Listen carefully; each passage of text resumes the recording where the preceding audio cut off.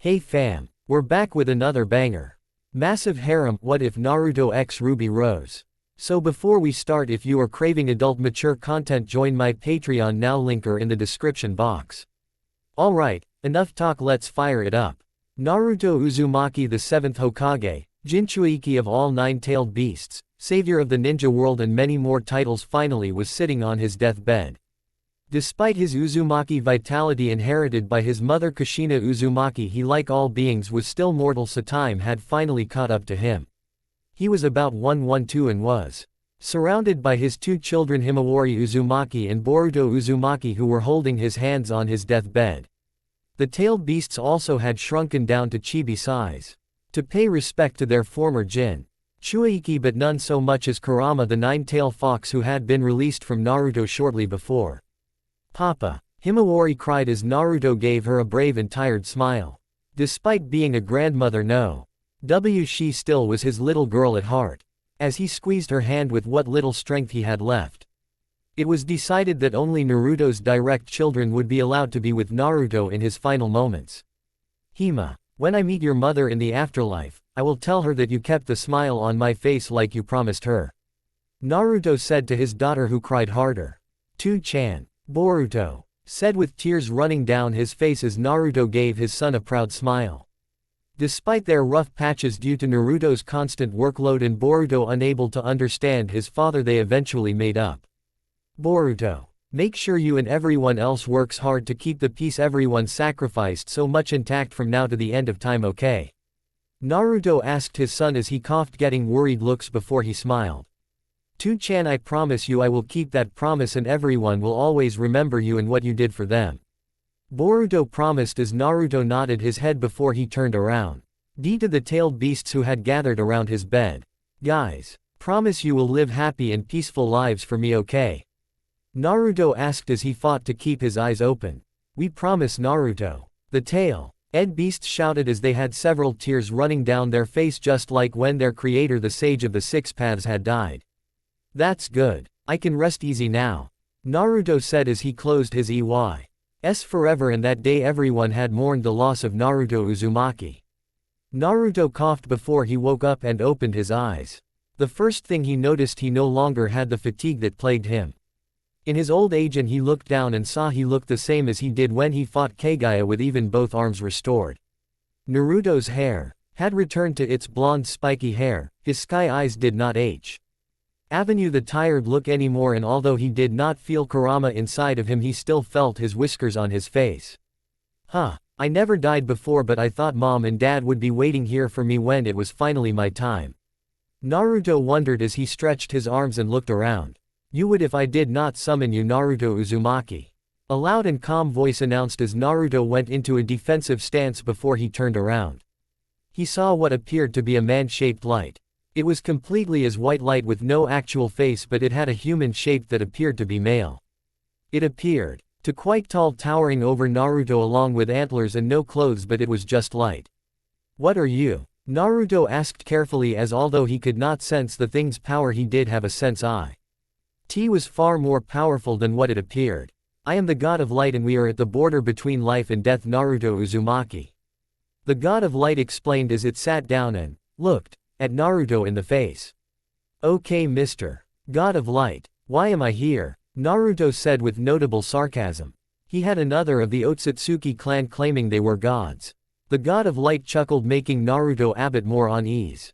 "I can understand your skepticism, Naruto Uzumaki, but to clarify, I am a god not of your world," it claimed as Naruto put his arms down and looked deep in thought. "So are you like Kagaya from another planet or dimension?" Naruto asked critically, but to his shock the god shook his head. "No. What you call dimensions and planets all exist inside a set dimension, or if you wish, dimension. For clarity's sake, my dimension does not have chakra or even natural energy in the worlds," the god explained as Naruto looked wide-eyed.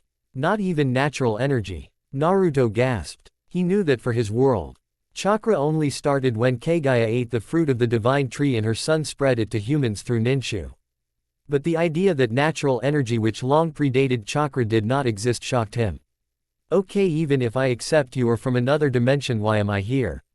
I thought everyone unless sealed away went to the Pure Land when they died." Naruto asked in annoyance when he realized his question was skipped over.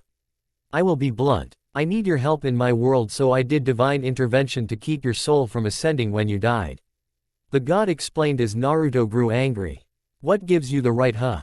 I wanted to see Hinata, Sasuke, Sakura, Tu-chan, Ka-chan, Pervy Sage and everyone else when I finally died, and now you are telling me I have to do something for you instead. Naruto asked angrily with a tear in his eye. He never feared death but feared not seeing his loved ones when he died. The god of light was silent, and although it had no expression on its face, Naruto could almost sense some sympathy coming from it. My world is at the brink of destruction, and there has been a stalemate that may soon end with the world's destruction once for all. The god of light said as Naruto's expression softened before it came stern. Tell me what has happened in your world before I agree to anything. Naruto told the god flatly as it nodded its head. Very well. Many thousands of years ago humanity lived in peace with me and my brother the god of darkness. My brother had created Grimm which were born to eliminate life, however humanity did not fall since they possessed powers born of my brother and myself called magic. The god started as it showed imagines as it spoke. It told Naruto of how humanity had magic until one day a woman called Salem lost the man she loved. She pleaded with the god of light to bring him back, but the god refused since life only had value if it went one way. Naruto felt sympathy for Salem but understood, having seen death many times, that life had to end at some point no matter how short. He agreed with the god of light as he watched the imagines continue. The woman Salem, unwilling to give up on her lover Ozma, went to the god's brother the god of darkness, who accepted the woman's request unknowing on how she went to his brother first. The god of light explained what treachery Salem had did, so the god of darkness erased Ozma reborn self to restore balance. The god of light had cursed Salem with immortality for trying to destroy the balance of life and death for herself. The tale continued where the god of light told Naruto how his brother destroyed humanity with magic when Salem convinced them to rebel, and how his brother and him left the world called Remnant after humanity was destroyed. Naruto, after we left Salem, tried to end her eternal life by going into the fountain of darkness, only to have an insatiable lust for destruction along with her immorality. Seeing as I could not take away her immortality, I granted her love, Ozma life, and the ability to live again and again to try and stop her. The god of light told Naruto, who grit his teeth at the injustice of it all. The of light told Naruto how Salem ultimately rejected Ozma and humanity, which had been reborn without magic, and started a quest to eradicate them all. Ozma continued to reincarnate into new lives after each death until he used the relic of knowledge. He left by the god of light to ask how to defeat Salem. Naruto and Ozma were shocked to learn that it was impossible to kill Salem at all. Ozma, due to losing his children with Salem, granted magic to 4 young girls who were dubbed maidens, and their powers also picked new hosts after the death of one of them. Each maiden was named after a season: fall, winter, summer, and spring. This circle of rebirth and death continued for thousands of years as Ozma continued to try to find a way to stop Salem, while Salem tried to get the maiden powers for herself along with the relics. If she gets both my brother and I would be forced to return and destroy the world once and for all. The god of light concluded as Naruto's eyes narrowed at the story. So, in summary, you and your brother screw up massive many thousands of years ago. Humanity is at the brink of destruction from either the Grimm or themselves, and somehow you want me to fix everything. Is that about right? Naruto asked angrily as the god gave a notable sigh. In summary, it is basically it. The god of light admitted. So what is humanity to you? Pawns, like how my people were just pawns, chakra food for the Otsutsuki clan.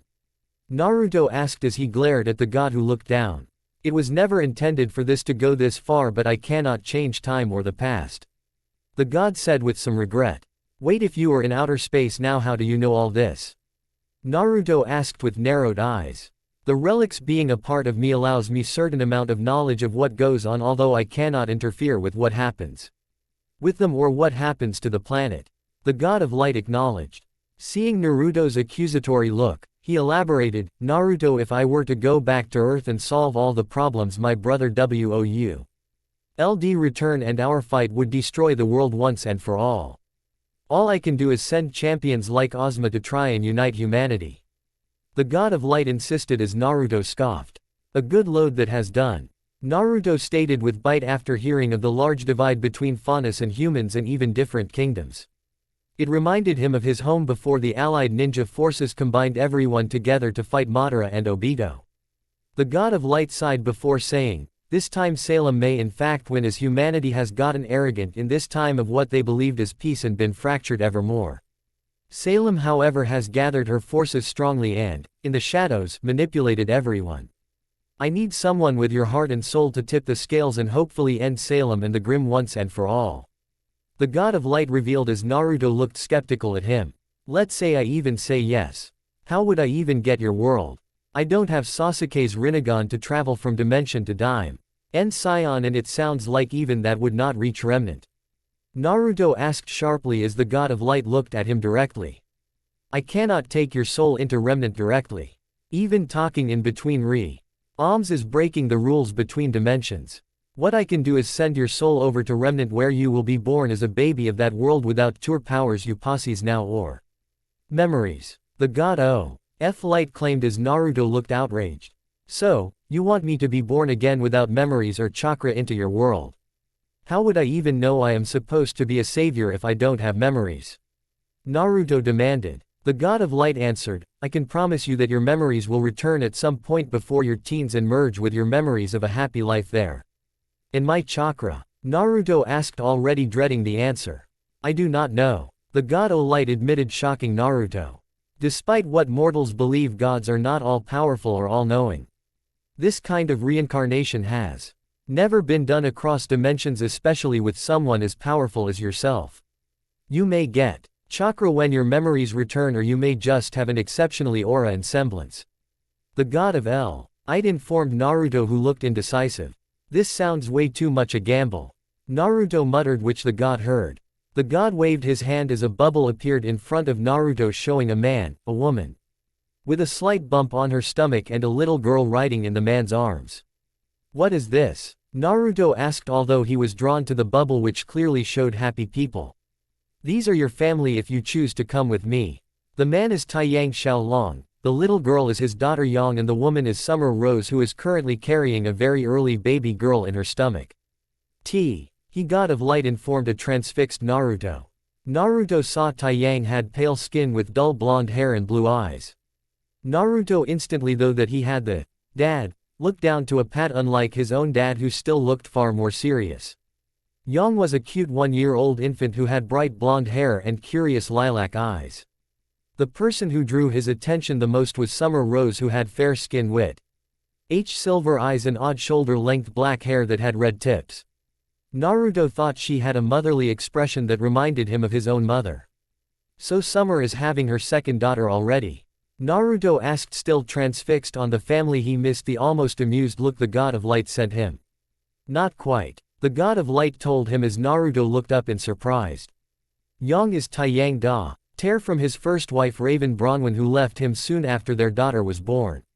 Summer decided to raise Yang as her own along with their daughter, who is still growing as we speak." The god of light said as Naruto looked interested with a smile on his face.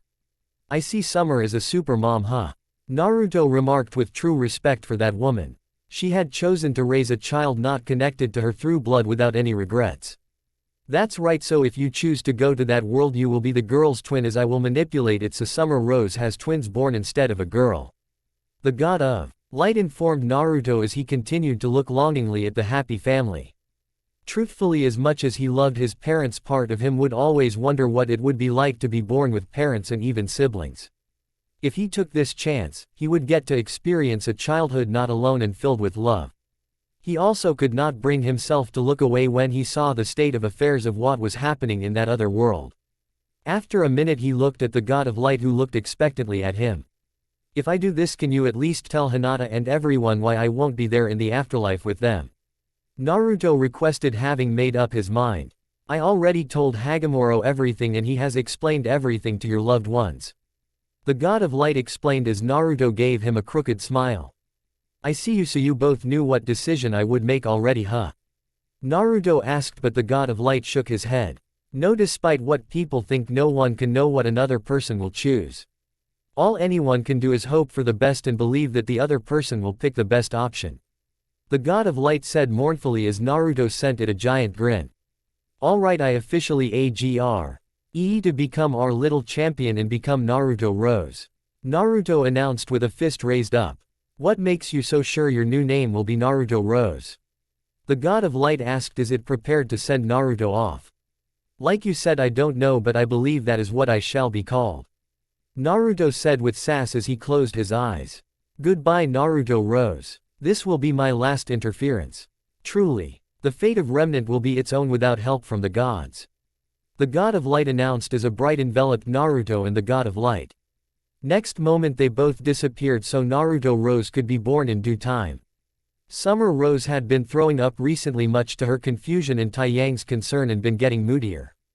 Tai demanded she go see a doctor when she started to consistently have sickness in the morning, having a suspicion it was like with Raven. Summer agreed, going to a local doctor on the island of Patch where she explained her symptoms to the doctor. Ms. Rose. The doctor asked politely, noticing Summer cringe silently at the title. When was the last time you and Mr.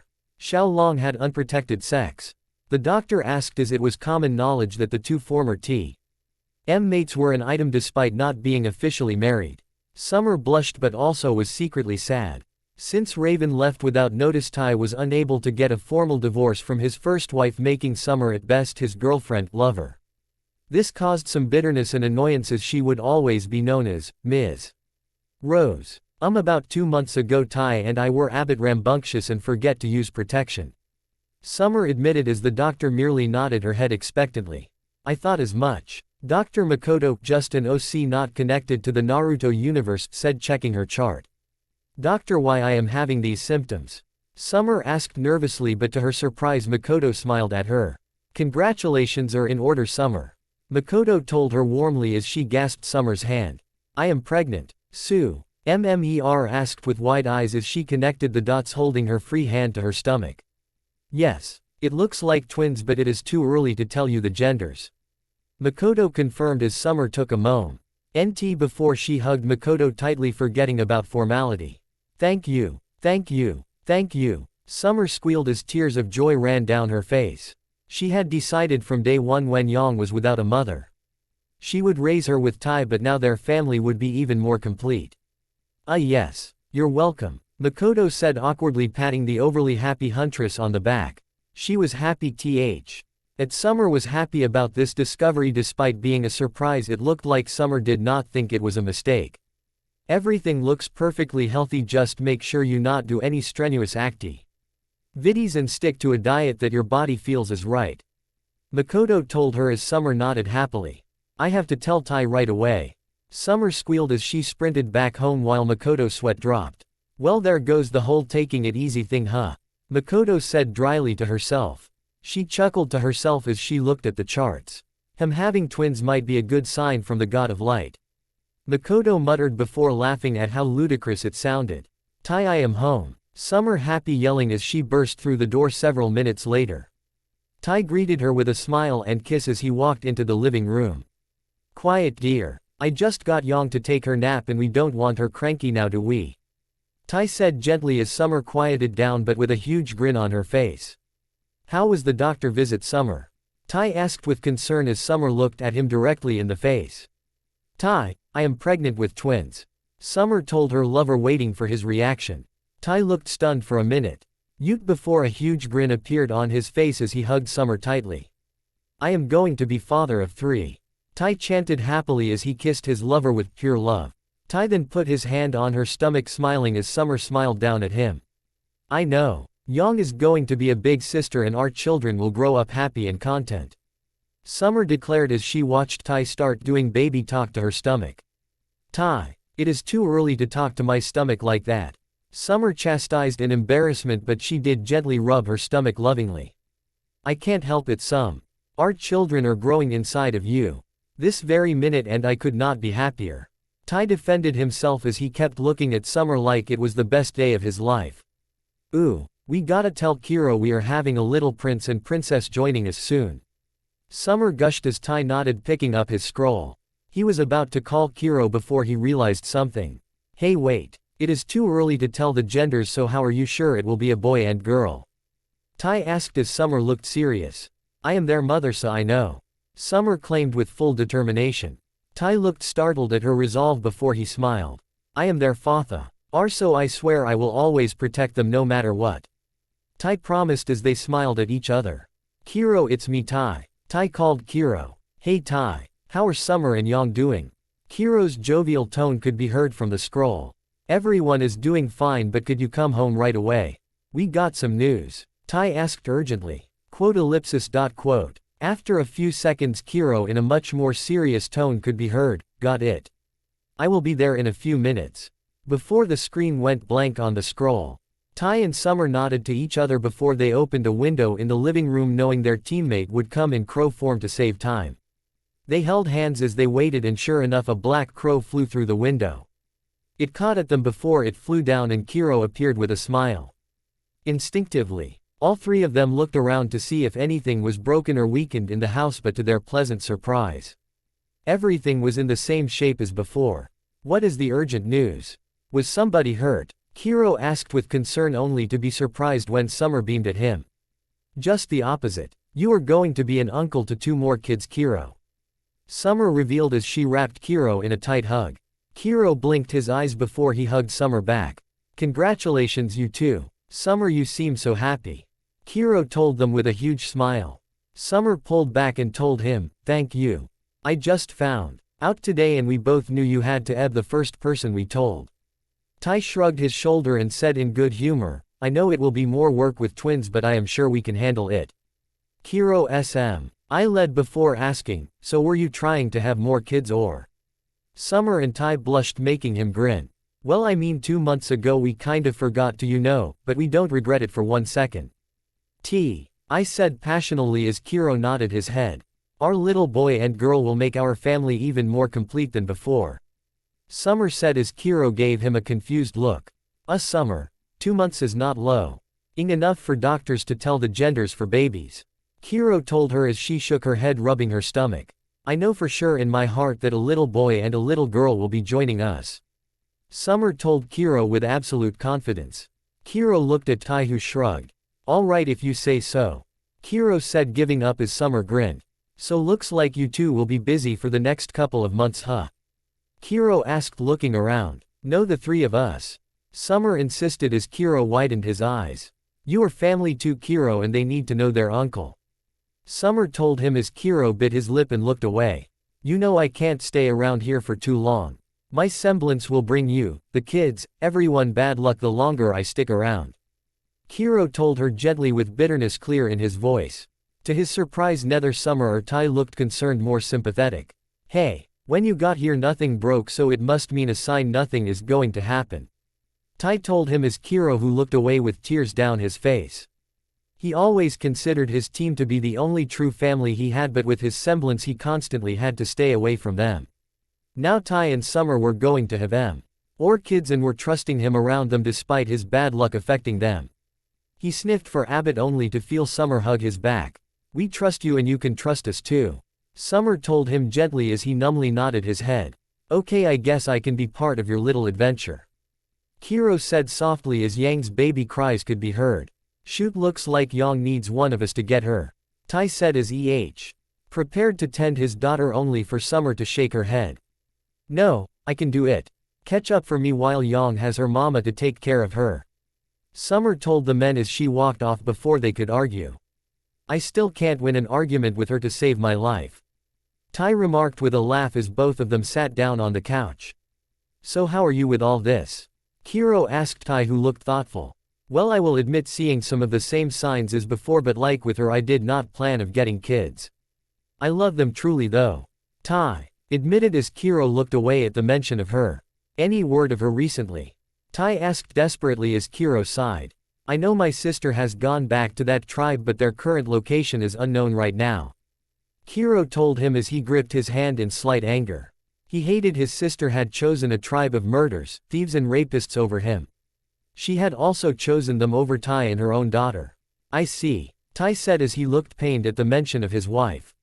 He loved Summer truly with all his heart, but he still had some lingering feelings for his wife. Is Summer still mad that you are still legally married to Raven? Kiro asked quietly as Tai gave a tired smile. She knows it not my fault that Raven walked off me during the night, but she is still hurt we can't be married right now. Tai acknowledged with some shame. Although she is still more mad that Yang was left behind without even a note. Tai said with a chuckle as Kiro smiled sadly back. They both knew if she wanted to visit, she could have with her semblance, but the simply fact she kept her distance said it all. Look, I get it. You can't help having feelings for my sister, and I am sure she can't bury all those feelings either, but pining over her will only make you miserable. Take my advice, live the life you have now with Summer and your kids and be happy. Kiro told him seriously as Tai smiled. Thanks, Kiro, you are a great bro and I am sure even better uncle.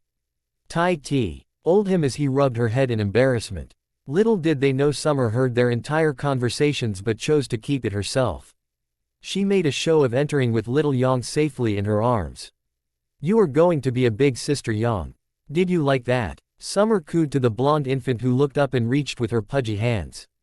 Bababa. Yang babbled happily as she touched Summer's cheeks with her tiny hands. This sight got happy smiles from the men as Summer played with her stepdaughter like she was her own. Tai, tomorrow we need to start getting all the baby supplies and rooms made. Kiro, you need to move your stuff here. Summer told the men sternly as the Kiro and Tai just chuckled. Yang added her 2 cents by giggling, making the entire house full of laughter. The next several months were both stressful and fun for the family. True to Summer word, Tai and her had gradually transformed the house back into a baby-proofed home. They decided to have both of cribs in one room, so it would be easier to keep an eye on both babies. Tai and Kiro quickly started to see Summer go through food cravings and mood swings. Luckily for them, Summer mood swings were mostly either incredible happy or sad rather than angry. Tai had remembered Raven's mood swings to mostly be angry and violent with times of overly loving. Summer was more prone to bursts of being over-worried. When Summer finally got the results for the genders of the babies, she was happy and made sure to gloat about being right many times. Summer, that paint color does not go well with the room. Tai told her as she simply smirked. Who guessed my baby's genders before the doctor? Oh yeah, it was me. Summer gloated as Tai sighed. Yes dear. Tai relented, going with Summer's preferred choice of paint. Summer, you should not eat ramen right now. It is not healthy at all. Kiro remarked as Summer glared at him. Who said I would not be able to know my baby's genders? Oh yeah, it was you. Summer told him smugly as Kiro rolled his eyes. Whatever, if you want to eat ramen, go ahead. Kiro told her as she slurped the rest of the bowl happily. It was about 1 month before the due date and the family finally decided to pick out names for the boy and girl. For a girl, Kiro said as he watched Tai and Summer argue. How about Zoe? Veto. How about Sarah? Veto. Erica? Tai suggested as Summer shook her head. Veto. Summer told him flatly. Love, you can't just veto everything. Tai told her frustratedly. I won't if you pick something that feels right. Summer told him as Tai sighed. How about this? Ruby? Tai asked hopefully as Summer looked thoughtful. Ruby Rose. I like it. Summer said with a smile as Kiro smirked at Tai's expression. No, I meant Ruby Xiaolong. Tai told her, recoiling at the glare sent at him. If I can't have your last name, my kids get to keep mine. Summer told him stubbornly as Tai looked at him for help. Look Tai, Ruby Xiaolong just doesn't work. Ruby Rose does. Kiro offered, grinning at the smile sent by Summer and the annoyed look from Tai. Fine, Ruby Rose it is. I know when I am beat. Tai sighed before he murmured, I guess Yang Xiaolong is good enough. Okay, now that is settled. How about the boy's name? Kiro asked as Tai looked expectantly at Summer for a suggestion. Summer looked hard and long for a minute before she said softly, Naruto. Naruto Rose. This got raised eyebrow from Kiro and Tai. Naruto. What an odd name. Kiro remarked as Summer rubbed her much bigger stomach gently. In some ancient languages, Naruto means maelstrom. I have a feeling he will be a troublemaker. Summer told him as Tai snickered. It also means the fish cake ramen topping, which I guess makes sense as you know. Tai chuckled, although he recoiled in fear when Summer glared at him. Did you say something, love? Summer asked him darkly as he whimpered. Nothing, dear. Naruto Rose sounds lovely. Tai told her as she beamed at him. Whipped. Kiro Murmured, luckily quiet enough nobody heard. He noticed ever since that day he decided to live with Tai and Summer his semblance it not once affected anything around him. He found it still affected Grim. That tried to attack him but refused to activate when he was around Summer. Why is that? Before I could not control it no matter what I did, but now it seems almost passive. Is it Summer or maybe her babies? Kiro mused as Yang crawled around unaware of the adults around her. Roughly a month later Summer was at the obstetrician with Tai Yang holding her hand for comfort. Kiro was waiting patient. Lee outside in the waiting room hearing his pseudo-sister yelling in pain. Yang was quietly in his arms as she was confused on where her parents were. Tai, I swear to the gods I will kill you for doing this to me. Summer swore as she had another painful push. You are doing great, honey. Tai said, trying to soothe her despite his broken hand. The obstetrician had little pity for him as she was focused on helping Summer give birth. I see the head. One final push, Summer. The obstetrician urged as Summer screamed. Ah! Summer screamed as she pushed, allowing her baby girl to be born. Congratulations. Baby one is born. The obstetrician said warmly as she handed baby Ruby to her assistant who started to wipe her clean. Now the second is coming, so get ready, Summer. I swear after this you are getting sterilized, so this can't happen again. Summer screamed as Tai just smiled encouragingly at her. Summer used all her remaining strength to push Naruto out in 2 solid bursts as she collapsed completely exhausted. Congratulations. Both babies are born. The obstetrician said warmly as she cleaned up Naruto, who like Ruby was screaming his little lungs out. You did it. We have our children now. Tai said with tears as he looked at Summer, who smiled tiredly. Let me hold them. Summer pleaded as both of her screaming babies were put in her arms. Hi little ones, I am your mama. She told them as they stopped crying when she spoke to them. Ruby's silver eyes shone while Naruto's blue eyes sparkled. Naruto instantly squirmed until Summer readjusted him so he was touching his twin while Ruby looked happier. They look so perfect, Tai said with pride as he gently put one arm around Summer and gazed at his children. I will let you get acquainted and let Kiro in now. The obstetrician told them as they briefly smiled at her. She walked out and told Kiro it was okay for him to enter. You guys did it. Yang, meet your brother and sister. Kiro said happily as he walked in. Yang started to look wide-eyed at the new babies while Kiro and Tai chatted. Brudda, sista, Yang said with amazement as the adults smiled at the young infant getting to know her siblings. Summer looked down at Naruto, who looked at her innocently. She almost gasped as she saw Naruto blue eyes become silver like her own when she looked at him, only for them to return blue the next instant. Did Naruto have silver eyes for a second like me? That should be impossible for them to change color. It must be a trick of the light, she thought to herself before he heard Kiro's and Tai's concerned voices. Summer, are you okay? Kiro asked. You zoned out there for a minute, Tai said with concern as she blinked and smiled.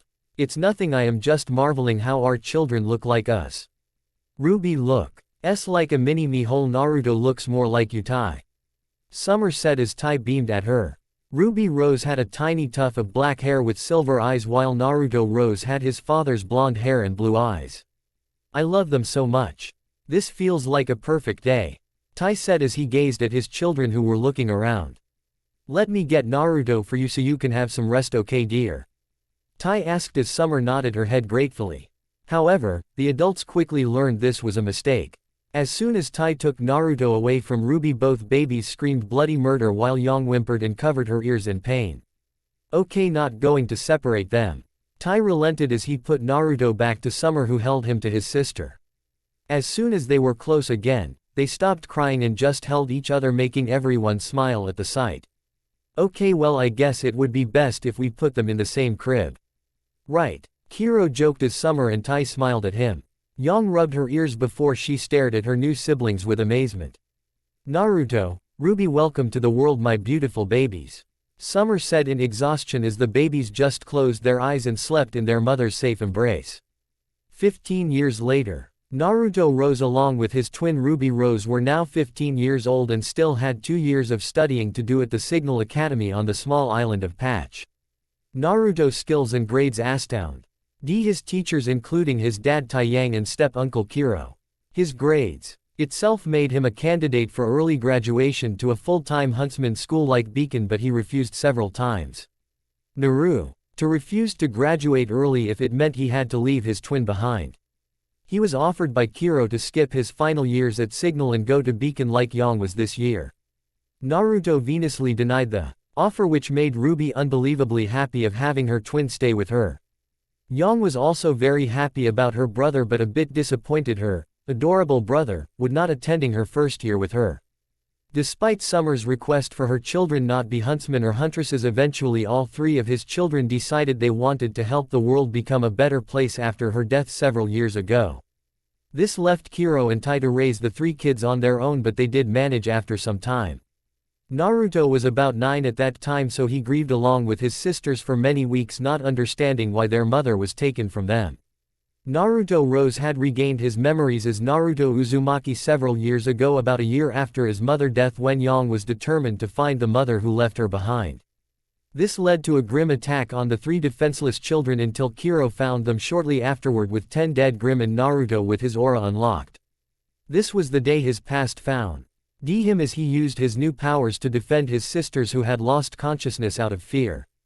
Naruto's surge of power reawakened his past memories along with his mission, which he told the truth to Kiro about everything. Even with his memories returned, Naruto's overall personality had not changed very much, although he was regarded as a genius in school due to trying very hard to maintain his grades. He did not push his siblings very much, who he loved more than anything else in the world. Currently Naruto Rose was in a small shop in Vale called From Dusk to Dawn, since his older twin insisted she needed some ammo and wanted to check out the newest edition of Weapons Monthly, so he went along with her. Despite being the younger twin by several minutes, he was fairly tall for his age. Naruto had pale skin with light blue eyes and choppy blonde hair with red on the tips. He wore a black hood and black pants with a red cape to complete the set.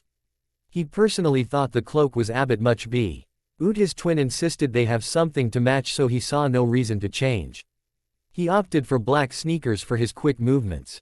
Naruto was considered rather muscular and his sisters taught him he was as quite attractive, which he did not find odd his sisters would comment on him like that. Ruby Rose, his proud older twin, by a few minutes was a bit shorter than he was by half a head, but they had similar looks regardless. She shared the same pale skin he had along with red tips on her hair, but hers was black instead. Her silver eyes shone happily as she listened to a soundtrack using earphones. She also was looking at the newest issue of Weapons Monthly, a magazine that showed the popular weapons of the kingdoms and tips for creating your own.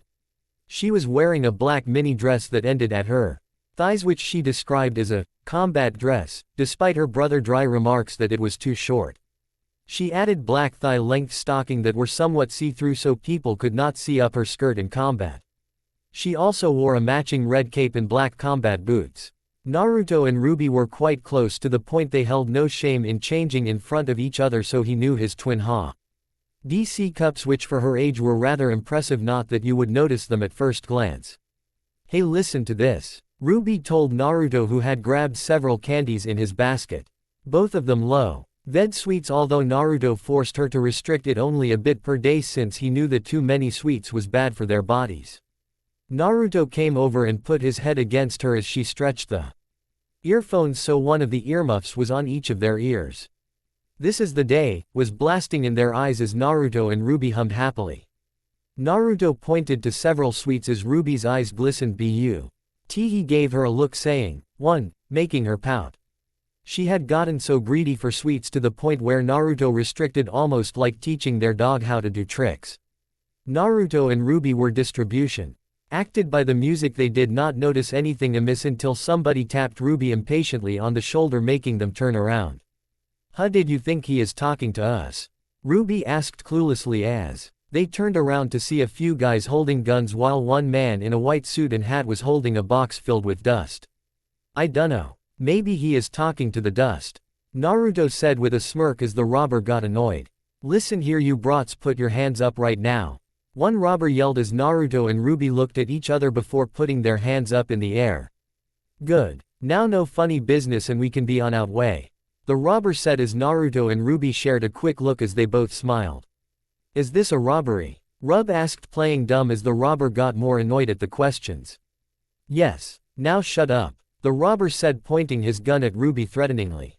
Sure, no problems, Naruto said cheerfully before he sent a kick to the robber who went flying through the window. The guy ho. LDING. The box was known as Roman Torchwick, who sighed when saw one of his henchmen go flying through the window. What do I have to do to get some decent help around here? Kill them. They are just kids, Roman said in annoyance as three of his men rushed towards the Rose twins. Naruto gave a grin as he jumped forward, landing a punch on of them before they could react while the others prepared to shoot him. He ducked and grabbed Ruby's hand. He launched her at them, sending Olive through the window as he jumped after them. Roman looked on in annoyance as his men got up and glared at Ruby, who was now joined by Naruto on the streets. Ruby had transformed her weapon, which was in a compact form on her hip, into a full scythe in her hands, while Naruto just smirked, not wielding a weapon but had his fists ready. Okay. Well, please get rid of them so we can go, Roman said impatiently as he carried the box full of dust in one hand. The four men surrounded the twins, who looked at each and nodded. Rub. Why out her side into the road, and when one of the men tried to slash her with a red blade, she used her impressive reflexes to leap up off the ground with one hand on the handle of her scythe before using the same momentum to twirl around and kick her robber in the face, sending him into a building. Meanwhile, Naruto had three of the remaining robbers try to gang up on him. One tried shooting him from a distance, which he easily avoided by stepping back a few feet, while the other two tried rushing him. They both tried to slash at him with red blades until Naruto grabbed their wrists and leapt upwards, successfully making them stumble. Before they could get their bearings, he planted a foot into each of their faces, making them get tumble into the cement. The last robber decided to keep his distance and kept to keep shooting Naruto, forcing him to keep leaping back. Ruby turned to her twin, and seeing him unable to get footing, she threw her scythe at the robber, who managed to avoid the thrown weapon by ducking. Naruto vanished and appeared behind the robber and caught the scythe in one hand. He swung it with the same mastery as his twin, knocking out the last robber, who was unable to read his movements. He threw the scythe back to Ruby, who caught it one-handed as he appeared next to her in a burst of speed as they turned to Roman, who looked annoyed. Okay, Red. Roman started and rolled his eyes when both Naruto and Ruby looked at each other, pointing to their hair. Both of them had red in the tips of their hair. Roman took out his cigar out of his mouth before crushing it on the ground using his cane. I can see it has been fun, but I must be going now, Roman declared, pointing his cane at the twins. It revealed a scope as he launched a red flare-like blast at them. Ruby quickly ed her semblance to speed away a foot, while Naruto jumped several times to get out of the range of the blast. They both looked back to see Roman gone before he spotted Roman behind them, climbing a fire escape to the building behind them. Hey, you okay is going after him? Ruby asked the shopkeeper, who nodded frantically. Ruby pointed her scythe down and shot into the ground, using the recoil to launch herself up toward the roof. Naruto meanwhile ran up the building using his speed and jumped halfway to reach the top of the roof. Hey! Ruby yelled as Roman stopped running, seeing as he was at the edge of the roof. Persistent. Roman mumbled, not turning back as Naruto prepared to clock his teeth in until they heard the sound of an engine. A moment later they saw a bullhead, which Roman eagerly jumped into. End of the line, Reds. Roman taunted as he threw a small red fire crystal at Ruby's feet, to her confusion. Naruto's eyes widened when he saw Roman point his cane at the crystal.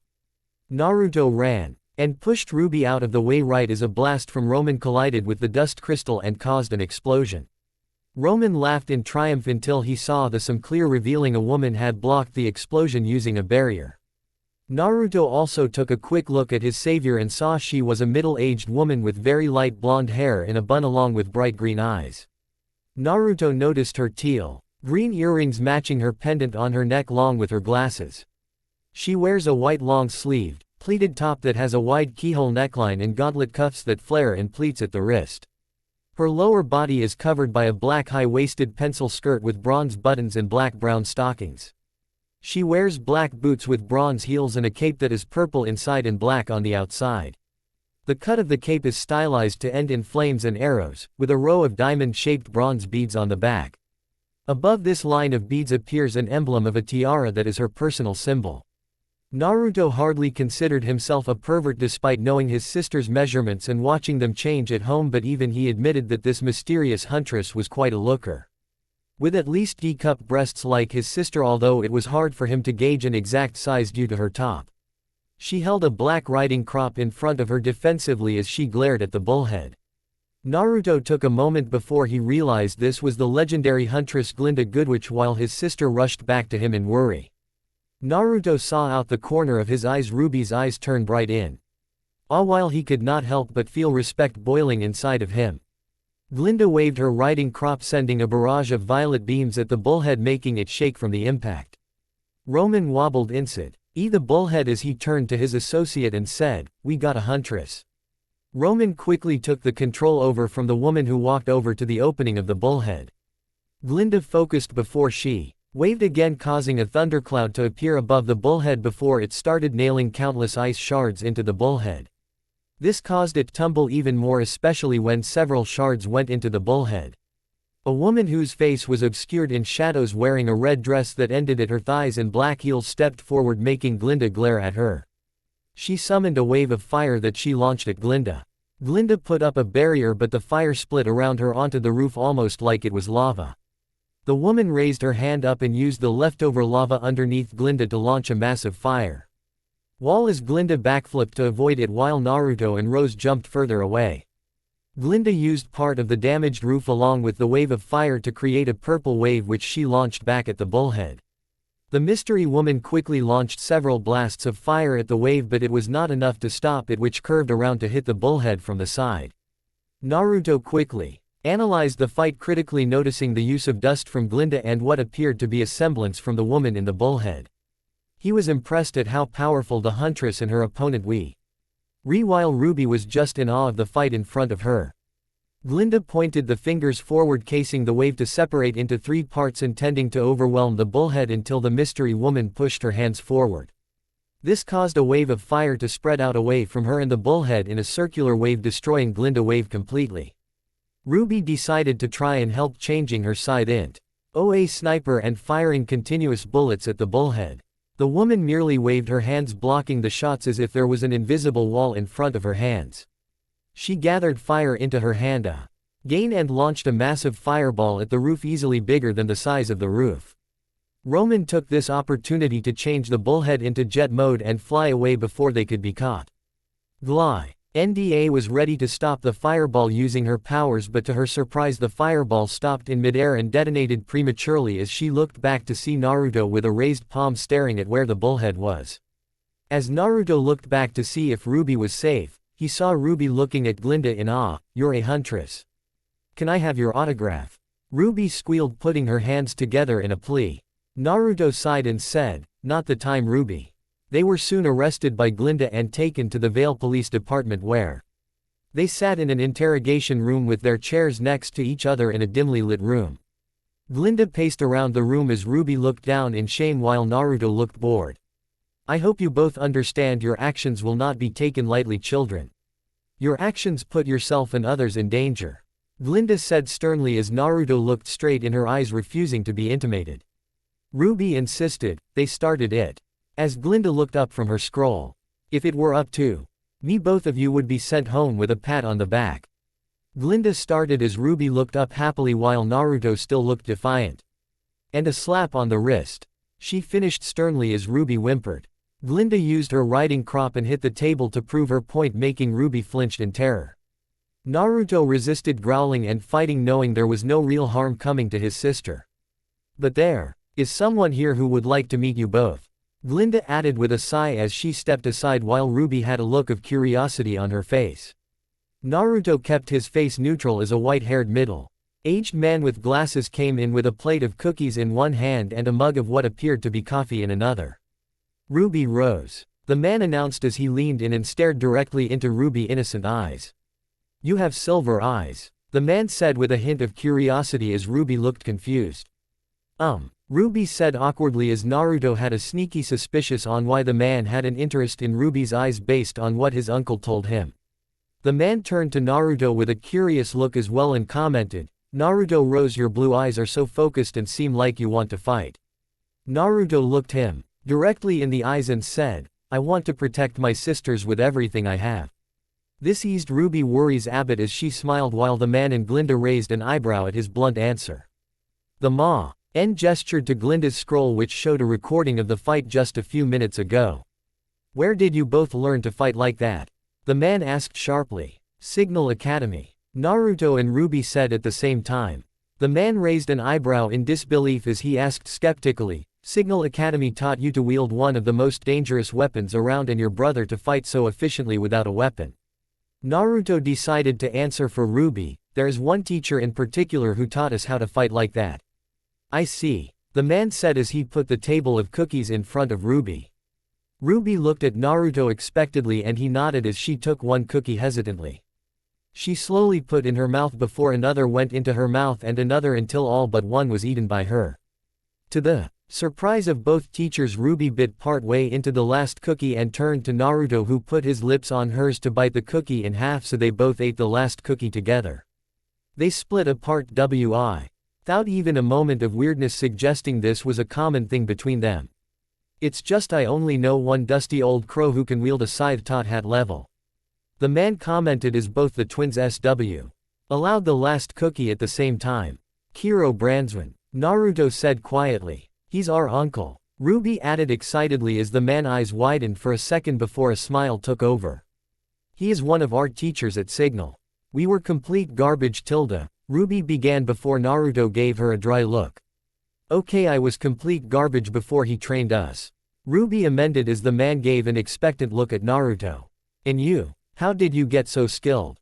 he asked calmly. "I sparred with Dad and him after school every day to hone my skills," Naruto said vaguely as the man nodded. "I see. Now what is an adorable young girl and handsome young man doing in a school meant to train huntsmen and huntresses?" the man asked with deep curiosity.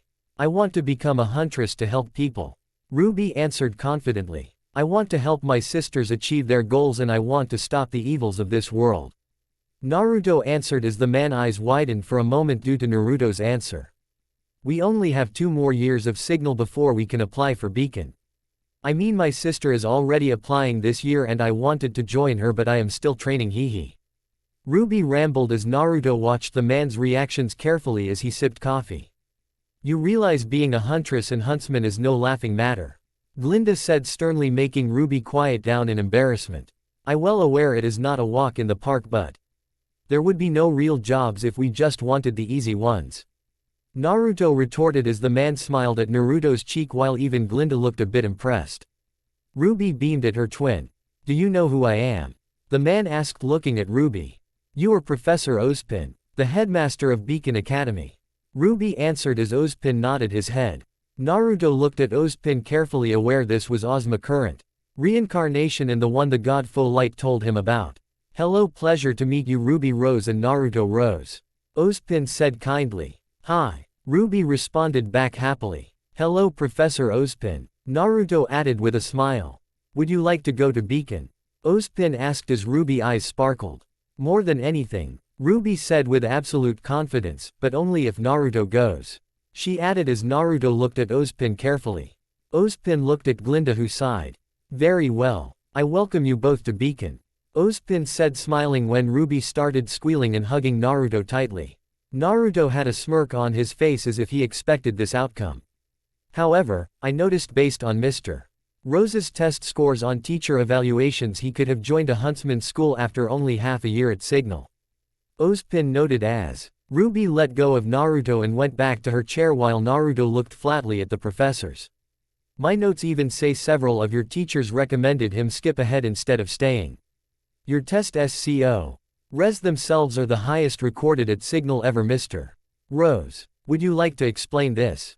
Ozpin asked diplomatically while Glinda had a look of disbelief at the idea a 15 let alone 14-year-old boy could have such high grades. "I will tell you what I told those professors. I don't care what my scores say, I will not go to any school unless Ruby is with me, and that is non-negotiable," Naruto said with a determined look on his face as Ruby had a huge smile on her face knowing he stayed at Signal for her sake. "Very well. I guess it only makes sense to accept you both to Beacon. Please say hello to your sister for me, won't you?" Ozpin requested as he left with a wave. Glinda also left right afterward his heel after giving the children a nod.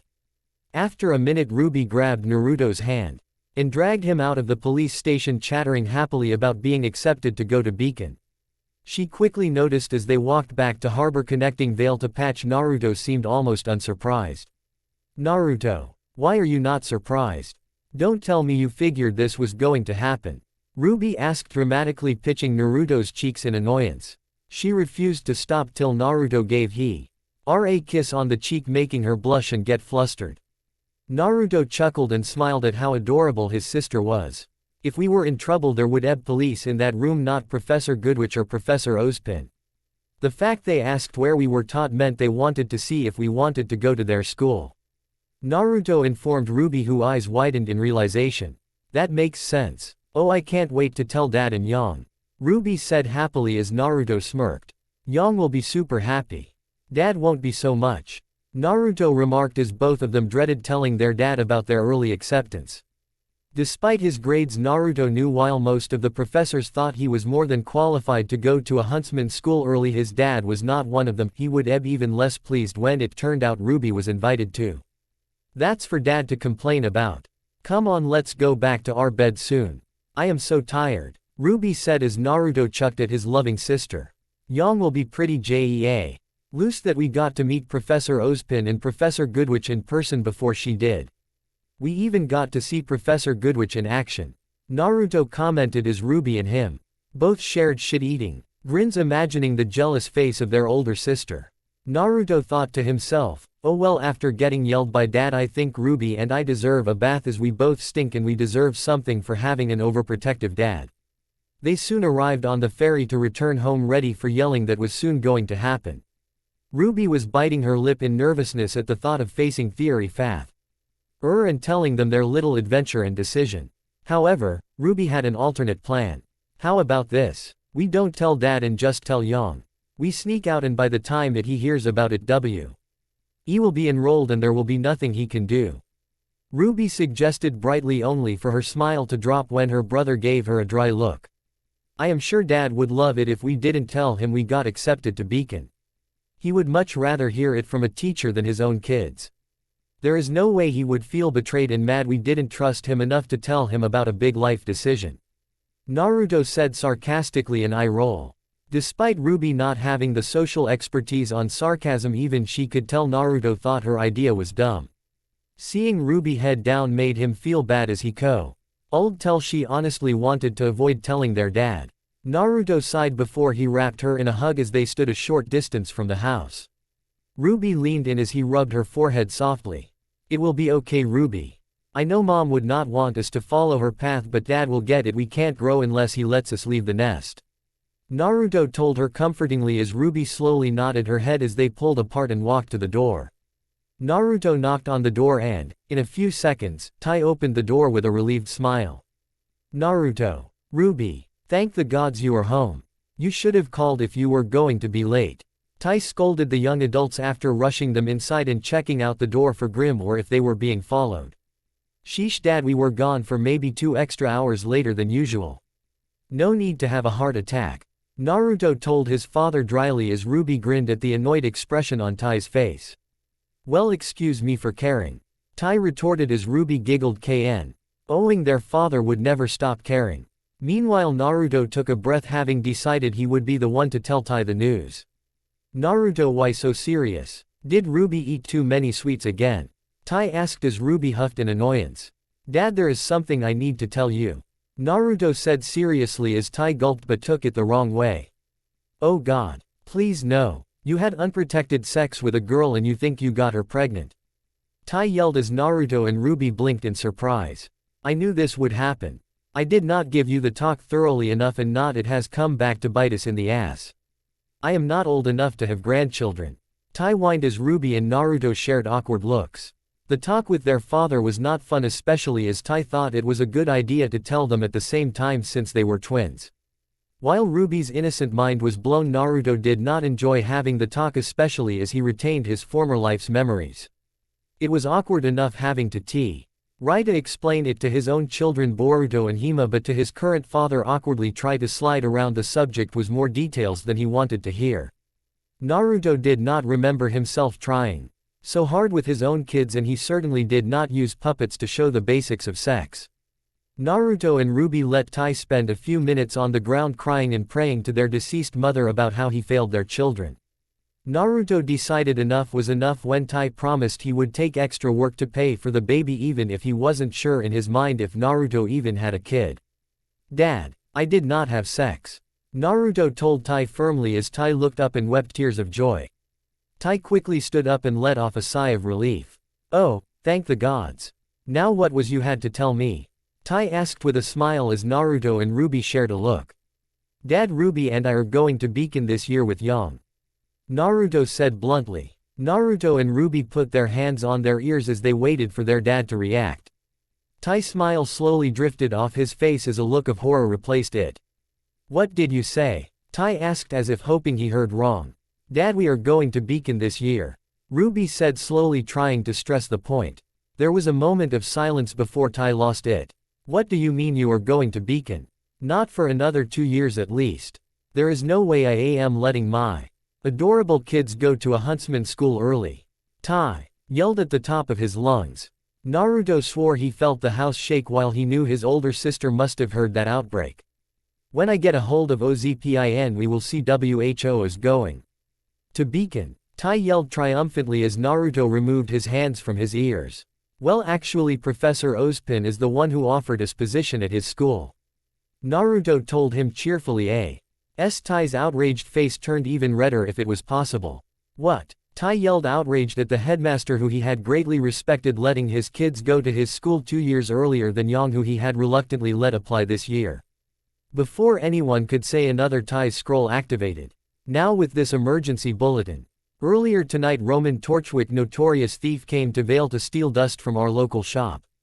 Now he was able to get away, but thanks to the heroics of 2 young teens no causalities were reported. We do not have the names of our local celebrities, but live video was captured revealing the faces of our 2 heroes. A female reporter could be here as Tai looked down to see video of his kids fighting off armed robberies like nothing. "Surprise," Ruby tried to tell I cheerfully as Tai mouth opened widely and closed slowly as watched his kids in a dangerous situation not even several hours ago. Seeing Tai about to have a meltdown, Naruto leaned into Ruby and whispered into her ear. "Go upstairs and wait. I will calm Dad down and get him to agree with us." Ruby, seeing her dad about to have a stroke, nodded before she sprinted off upstairs while Naruto waited for his dad to calm down. "Naruto, you understand why I cannot let you both enroll early, right?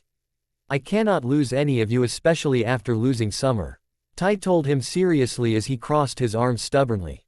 Naruto sighed and admitted, "I get why you don't want us to become huntsmen and huntresses. Mom, if she was alive, would probably agree with you." Tai nodded his head. "But she would also understand no matter how much she tries to hide away, you guys cannot protect us forever. We have to learn how to stand on our own 2 feet eventually," Naruto remarked as Tai looked away, not wanting to admit his deceased true love would actually agree with Naruto on that. "But you 2 are not ready yet. Yang is barely ready and she actually studied the extra 2 years at Signal. Ruby is still quite inexperienced using her semblance in real-life combat," Tai insisted while Naruto looked resolute at him. "But I am ready. Dad, even you and Kiro can admit my skills are far above my sisters, and even any student at Beacon will not be on the same level 1M. Naruto said as Tai bit his lip but gave a reluctant nod. "Someday Ruby will have to go to a huntress school for real, and would it not be better if I was there too to guide her and protect her and Yang? With my skills and my love for them, I can protect them best if I am at the school with them, and this may be the only chance all 3 of us will be in the same year," Naruto told Tai, who sighed before he looked at Naruto, seeing Summer Ghost behind him. Tai smiled and said, "Sometimes I forget, despite Ruby looking my Summer most, you inherited your mother's heart and spirit most. If Summer wanted to do something, she would never let anyone put her away from her path." Naruto smiled, happy to hear he was like his mother. "All right, I will let you both go, but in return you must protect them and bring all 3 of you back, okay?" Tai compromised only to get a hug from his son. "I promise, Dad, I will protect them with my life and we will return." Naruto swore as Tai smiled. "I know you will. Now go upstairs and tell your sisters the good News. Tai told him, patting him on the shoulder as Naruto grinned. Naruto walked upstairs and he heard the door to the bathroom slowly open as an amused female voice said, "Geez, I am guessing my little bro and sis are joining me at Beacon. Either that of one of you is having a kid." Yang Xiaolong walked out, in nothing but a towel barely covering her well-developed body and a towel in her hair. She was dripping after just finishing a shower and she did not do a great job drying herself off as her towel clung even tighter to her wet body. Yang was a very sexy 17-year-old girl. Naruto could freely admit he was attracted to his older hot half-sister. While he would describe Ruby as cute and later beauty, full like their mother, no other word would suffice for Yang except sexy and seductive.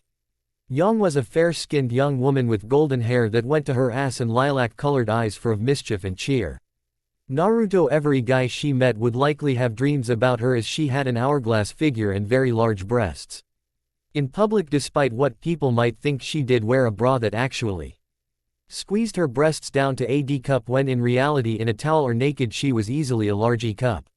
She was wearing nothing but a small towel that went down to her upper thighs, barely covering her firm yet soft spankable ass and going up to the lower half of her giant boobs. The sheer size of them made the towel barely able to cover her nipples, which were hard from her shower, and reveal the top half of her creamy-looking breasts. Overall, she was a knockout that made Naruto have few reservations checking her out despite being siblings. Yang did not mind her little bro checking her out, feeling pleased. She could tell he liked what she saw while she was not being discreet, having a look at his muscular form, which was her perfect fit for her dreams. "So, bro, you done checking out your beautiful sis to tell me the good news?" Yang teased as Naruto smirked. "Change first or else it could get awkward if your towel falls off. I might lose control and fall into you by accident." Naruto reader. Ted as Yang leaned and rested her head on his shoulder. This close proximity let him smell his sexy sister's delightful vanilla shampoo while Yang breathed in the scent of her brother. This closeness also let Yang feel his hard muscles press against her own developed body. "Well, I wouldn't mind that, but congrats are in order," Yang whispered with her hot breath teasing Naruto's ear. "I cannot bell. I have my baby sister and brother are going to Beacon with me. This has got to be the best day ever." Yang cheered as she stepped back to jump in excitement.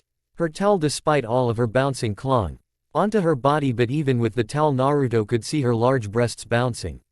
"Yang, you are being indecent. Please put on a shirt or people can see you know." Ruby yelled as she opened the door of Naruto's and Ruby's shared bedroom. She had a massive red face and a slight look of envy when she saw her older sister act so shameless, even if Naruto was the only one to view it. "Oh, come on, Ruby. Naruto has seen me in less," Yang said, shrugging her shoulder as Naruto grin didn't leave his face. "That is not the point. When you get out of the shower you are supposed to change into your clean clothes, not sit dripping in a towel," Ruby insisted, pointing at Yang's towel which barely covered anything. Ruby was still wearing her combat outfit like Naruto was. Yang and Naruto shared a smirk before they surrounded Ruby, one with on each shoulder, sandwiching the girl between them, making her blush even more tense. "Well, Rubes, you are acting so high and mighty for a girl who insists on taking showers and baths with Naruto to save water, and share the same bed even now to save on getting more beds." Yang teased, having found it hilarious and very cute the twins basically still ed everything to their dad's slight exasperation. He quickly found both the twins threw tantrums and generally destroyed stuff if they were not together for these activities, so he relented since it was normal for them. Their uncle Kiro found nothing wrong with it and if anything encouraged it, since he felt their special bond was something not many people had. Ruby put her head down and murmured, "It feels wrong when Naruto isn't there," making Naruto smile. "Truly. I get what you mean, sis. When I sleep without you it just feels like something is missing," Naruto admitted as Ruby blush faded as she smiled back at her twin. Yang let go and walked to her room with a fond smile. She truly loved her siblings but acknowledged their bond was something quite unique. She had no qualms about sleeping with Naruto on occasion, like when Ruby passed out and she invited Naruto into her bed. She could tell he had no qualms with it either, especially when she felt what awoke with their small sleep together. Or how she had to change her panties afterwards. Naruto himself was okay sleeping with either of his sisters, as weird as it sounded, as he generally enjoyed a warm body to sleep next to, and his sisters enjoyed it as well. Sis, I think we stink, and since Yang is done, do you want to take a shower since we kinda reek?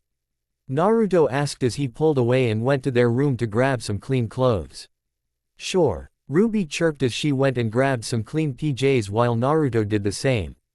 They saw some clean towels and grinned after closing the door. While he had very much avoided doing any actual sex with his sisters despite what Yang implied, he would be lying if he said he didn't enjoy seeing them naked and cuddling with him. With Ruby he kept things to a level she was comfortable with, like herring food, even mouth-to-mouth or small kisses on the cheeks, but with the more mature Yang he was willing to step it up. They had what Yang loving referred as practice kissing multiple times with him, noting she appeared to improve from this practice. After their shower where they enjoyed each other's company, Naruto and Ruby changed to get into their PJs and their shared king-sized bed. Despite there being more than enough space so each of them could have a side, they always cuddled up close in the middle to get to sleep. Hey Naruto, Ruby whispered as Naruto opened his eyes to look at his twin. Yay Ruby, Naruto whispered back, knowing the rest of the house was asleep. Do you think it will be scary tomorrow for Beacon coronation? Ruby asked as he stared into her scared silver eyes. Nah, it will be just like any other day, except we get to fly in a bullhorn to go to Vale. Naruto told her, trying to reassure Ruby. Ruby looked unconvinced and said, but we have to leave our friends behind and we will stick out as the youngest kids there. Naruto gently rubbed her head and said, don't worry about it. Yeah, it sucks we have to say goodbye, but it just means we get a chance to meet some new people. Plus, Yang and I will still be there, so you will never be alone, okay?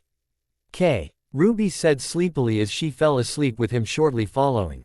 At Signal, Ruby had a few friends, but Naruto was very popular. Despite his extremely high grades, nobody called him a geek or nerd due his extremely friendly attitude and his good looks attracting attention from girls his age and older. This caused his sister to be very jealous, while Naruto merely was friendly but never acted on any of the advances. The next day they both packed up their weapons and Dustin met Yang outside to wait for the bullhorn to get to Vale. However, they were almost late as Tai made them go through an extensive checklist before he let them go. Did you pack enough dust? Do you have my scroll number? How about Kiro's? Did you pack all your weapons?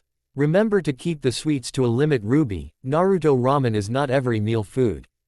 Tai told them sternly before he pulled all three of his children into a tight HG. Much to the teens' annoyance when they swore, they heard a weeing coming from the bullhead. They quickly hugged back before they pulled away to actually get into the bullhead after seeing Tai giving one final wave before they lifted off.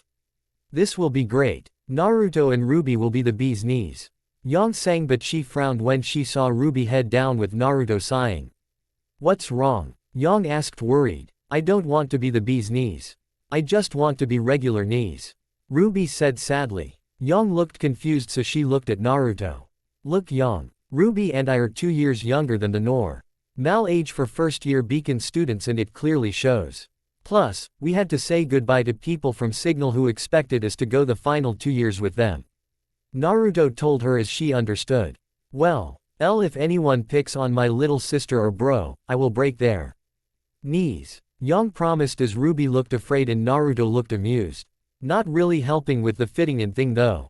Naruto not. As looked out the window to see the island of Patch fade as they saw Vale getting closer. Naruto and his sisters were waiting in the bullhead as it continued to fly over the sea towards Vale when they heard a news feed directly from a screen inside the bullhead. The three of them turned over as they watched the newsfeed. Roman Torchwick continues to elude authority after making a daring escape during last night's dust robbery. If anyone has information on his whereabouts, please contact the local law enforcement immediately. A man announced as the screen showed a mug shot of Roman with his criminal record number shown. Naruto and Ruby looked at each other with frowns as Yang grinned, knowing her younger siblings had a showdown with him, making her proud. They did not succeed in capturing him, but he was an infamous criminal, while her siblings were not even huntress or huntsman training yet. The screen changed to young women with light purple hair and yellow eyes. Lisa here. In other News: a peaceful Faunus rally was interrupted and turned violent when members of the White Fang attacked, causing plenty of property damage and injuries. Lisa reported as a picture of a group of Faunus holding a sign up changed to the White Fang symbol on screen. This once peaceful organization has recently taken to using violence and intimidation to show the group's agenda. Lisa reported before the screen changed again. Now it was a picture of Glinda Goodwitch in a hologram form as Ruby looked starstruck while Naruto rolled his eyes. Yang just looked confused. Who is she? Yang whispered to Naruto. A teacher who follows rules like a stick on her butt. Naruto told her quietly as Yang held back a chuckle. Welcome students. I am Glinda Goodwitch and I will be one of your teachers at Beacon Academy. Glinda said as Yang opened her mouth in realization. Soon you shall all be at Beacon where we will nurture your talents and in return you shall help protect the world later on as huntsmen and huntresses. Glinda told them. Study hard and you shall be rewarded, but slack off and Beacon will not be your home for long. Glinda warned them sternly as the hologram disappeared. Naruto Gr. Unted at the dramatic speech, knowing nothing in the classes could possibly be that difficult for him, but he did spare a look at his sisters. Yang had a causal grin which Naruto assumed meant she was okay with whatever happened. She always did have a go-with-the-flow attitude. Ruby on the other hand looked nervous, which Naruto could understand why. Ruby was far from stupid, but she had a difficulty keeping an interest long enough in classes to excel at them. Naruto occasionally would help Ruby with homework back in Signal, which helped as Ruby paid attention when he went over the materials but got bored easily during actual classes.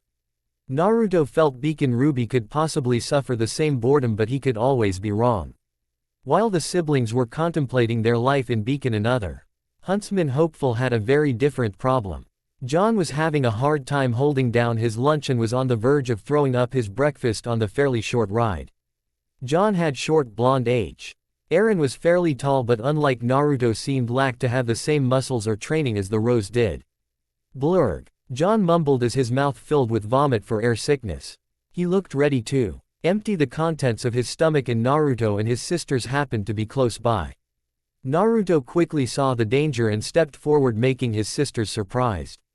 As John lurched forward and wobbled to the Rose family, Naruto stepped aside but left his foot in John's path.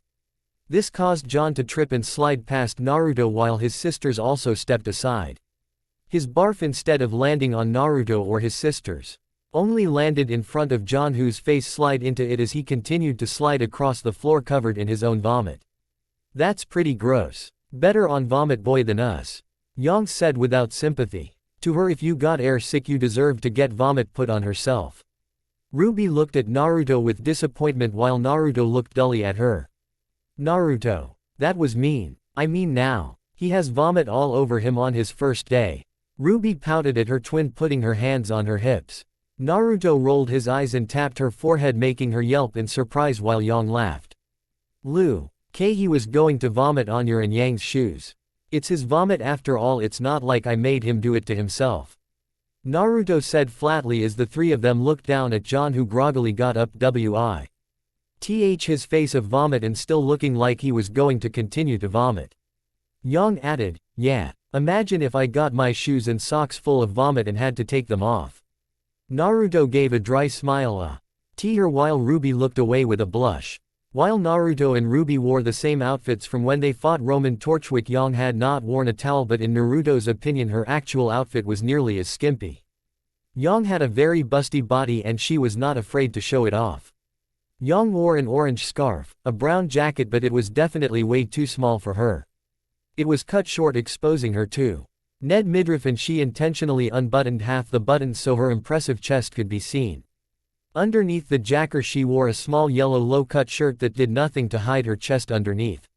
She wore a brown belt and knee-length brown boots with orange long socks underneath. Her left sock went past her knee. She also wore some form of white material on her hips which flowed when she walked and jumped. Besides her skimpy jacket, the part of her outfit almost every person got drawn to were her black mini shorts. They were incredibly small, barely covering her ass, and very tight, making her impressive but even more impressive. Overall her outfit was technically a battle outfit as it let Yang fight freely without constraints, but most hot-blooded males including Naruto admitted her outfit is skimpy and seductive. Yang If you took off your boots and socks like you said, then people will get a nice show of your legs and butt. Naruto told her dryly as Yang grin grew on her face. She leaned in and gave his ear a warm breath. Yang was actually rather pleased that Naruto could be possessive of her, as it made her feel even more sexy when the person she loved most wanted her. She knew she was good looking, and she freely knew her little brother was also very popular as well. Are we jealous, little bro? Don't worry, only you can see me without them or the shorts. Why? Aang promised him saucily as Naruto gave a cocky smile in return. Naruto once told her shorts were basically like panties in what they covered, only to be proven wrong when she stripped and showed her even skimpy panties which covered less. Naruto was both amused and aroused he was proven wrong. Yang afterwards started to wear skimpier clothes to get various reactions out of Naruto at home, and it became their own little game which Ruby became embarrassed by. Soon they arrived at Beacon. While leaving, Vomit Boy, to his own devices, who looked much happier to be on solid ground. This was after he found a fountain to empty out his stomach and a convenient bathroom to clean up his face. Yang whistled in appreciation when she saw the academy for the first time, while Ruby looked around nervously. Naruto was glaring at guys who were checking out Yang, and when his glare fell on them, the guys quickly learned to back off. Ruby's nervous attitude quickly faded away when various people walked by out of the bullhead. Her eyes shone as she focused not on the people but everyone, various weapons they had on them. As Ruby babbled on about various stats and descriptions of other people's weapons, Naruto and Yang sighed. They quickly pulled Ruby back from following a stranger and trying to grab and study their weapon. They realized, unlike Naruto who was friendly and confident, or Yang who was blunt but seductive, Ruby was pretty socially awkward. She had a few friends at Signal but took a while to get enough confident to talk to new people. Weapons, on another hand, seemed to almost be a fetish for the young girl, although Naruto knew she had no real interest in sex at all. Okay little sis, no need to get too friendly with people's weapons. Yang chastised, trying to hold back her amused face at her sister liking inanimate weapons more than actual people. I know, but seeing new weapons is like meeting new people, but better. Weapons don't judge you or anything, Ruby admitted as Yang frowned. Meanwhile, Naruto put an arm around both of his sister's shoulder, making them look at him curiously. Well Ruby, you will never be able to make a friend unless you try, and you can't do that if Yang and I hover over you, right? Naruto suggested as Ruby looked like she was run over by a car, while Yang gave him a shocked look. What? You are leaving me? Ruby screamed before she held onto her brother's arm like a lifeboat. Naruto sent her a reassuring grin while he sent a quick discreet wink at Yang. Yang assumed her brother had a plan, so she decided to play along.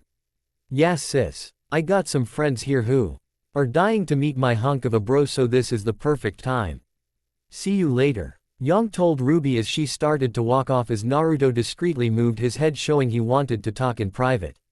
No, don't leave me, Ruby pleaded as tightened her grip on Naruto's arm. Naruto secretly frowned as his needed to escape for his plan to work, but he knew the perfect way to get his clingy sister to let go. He quickly looked around to make sure nobody was looking before he planted a warm kiss on Ruby's right cheek, closer to her mouth than their previous kisses. And this had the effect of Ruby face turning scarlet as she instinctively put her hands to her face in embarrassment. This had the intended effect of Ruby letting go of Naruto's arm. See ya Rubes, Naruto said sweetly in her ear before he dashed off to meet Yang. Ruby looked blankly at the space above her as her mind rebooted from the kiss from her beloved twin. Naruto, where are you? Ruby whimpered as she started to wander aimlessly. Meanwhile, Naruto had caught up with Yang, who gave him an annoyed look as she said in disappointment, Naruto, I was the last person I expected to leave Ruby alone on her first day here. Naruto was unabashed with his busty sister disappointment as he retorted, hey, if I wasn't here you were planning to ditch Ruby anyways. Yang looked away as truthfully, she did intend to sneak off to meet of her pen pals for the first time before school started, but she always did intend for Naruto to be with Ruby. They were inseparably at home, so she assumed they would be inseparably at school. That's not the point. Why would you leave on our sister alone when she can't even talk to a person younger than her without clamming up, let alone people older than her?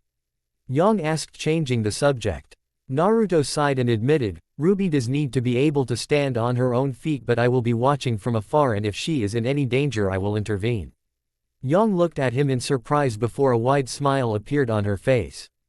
That's my bro, Yang said proudly before she grabbed Naruto's head and happily stuck it into her chest. Naruto didn't protest and would be lying if he said he did not. Enjoy his face into her huge soft chest, which she let go after a minute. Yang gave him a wink and blew him a kiss before she walked off with a notably sway of her hips. Naruto's eyes trailed as he watched his sister attractive hips sway for him. Naruto blinked before he collected himself as he leapt to a tall building searching for his twin. Right focus. Yup, those shorts of her really do their job. Naruto mumbled as he spotted Ruby getting yelled at by a white-haired girl in an entire white outfit. Oh, shoot, that's not good, Naruto said as he saw that the white-haired wave a dust bottle in Ruby's face. Somehow dust was leaking out as she waved it, and the more she waved it, the more that came out right in front of Ruby's face, and she looked ready to sneeze. Naruto knew how unstable dust could be, especially in solid dust form, so he vanished in a burst of speed in the middle of Ruby and the white-haired girl. Just as Ruby sneezed, Naruto shoved Ruby back with one hand and the other hand waved, causing the dust collected to float higher. Ruby's sneeze still detonated the fire, ice and lighting dust, but it harmlessly exploded in the air instead of anyone's face. The white-haired girl yelped as she barely held onto the dust bottle as Ruby rushed forward and looked at Naruto with concern and joy. Oh my gosh, I am sorry. Are you okay? Ruby asked quickly as Naruto sent her a grin showing he was okay.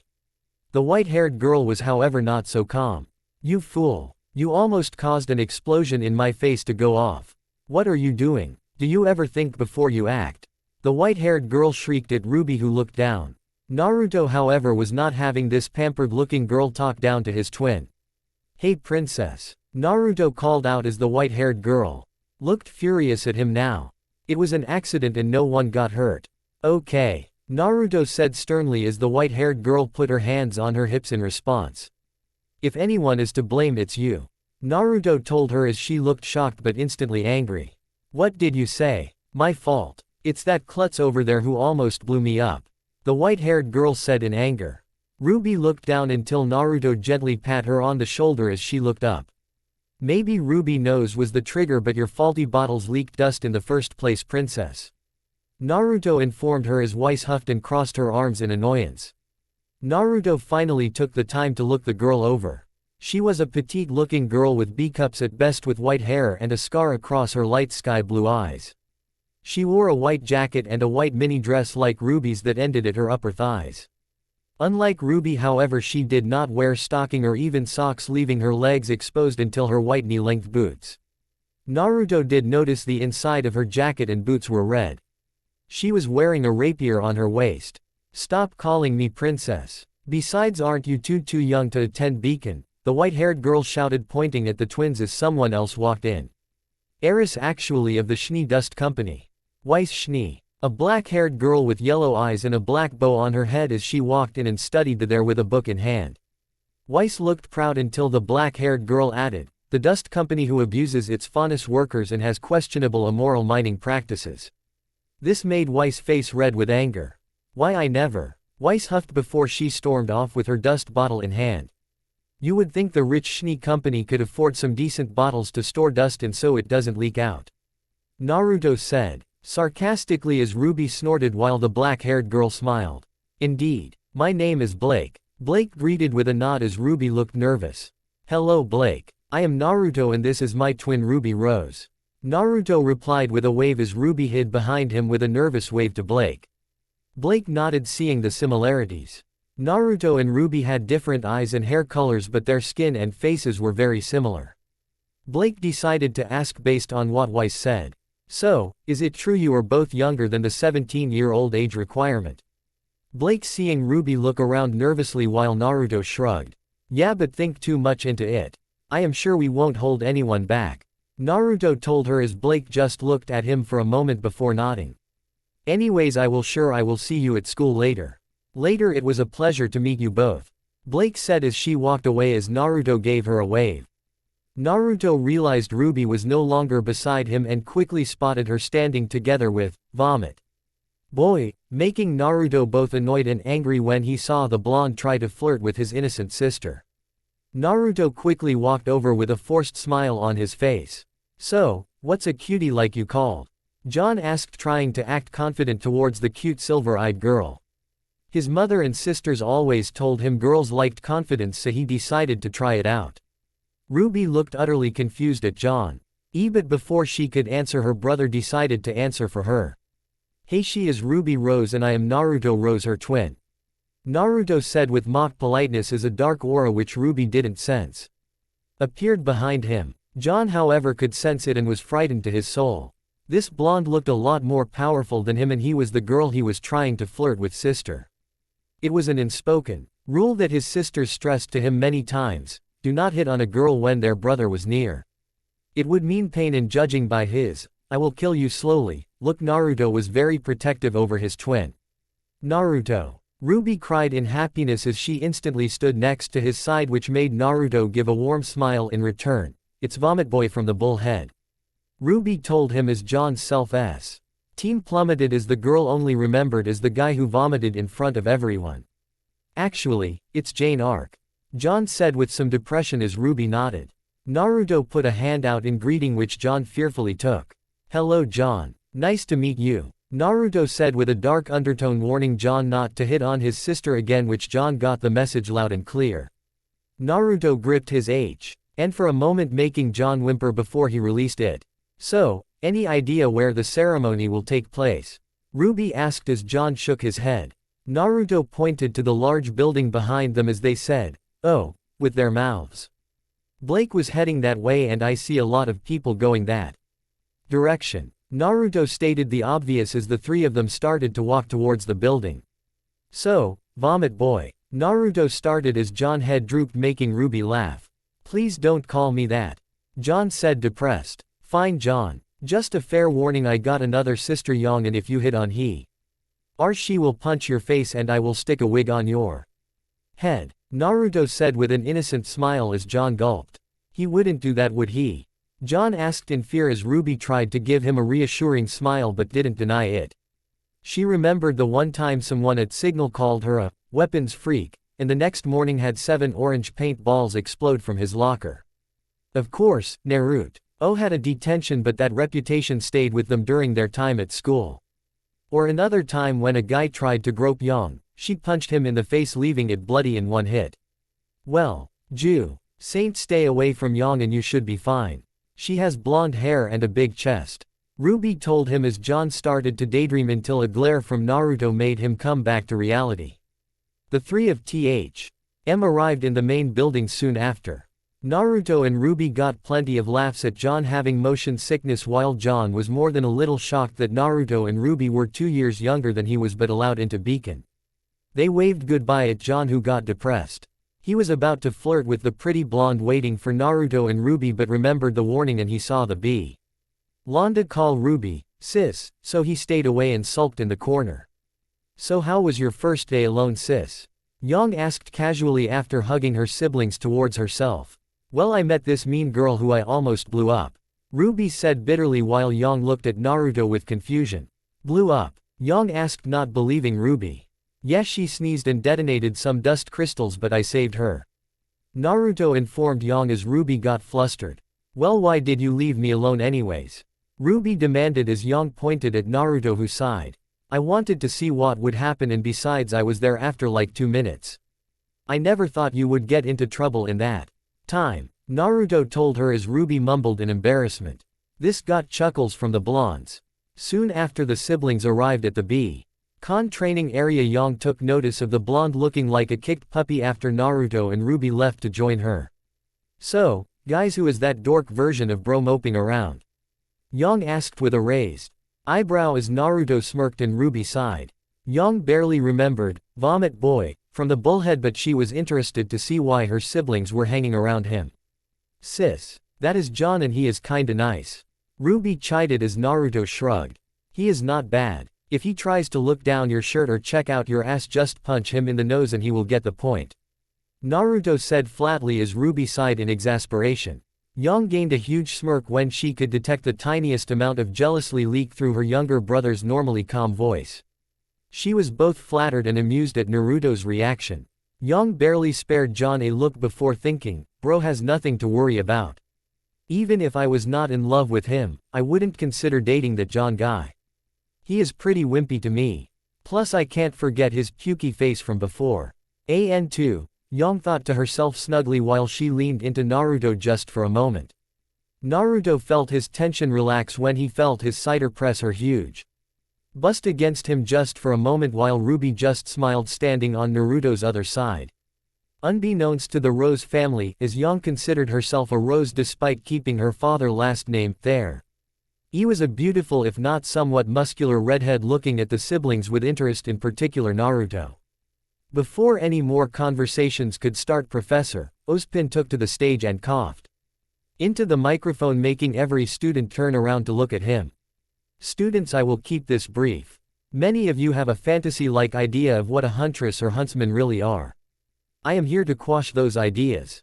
Countless people have died trying to protect our fragile world from grim and other evils, and yet despite what you may have been told, we do not remember them all after death. This school will attempt to help you survive what lies outside, but be cautioned, we are not here to hold your hands. You must put the effort into striving to be better, and those who do not should quit now before they endanger themselves or others. If you are not prepared to be in an unmarked grave, go home. Ozpin said with a dark tone of voice as most of the students looked at him in disbelief and fear. An3. This was not the speech he discussed talking about last night. Glinda thought to herself as they talked over the talking points before. Even the confident Yang could not help but gulp at the speak. Given while Ruby looked even more nervous than before. Naruto however looked straight at Ozpin without a change of expression and saw the headmaster give him a slightly curious expression as he looked past him. Naruto Rose's eyes show no fear, almost as has experienced pain and loss before. He lacks his mother's silver eyes, but I could tell from before he has inherited her fearless courage. Ozpin thought to himself as he gestured to Glinda to take the stage. Nice try, old man. Naruto thought to himself as he looked over at his sisters. It is just like the first time I did the Chunin exams. Nothing but a scare tactic to weed out those who lack the conviction to be huntsmen. He is speaking the truth though. If you want to be a hero, you will likely die first. Naruto remarked to himself as he saw how shaken up his sisters were. Naruto quickly grabbed Yang and Ruby's hands with his own, making them calm down as Glinda took the microphone. Students. There will be no rooms for the number of applicants today. There will be a public room for you all to sleep in tonight, although we will offer you complimentary sleeping bags for the night.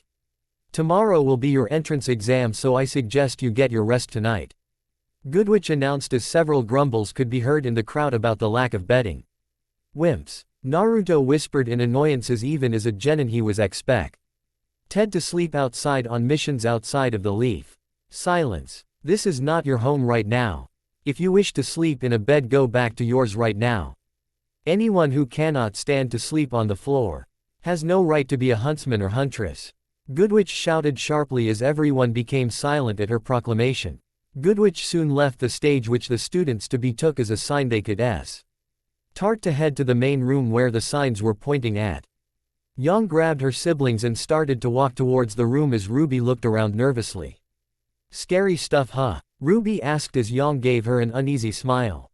Yeah, not the warm welcome I was expecting. Yang admitted as the sisters looked at Naruto, who had a smile on his face. Doesn't matter. We are here and together, and that is all that matters to me. Naruto told them as they beamed at him. Before they could finish their walk, Ozpin came in himself, making the Rose family stop as he clapped his hands together. Indeed, Mr. Rose. Family is the most important thing in these uneasy times. Ozpin said with a nod as both Yang and Ruby were too nervous to respond. Is there a problem, Professor Ozpin? Naruto asked calmly as he stepped forward despite his sister's worried looks. Ozpin smiled at Naruto's lack of fear and shook his head.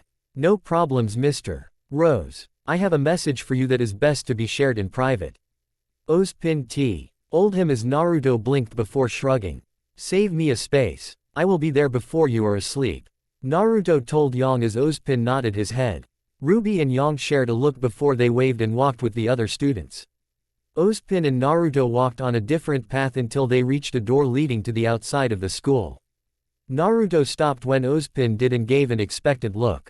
Naruto. Oh, your uncle wishes to give you his congratulations for entering my school. Of course, whether you become official depends on what happens tomorrow. Ozpin told him with a smile, but Naruto just gave him a disbelieving look in return. Professor, please do not treat me like a child, Naruto said flatly as Ozpin raised an eyebrow. Beg your pardon, Mr. Rose? Ozpin asked. My uncle is, here isn't he? Naruto asked in return as Ozpin his surprise. Well, what makes you say that? Ozpin asked, curious on how Naruto saw through his bluff. Naruto smirked before answering, if it was a simple congrats you would not bother to talk to me in private. My uncle has my scroll information so he could just send it to me directly. No need to go through a third party, especially the headmaster himself. The fact you lead me in private means he asked for a private meeting and you wished to see if I could figure the answer out myself first. Ozpin was honestly impressed with the younger man's intuition and deductive reasoning before nodding. Yes, that is all correct. Say hi to that old crow for me, will you? When you are done, just return here and press the button next to the door. Glinda will escort you back to the main room, Ozpin told him as he started to walk away. Naruto looked at the man for a moment before walking out, seeing a crow in a tree off in the distance. Within a few moments he sprinted and appeared next to the crow sitting on the branch. Been a while, uncle, Naruto remarked as the crow cawed at him in return. After a moment the crow returned to crow's human form with a proud smile on his face. Hey kiddo, how's my favorite nephew doing? Kiro asked as Naruto rolled his eyes. Only nephew, Naruto whispered, knowing Kiro could hear him before they shared a laugh and exchanged a fist bump. So, I have seen you being quite close to your sisters, or should I call them girlfriends? Kiro teased, ignoring the pervert response in return. We are all still virgins, Naruto grumbled to him as Kiro's smirk grew bigger. Didn't deny the girlfriends part though, Kiro remarked as Naruto smiled but didn't respond. Can't blame you or nothing.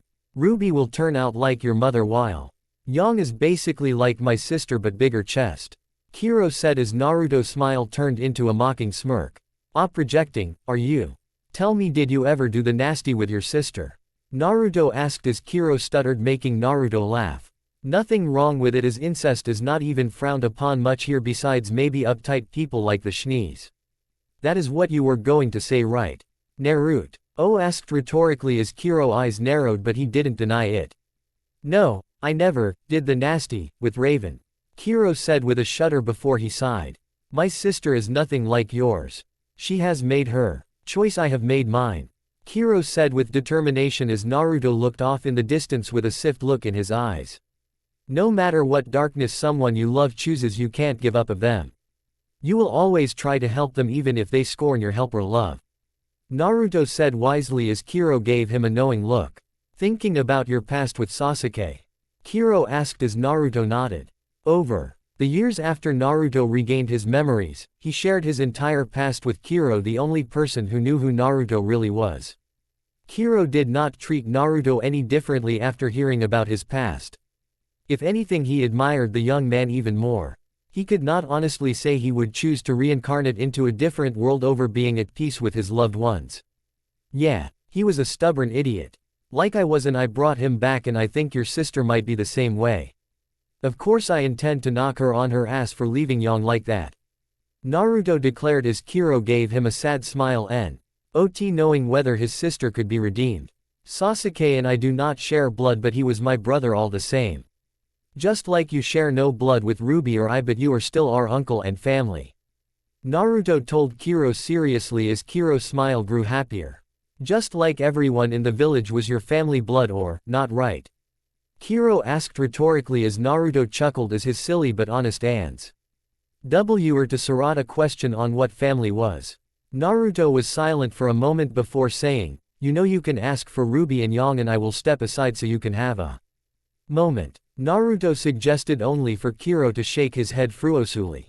No, it is not safe without you around, Kiro said bitterly as Naruto gave him a look of sadness and understanding. They had discovered Naruto kept Kiro's semblance passive and controllable, not Ruby, when they tried to have Ruby alone with Kiro. An 4, Ruby had not Realized the tree falling a foot away from her was not an accident, and Kiro vowed never to get that close again. It is better if they think I playing favorites with you as a neglectful uncle than a cursed uncle. Kiro declared as Naruto sighed.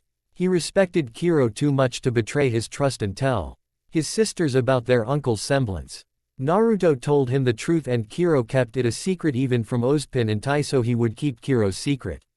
After another tense moment, Naruto asked Kiro, "How's Dad doing?" Kiro scoffed and replied, "Kinda part of the reason I am here. Tai wanted to come here himself and give old Oz a piece of his mind, but I convinced I would check in on you instead." Yuto laughed, imagining his dad being restrained from trying to knock Ozpin on his ass. Predictable dad, Naruto said fondly as he noticed that it was starting to get late. Kiro noticed it too, so he gave Naruto a quick hug. "Look after everyone here, okay? I don't know how, but I am sure Salem will make a move soon. It has been too quiet since Amber was attacked," Kiro told him as Naruto winced. Naruto could not help but feel guilty. One of the maidens was attacked and had her powers drained while he might have been able to help. But he knew rationally it was impossible for him to save everyone but he could emphasize with the maidens as they were being hunted like he was as a Jinchuriki. Kiro gave him one pat on the shoulder before he turned back into a crow. He quickly flew away as Naruto waved bye to the bird. Naruto hopped off the tree as he walked back to the door, thinking, "Wonder if my bust sister and awkward twin have gotten into trouble while I was gone." After his chat with Kiro and Naruto walked back to the door where Glinda waited with a neutral expression. "Mr. Rose, fear not, I did not hear anything you talked about with your uncle," Glinda told Naruto, who shrugged. "Sure, you didn't. It wouldn't matter anyone. It's not like we discussed anything illegal or anything," Naruto commented as Glinda grit her teeth as they slowly walked back to the Great Hall. And 2. As they were walking, Naruto let his eyes wander to Glinda's ass, which was covered in an extremely tight dress, noticing how plump it looked and how narrow her hips were. Nice figure, although her personality could use some work. Almost reminds me of Kurenai before she met Asuma, Naruto mused. Glinda was too focused to notice Naruto's eyes. True, this boy's scores were as outstanding as Ozpin claimed, but why is he so focused on this boy? Is this attitude just a ruse, or perhaps he really is as talented as Ozpin seems to believe? Glinda thought, remembering how Ozpin stressed how important it was she did not alienate him. Several minutes later they arrived back to the door to the Great Hall, where she briefly turned back to Naruto. "Your sisters are in that corner. It is bedtime soon, so I suggest you keep the chit-chat to a minimum," Glinda told him, a bit stiffly pointing as Naruto did a slight bow. "Thank you, Professor. I will keep that in mind," Naruto said politely as she nodded and walked away after opening the door just enough for Naruto to sneak in. Naruto took a quick peek and saw most of the students had huddled into small groups. People are like lambs after all. They try to group up no matter the situation, Naruto mused as he quickly saw his sister's distinctive hair colors in the corner like Goodwitch told him. Like a ninja, no pun intended, Naruto zipped through the crowd with none of the tired students even noticing him as he zipped past them, silent as the night, invisible like a shadow. "So yeah, we have a younger brother who is my twin," Ruby said brightly to her new companion Pyrrha, while Weiss frowned and Blake nodded. "Yeah, like 10 minutes younger, sis," Naruto reminded her as everyone looked behind Ruby to see an irate Naruto holding his arms impatiently. "It's you," Weiss hissed as Naruto rolled his eyes. "Yes, princess. Remember, this is a public space where we are supposed to sleep, so try to keep your voice down," Naruto said, almost lecturing the white-haired heiress. Ice grit her teeth and flushed in embarrassment for being called out, while Blake smirked and Yang and Ruby giggled. Yang instantly wrapped Naruto into a tight hug, pressing his face into her chest. "Love." Ingly as Weiss turned away with a red face and a hint of envy to the blonde chest, Blake raised an eyebrow and Pyrrha kept smiling. "Bro, you took so long," Yang whined as Naruto chuckled but wrapped his arms around her slim waist in return. "Sorry I got held up a bit," Naruto apologized, choosing to not tell them it was their uncle he was talking to. Yang pouted for a moment before she let go when she saw Ruby's annoyed silver eyes look at her. As soon as she did, Ruby launched herself at her as he wrapped her up in a tight hug. He slowly settled down to a sitting position with Ruby still hugging him tightly. Ruby looked up at him in worry, but his smile eased her worries. Yang had joked several times that they had a weird twin connection, with neither of the twins denying or confirming that statement. It seems you are rather close to your siblings. I am almost jealous. The pretty redhead commented as Naruto turned his attention to the new addition he had not met before. And you are? I have met Princess over there in Blake, but I have not met your before. Naruto asked the redhead, who beamed at him. Yes. Another person who doesn't see me as the invincible girl. Pira thought happily. My name is Pira Nikos and I am glad to meet you, Naruto Rose. Your sisters have told me quite a bit about you. Pira told him, raising an hand in greeting. Naruto was about to do the same. Until he realized Ruby had wrapped herself around him. Naruto gave Ruby a look, who pouted before reluctantly pulling away so Naruto could extend his arm to Pira. Pira, huh? Nice to meet you. Naruto greeted, gasping her hands in his own. Naruto took the time to really look at Pira, and he had to say she was quite a looker. Pira had bright red hair and green eyes. She had a more muscular figure. Even his sisters combined with feminine curves and large breasts, making her quite attractive in his eyes. She had chosen to wear plain red pajamas which curved due to her natural figure. I hope they have only said good things about me.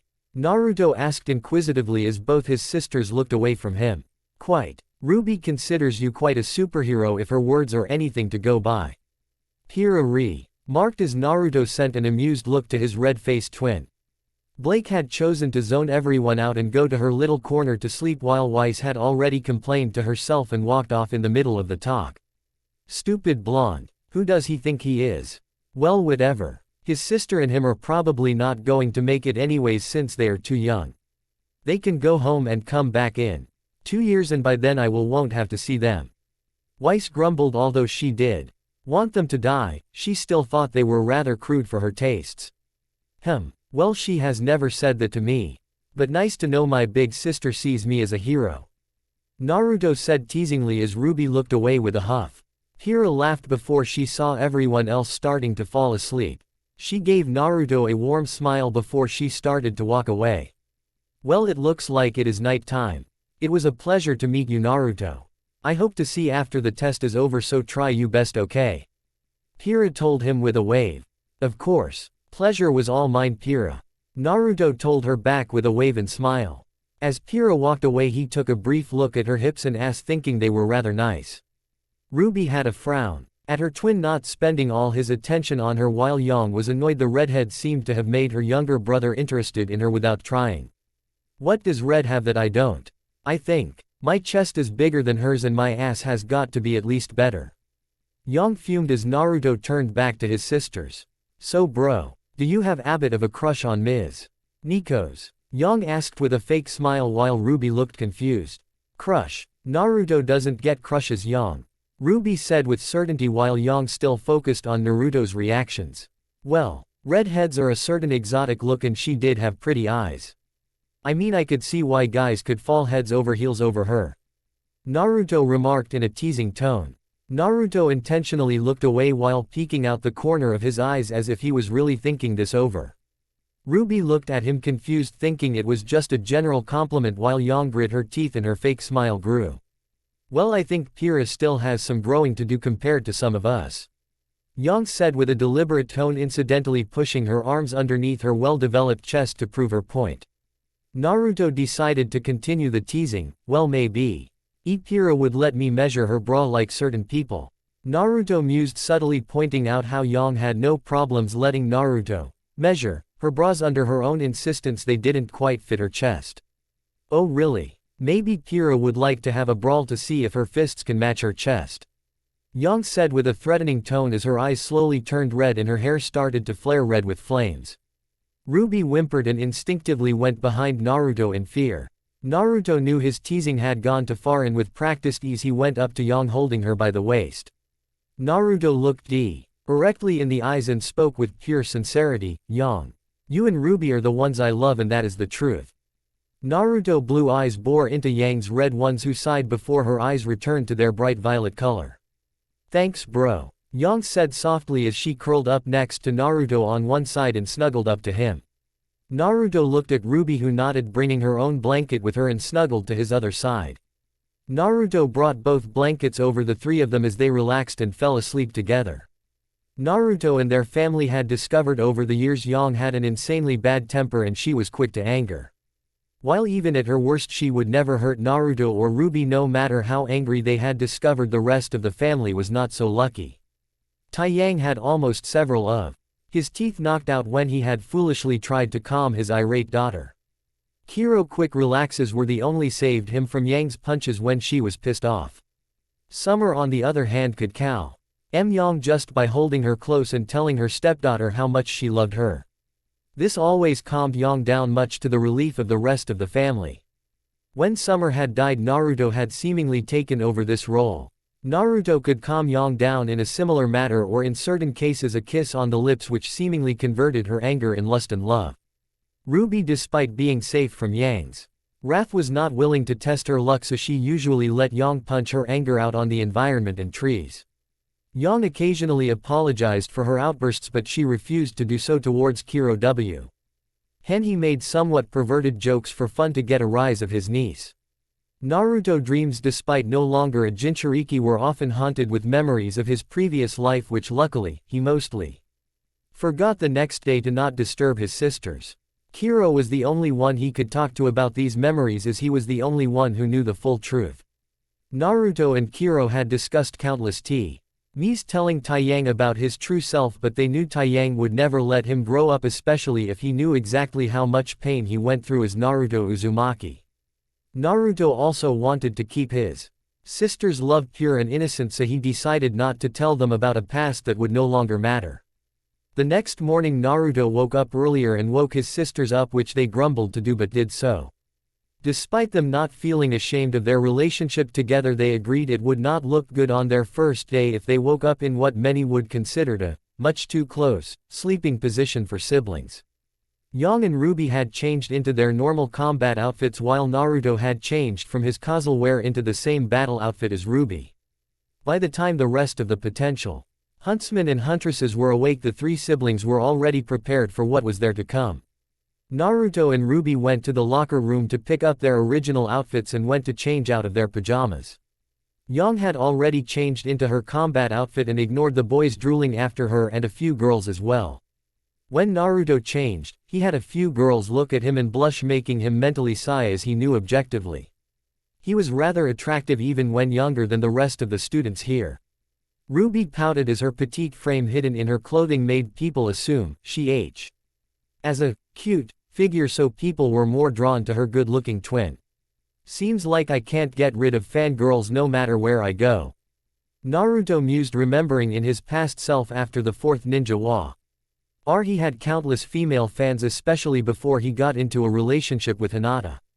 He had complained men drooled over her even when they were together, only to get a snappy response that he was he world's most sought-after bachelor and still had countless girls after him as a married man. Naruto quickly shut up when his wife scolded him. Naruto watched Ruby loving stroke her crescent rose, calling it sweetheart, while it's in handheld form. It was Scythe Sniper Hybrid that Ruby proudly built herself, although Naruto may have helped tweak it a bit so it didn't rust or explode in Ruby's face without her knowledge. Ruby, if you only focus on your weapon you won't be able to make friends. Yang chided softly as she grabbed several magazines of ammo for her gauntlets. Ruby pouted and looked down. I don't need friends. I have you and bro. That's enough for me, Ruby said with determination as Naruto shared a look with Yang. They knew Ruby was rather socially awkward and she didn't say it, but she depended on her siblings, especially Naruto, a bit too much. What about when we have to be on teams though? You are going to be able to work with other people, Yang remarked as Ruby snapped towards her with wide accusing eyes. What? You mean the three of us won't be on a team together? Ruby shouted with surprise as Yang bit her lip and looked awkwardly down, avoiding Ruby's eyes. Naru. To watched Yang kick her feet softly as clear signs of guilt were shown on her face. Well, yeah, it would be great if all three of us could be a team together, but Nice told us how Beacon uses the 4 pers on team structure so we could be on different teams. Yang said realistically, but Ruby's eyes started to water at the betrayal of her beloved older sister. Naruto put his hand on Ruby's shoulder as Ruby blinked her tears away, staring into Naruto's blue eyes with her silver ones. Naruto admitted to himself he found Ruby Silver Eyes rather pretty and was a bit jealous he did not have silver eyes from their mother to show for it. And 2. Listen Ruby, I am sure the people who decide teams will see how well we work together, we will be on the same team. Naruto said, comfortingly as Ruby nodded and Lee Ned in enjoying her twin warmth and comfort. Yang had a small smile as Naruto always could keep Yang's rage under control and Ruby fears from consuming her. He is perfect, Yang thought fondly as the twins hugged for another minute before the Rose family. Meanwhile, other students were trying to prepare in their own way to deal with whatever test was going to happen today. Weiss was trying to suck up to Pyrrha, who was well known to be a champion despite not being a student yet. Pyrrha was rather distracted thinking of a blonde boy with blue eyes she had met the night before. So Pyrrha, any ideas who you would want to be on your team? I mean, anyone would be lucky to be on your team. Weiss asked subtly, trying to imply they should have partners. I guess if I had to choose someone it would be someone I could get along with and who could watch my back in a pinch. Pyrrha admitted. Someone like Naruto Rose. He treats me like a normal person. Plus, he must be rather skilled to get here 2 years earlier than other people. Or his twin. Ruby seems nice too, Pyrrha thought as she picked up her spear and shield from her locker. However, Weiss, somewhat self-centered, thought she was talking about herself. Perfect. We would make a perfect team. Pyrrha would be perfect to be on my team. She is beautiful, strong and well known. With my name and hers we will surely be the strongest team from Beacon. Weiss thought happily. John, seeing 2 very pretty girls in his eyes, particular Weiss tried to flirt and hint they could be a team together. Hey girls, my name is John. Hey, if you two re on a team maybe I can join, so we would only need 1 more member.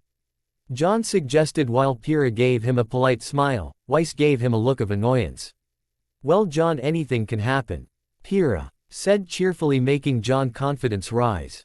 Weiss groaned, putting her hands on her hips. Well John, that is Pyrrha. Nico's a world champion and I am Weiss Schnee of the Schnee Company. I would expect they would want teams based on overall performance and not stick anybody together, Weiss remarked with sass as John's head dropped. Students, please all assembly on the Beacon Hill for further instructions. Please be fully prepared as this will be the testing area, Goodwitch voice said sternly as slowly all the students left the lockers. Naruto and his siblings lined up with the rest of the potential Beacon students waited on the cliff, standing on strange pads, 1 for each student. Naruto did a quick count and including himself there appeared to be about 13 people. And 3. Goodwitch and Ozpin stood there silently assessing the students with critical eyes. Naruto saw out the corner of his eyes that Ruby looked ready to pass out from nerves. Yang, however, looked confident with a smile, asking for a challenge. Good day students. This test will determine how many will enter Beacon as students and how will leave here with their dreams shattered, Ozpin said bluntly as a majority of the students gulped. Usually it is the policy of the school to have 4-person teams, but with the number of students applying this year I believe it will be possible to have 1 5-person team if myself and the teachers believe such a team will be needed, Ozpin told them as the kids started to whisper to each urgently. Quiet, Glinda shouted as the group once again became silent as Ozpin gave a quick nod of thanks. To dispel the rumors. Yes, the teams will be formed today and there will be no modifying the teams unless there are extreme circumstances, Ozpin continued as Ruby started to sweat and bite her lips nervously. Normally the teams will be formed from pairs of 2. The first person you laid eyes on would be your teammate for the entire time of your stay at Beacon, Glinda told them as everyone's eyes narrowed ever so slightly. However, due to certain incidents in recent years with incompatible teams being formed and needing to replace members, Ozpin said with a cough. And 4. Can't let it be known there was 2 male members last year's who picked 2 Faunas females on the same team, almost leading to assault charges. That was rather drastic, we forced to intervene, Ozpin thought with a sigh. His method usually produced results, but even Glinda argued that forcing people who glanced at each other with no prior compatibility to become teammates was rather unsettling. We have decided for this year to record all your performances in the forest and build teams based on your compatibility. This, however, does not mean you will be matched with people you like. It will be in your best interests to work with multiple people so you can adapt in case you are not matched with your friends. Ozpin warned as Ruby eyes sparkled as she turned to Naruto with hopeful eyes. AN5. Naruto smirked seeing the underlying reasons. Interesting old man. Instead of us trying desperately to pair up with people we know, you are asking us to focus on working together with everyone. This will make teams more balanced rather than random. You are also likely trying to put the leaders from this test as you. We'll still need a leader for each team. Naruto thought, glancing up at Ozpin, who glanced back for a moment. Certain students had already had thoughts in mind. An orange-haired woman called Nora thought, yes. I just need to make sure our sloth symbol works and me and Ren will be paired up. I mean not together, but on a team. Nora was almost bouncing on her feet. Ren was thinking, I guess I the only one who can handle Nora. Ren had a slight smile when he could see Nora's excitement though. Yes, I just need to make the teachers see Pyrrha and I are the perfect team. Weiss thought happily before her eyes dimmed. Although I hope I am not paired with those rude Rose twins though. I do not want to be responsible for holding their hands just because they are younger. Weiss thought sourly. AN6. Please have some cute girls. Please have some cute girls. John prayed in his mind, but he shuddered when he saw a demonic Naruto glaring at him. On second thought, please not on Naruto's team, especially with his sisters. John prayed even harder, knowing if he even accidentally looked at Naruto's sisters the wrong way, he would have a broken hand at least. Blake's thoughts were rather simple, not the Schnee heiress. Ruby and Naruto seem respectful at least. It would be rather nice to make new friends, so I guess anyone would do. Naruto seems really nice though, and Ruby seems rather quirky too. Pyrrha thought. Woohoo. Let us have this sibling snuggle fest continue. I mean team hee. Yang cheered in her head. Who else though? Dunno, as long as they don't mess with my siblings, I guess I don't really care. Yang added, eyeing her siblings with a smirk. Please Naruto and Yang, I don't know what I would do if they weren't on my team. What if Naruto and I don't share a bed together? Or even share the same room? Ruby thought urgently as she and Naruto had harder time falling asleep the rare times they were forced to sleep apart. Honestly, there isn't anyone who I could not work with eventually. Although jerks who discriminate, I will show them their place. I guess for Ruby's sake it would be best if we ended up on a team together so my sis doesn't mentally collapse. Naruto hummed to himself as he subtly glanced at all the other students. Now the object is rather simple. Either the students destroy all the Grimm in the forest, or you must survive together till tomorrow with whatever provisions you can find. We shall be watching all your movements with cameras set up all around the forest and marking you based on leadership skills and overall combat prowess. Ozpin told them as they gulped at the idea of destroying an entire forest of Grimm. We will tell you there has never been any group of students who managed to clear out all the Grimm in the forest before, so before any of you want to be heroes, I would recommend you prioritize survival over glory. Glinda warned them, sternly tapping her clipboard for effect. Glinda was satisfied to see every person with varying degrees of nervousness. However, to her and Ozpin's surprise, they could see a small smirk on Naruto's face with an eyebrow raised as if saying, challenge accepted. Naruto rose. What are you hiding? Ozpin thought with narrowed eyes as he knew the extraordinary results Naruto had were not the full story on the young blonde. He must be bluffing. It would take an entire team of well-trained huntsmen to clear out the forest. There would be no way a group of 25 newly fresh recruits could do. Let alone with one young boy who should not have the strength to take the test, besides perhaps raw talent. Glinda thought dismissingly, thinking Naruto was bluffing at best. AN7. We will not intervene during the test, but be warned if it appears that students are trying to thin out the competition, deliberately we shall send a professor into the forest to apprehend you and cart you off to the Vale Police Department. I repeat, your test is against Grimm and showing off your skills, not each fight each other. Ozpin warned with a threatening low tone as certain students decided it was not worth getting expelled over petty grudges yet. To people's surprise, Naruto raised a hand up with an innocent expression. Yes, Mr. Rose. Is there a problem? Goodwitch asked with a raised eyebrow. No problem. Just wondering. Is there any real reason for the forest besides holding the Grimm here? Naruto asked with a questioning look. Yang and Ruby shared dumbfounded expressions along with everyone else. Mr. Rose.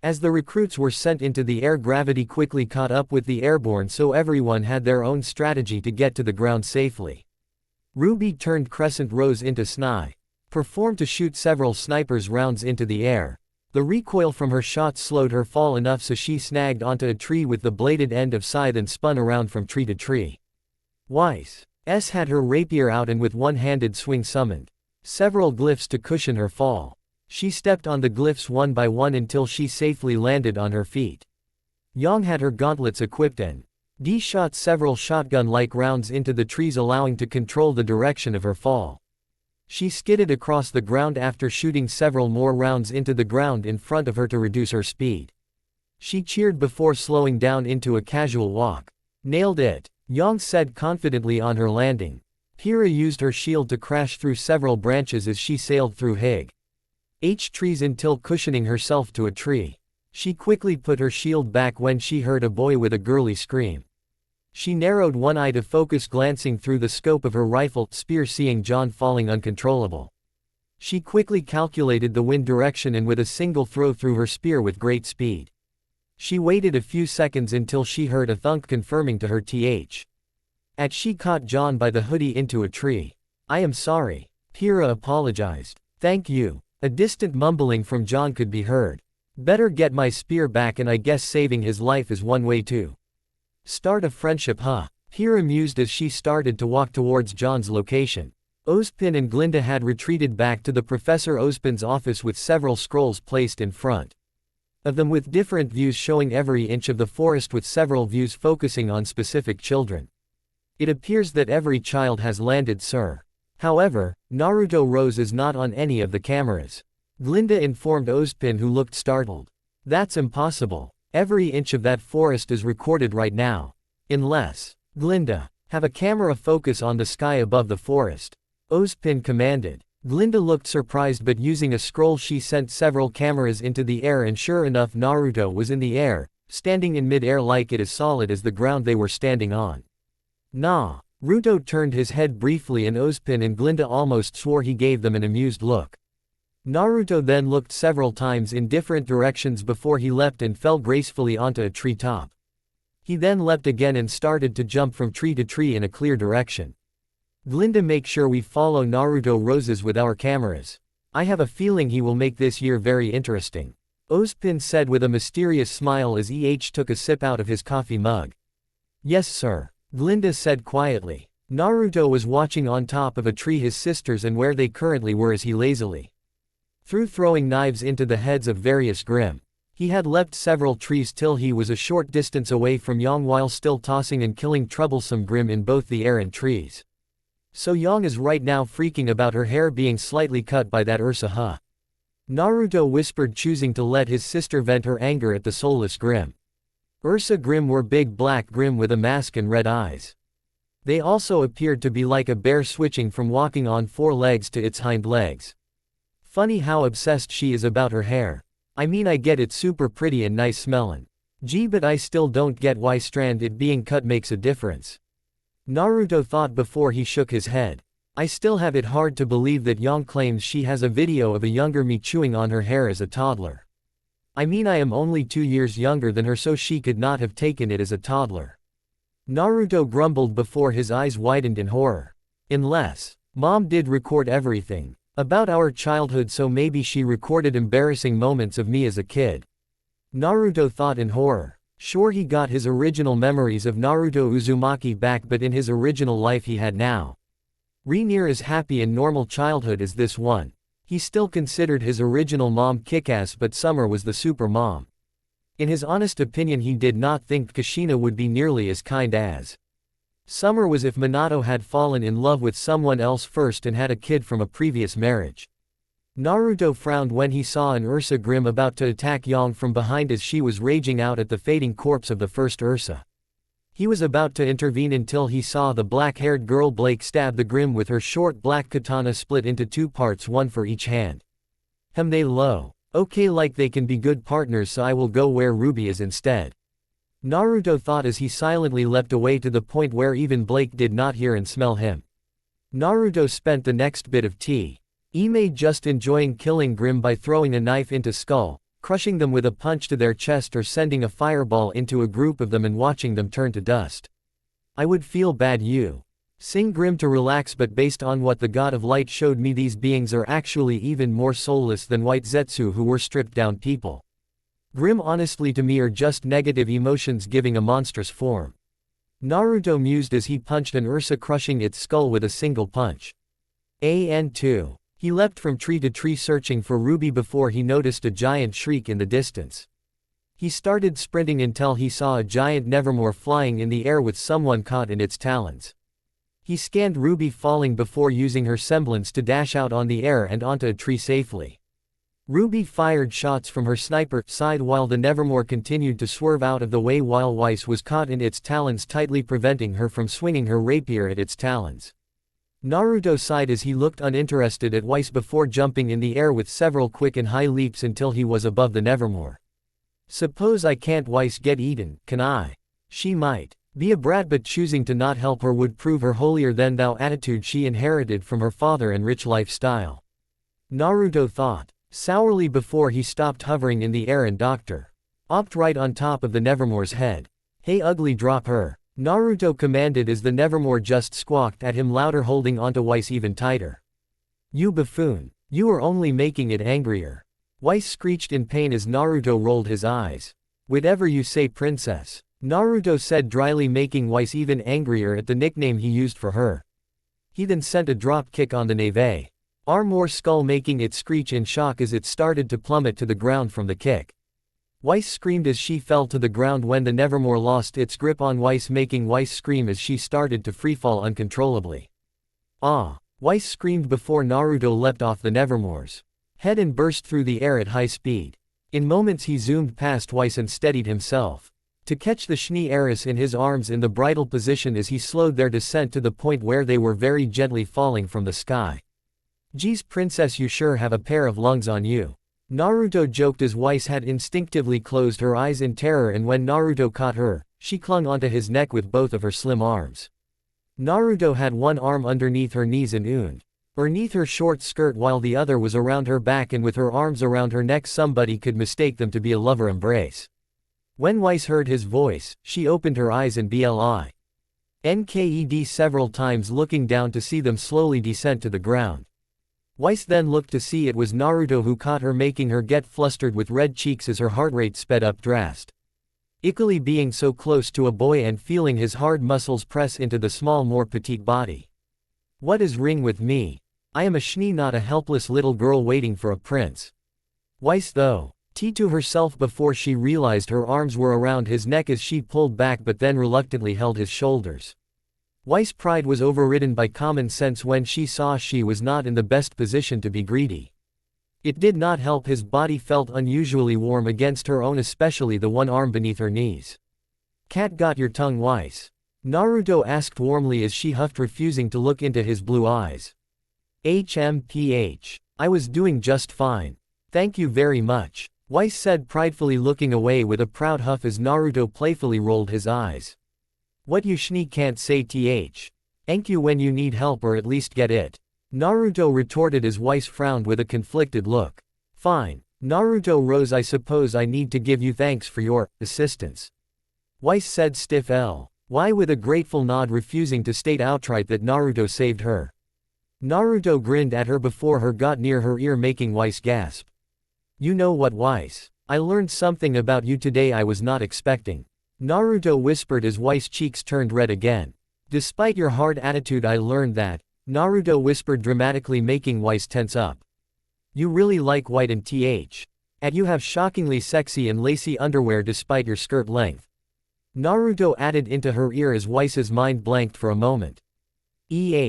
Weiss asked dumbly before the implications reached her mind. "You pervert. You looked up my skirt," Weiss screamed at Naruto, slapping him with all her might. Naruto laughed it off even as a handprint appeared on his cheek as they reached the ground, with Naruto letting Weiss onto her feet as she leapt back with her rapier pointing at the laughing blonde-haired boy with red tips. "Hey, I was below you and I got to say with someone as prudish as you. You think you would wear stockings or even shorts underneath your skirt? I mean, even my twin wears at least stockings so guys can't see up her skirt directly, but not you," Naruto pointed out as Weiss got angrier, only to back off when she saw Ruby approach with Yang and Blake soon converging as well. "AN3. Bro," Yang shouted happily, pressing Naruto into her chest like usual as Naruto just waved with his free hand, not in any mood to rush getting smothered by his busty older sister. Yang was soon pulled off by Ruby, who glomped her twin as he grinned at his sisters.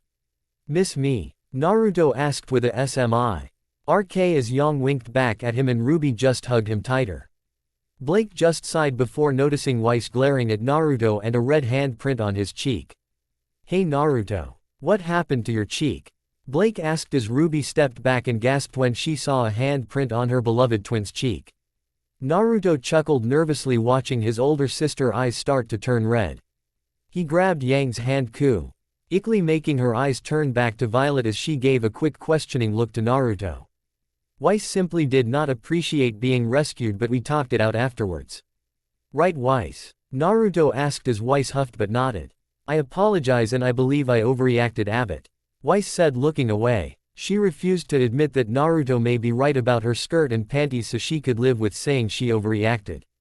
Ruby looked at Naruto and nodded while Yang pulled her hand away from Naruto but walked up to Weiss with a glare. "Understand this. Next time you hit my brother without a good reason, you and me will have problems. Got that?" Yang asked icily with Weiss nodding quickly. Then the small group saw the Nevermore from before return with a squawk as they readied their weapons before Naruto saw that Pira and several other people were at the bottom fighting off a Death Stalker. Naruto was about to help Ruby and the others out with the Nevermore until he heard distant growling and sensed something was off. Much to the women's shock, Naruto soon leapt and started to run back into the forest. "What are you doing? The fight's over here," Yang shouted as Naruto turned around while still running to address the group. "Hey, it's 4-on-1 for both battles. 5-on-1 is a little unfair," Naruto joked as Weiss got an annoyed expression on her face while Ruby and Yang both sweat dropped. Blake turned back to the Nevermore, who growled at the girls. "Consider this team-building exercise," Naruto added as he soon vanished into the forest. "Sorry Yang, sorry Ruby, but your groups will and attract all the Grim into your location at this rate. It's better I head them off or you guys will be overrun," Naruto thought as a simple black sword appeared out of nowhere to appear in his hand as he soon ran into a group of 10 Grim. Before any of them could do anything more than growl at him, he already sliced them into pieces with 2 quick slashes and then leapt off them, vanishing bodies to reach the top of the trees. He soon sensed the Grim change directions and started to rush at him in hordes, making him grin. "Good. They can see me as the bigger threat and are trying to eliminate me over attacking the others. Naruto thought pleased. Meanwhile with the teachers, Ozpin, that child is insane. Is he trying to get all the Grimm to attack him? Goodwitch asked with a hint of concern. As Ozpin calming sipped from his hot chocolate with a calm expression. I believe that is exactly his plan. Ozpin stated as the teachers gave him incredulous looks. Why would he do that? Professor. Port asked seriously as Ozpin just continued to look at the screen. The teachers sighed but knew they could not hold the hands of future huntsmen and huntresses, so Thet just watched Naruto with interest. Back in the forest, after several minutes Pira's group managed to get the Death Stalker to fall through the unstable floor into its death, although the group had exhausted all their aura, so the Y were forced to simply wait and watch Ruby's group. Haya group included an unlikely team of herself, John, Nora and Ren. Ruby's group quickly learned normal gunfire and even dust had very little, if no effect on the giant Nevermore, who simply shrugged off any damage done to it. Then Ruby came up with an idea to slice off the Nevermore head with her crescent rose, which Weiss reluctantly agreed to help with. After managing to snag the Nevermore neck with her scythe, she ran up the cliff with help of Weiss glyphs, running straight up with the Nevermore helplessly caught by the scythe. She soon reached the top and jumped with the momentum to slicing off the Nevermore head and causing the great beast to turn to ash and disappear. She grinned at her assembled team as Blake nodded at her, Yang B aimed at her and Weiss just panted, having exhausted her aura. Good job sis. Naruto's proud voice was heard as everyone soon got up the cliff, only to see Naruto with what seemed like hundreds if not thousands of Grimm swarming him, with Naruto casually leaping away from attacks as he had his back to the Grimm to wave at the shocked Naruto. Got to say that was some nice teamwork. I knew you could pull through, Naruto said with a grin as he batted several attacks without looking with a simple sword. Bro, let us help. Yang insisted, only to wince when her tired body stumbled. She glanced around only to see Weiss, Ruby and Blake also look winded while Naruto looked perfectly fine. Rest up. You earned it. Leave the rest to me, Naruto said warmly but seriously as he turned around, but not before Yang and Ruby see him with a serious expression. He's right. All of us are exhausted and our auras are gone. We can't help him right now, Hira admitted as her group had arrived looking just as exhausted as Yang's group. I would disagree, but I might need a bit of a breather, the normally cheerfully Nora admitted as she slumped on the floor trying to catch her breath. Meanwhile Naruto was killing Grimm left, right and center without a single sign of exhaustion. He was punching the Grimm so hard they would explode on impact, or using sword swings so accurately the Grimm were split apart before they realized. The strange thing was, even Grimm that were not hit directly or were far too away from his sword swings also appeared to be cute somehow. It's strange though. It feels like every Grimm in this forest is focused on just him and not even us, despite us being easy prey, Blake noted as they saw the Grimm kept swarming in, but only towards Naruto. It's almost like they are afraid of him or something, Ruby noted, having seen several animals attack one predator in an attempt to overwhelm it with sheer numbers. Naruto soon sensed that the other group of just guys was resting a short distance away, with all the Grimm solely focused on him. Perfect, now I can get rid of them all at once, Naruto thought before he leapt back, slicing a Beowulf with a single slash that tried to attack him from the side. He lifted his sword in front of him and it started to hum with blue electricity so bright and powerful it could even be seen from the treetops and the cameras above. Creatures of Grimm, behold your destroyer. Soulless creatures, return to the darkness from whence you came, Naruto declared as the blue electricity grew brighter and more powerful. Behold, the dragon strike, Naruto yelled as the electricity grew to massive proportions and turned into a massive blue dragon that dwarfed the treetops. It roared before it rushed towards the Grimm and exploded in a massive light ND explosion as the group was forced to close their eyes and hold onto themselves from the light and impact. Nobody, not even the cameras, could see Naruto's eyes turn silver during his attack but returned to blue when the explosion faded.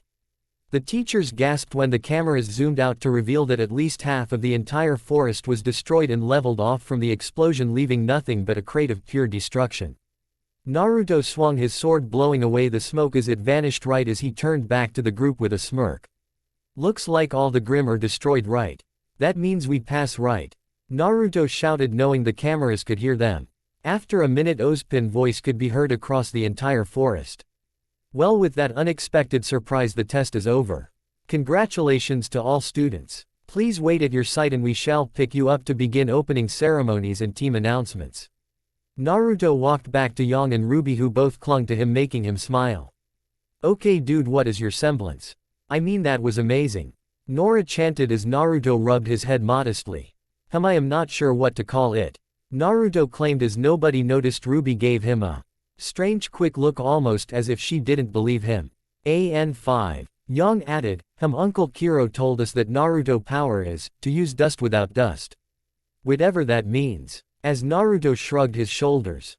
AN6. The exhausted group was too tired to comment much more, but Weiss did look strangely at Naruto even as they were flown back to the beacon grounds. The students were allowed several hours to nap in the common room, which they all eagerly did, with Naruto insisting they slept apart, much to Yang's and Ruby's annoyance before they entered the hall. Ozpin congratulated them and told them the teams were based on how well the groups did during the exam and who worked well with others. The first team consists of Cardin Winchester, Russell Thrush, Dove Bronzewing and Skylark, forming Team CRDL, pronounced Cardinal, led by Cardin. Naruto didn't personally care, as they seemed like muscles idiots in his mind, but he swore he would kick their asses if they messed with his friends. The next team is John, Nora, Pyrrha and Ren, forming Team JNPR, pronounced Juniper, with John serving as its leader. John was stuttering and barely able to not make a fool of himself, even as Nora and Ren patted him on the back while Pyrrha smiled at him. The final group was something that took everyone by surprise. It would be the first five-man team in Beacon history, with Naruto Rose, Ruby Rose, Blake, Weiss, and Yang as Team RRWBY, Team Ruby, with it technically being Rose for the twins. Yang and Ruby looked eagerly at the stoic Naruto, expecting him to be the leader, while Weiss looked proudly expecting herself. The leader of this five-man team will be Ozpin started, as everyone was eager to hear the leader. Ruby Rose. Ozpin finished as Naruto grinned at his shocked twin while Yang patted he R on the back while Blake shrugged and Weiss fumed silently. Flashback with teachers. You cannot be serious, Professor Ozpin. A five-man team? Port asked with a stutter. I am being perfectly honest. Yuto Rose has shown to work well with his sisters. Ozpin said, simply sipping his hot chelate. But Naruto Rose should be on his own team. His skills far surpass the rest of the classmates. Glinda admitted reluctantly, seeing his skills in the forest made her admit he was not all for show. Naruto and Ruby have clearly stated they only intend to be here if they can be together. If I separate Naruto onto his own team, they will likely quit along with their older sister Yang. Then we would be left with a two-person team, far below the minimum requirement. It is better to be over than under for teams. Ozpin explained gravely. The teachers reluctantly agreed with his wise assessment, but Glinda was still not happy on Team RRWBY leader. Then at the very least make Naruto the leader of that group. He is by far the most suited for that role. Ruby Rose idolizes her brother, so making her leader would not be wise. Glinda pointed out as Ozpin sighed. It is true, on paper it would be best to make Naruto the leader, however he is so far above his teammates, making him leader would make them feel inferior and question his decisions, especially Miss Schnee. Miss Rose will fall at first, but it will be the best learning experience with Naruto to be there to help her out. Ozpin decreed, shutting down the discussion. Sir, Naruto Rose soared. It was not shrunken down or anything. It just appeared out of nowhere and disappeared when he no longer needed it. Glinda said to Ozpin after the other teachers left, as Ozpin had a serious expression. I am well aware. The students will need to know their teams now.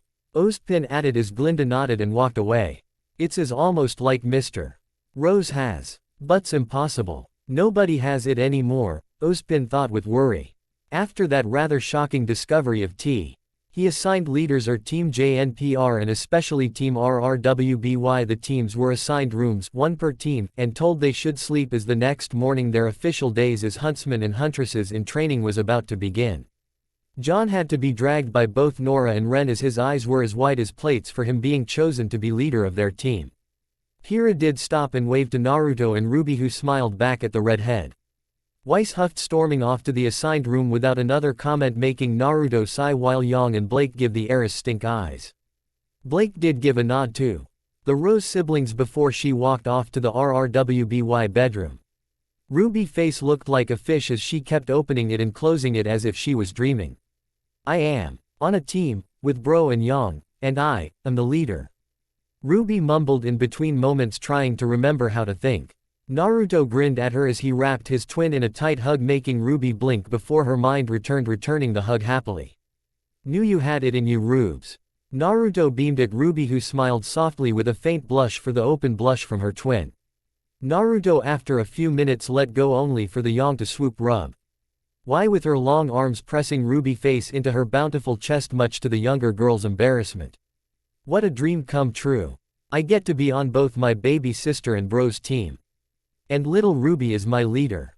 Yang bragged with a massive grin.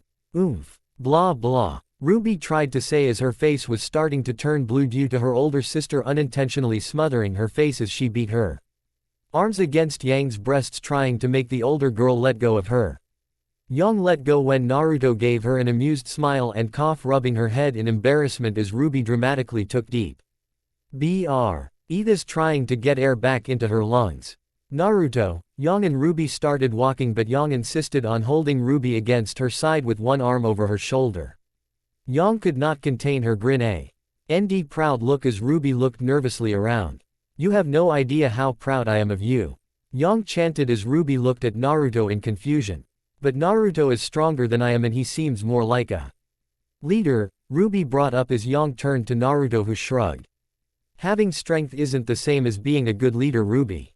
You clearly showed qualities that made you a great leader in that test. Nah, Naruto assured Ruby with a smile as Yang looked unsure but nodded. Ruby frowned but nodded when Naruto gave her a kiss on the cheek, making Yang gush silently and Ruby turned scarlet. Being the strongest doesn't make you a great leader.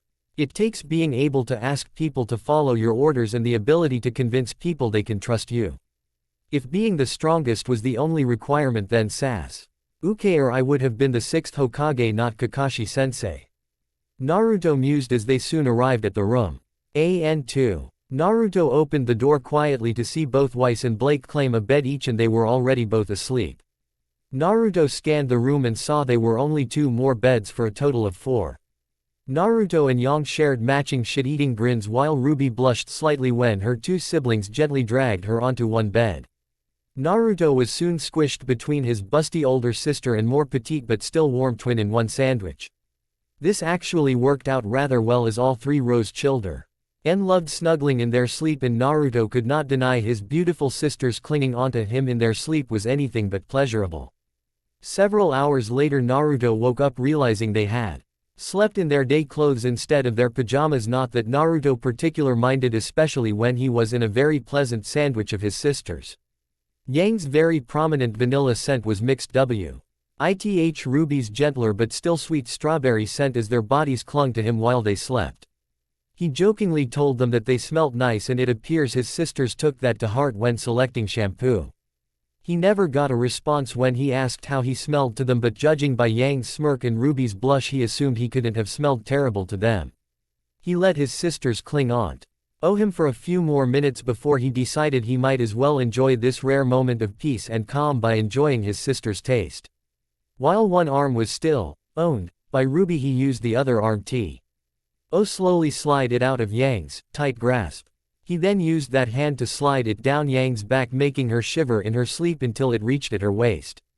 He quickly checked to make sure everyone was still firmly asleep before he smirked. He began using his hand to grope and rub Yang's very prominent and well-formed butt, especially in those tight and small short shorts, making Yang wake up as he was about to release a loud moan of pleasure from this sexual contact. Naruto quickly placed his mouth over Yang's and slid his tongue into her mouth, playing with her own as they both released rapid but quiet moans of pleasure from this morning activity. Yang was rather aroused from her beloved brother showing affection to her, while Naruto was rather pleased by how nice it felt to grope his sister in her openly warm and wet kiss. This lasted for a few minutes until Naruto pulled away as he gestured to Ruby, making Yang pout before she reluctantly got up and started to stretch quietly. Naruto decided to wake up his twin by kissing one of her cheeks while stroking the other, making Ruby wake up with a massive blush while Naruto held up his finger gesturing to Weiss and Blake.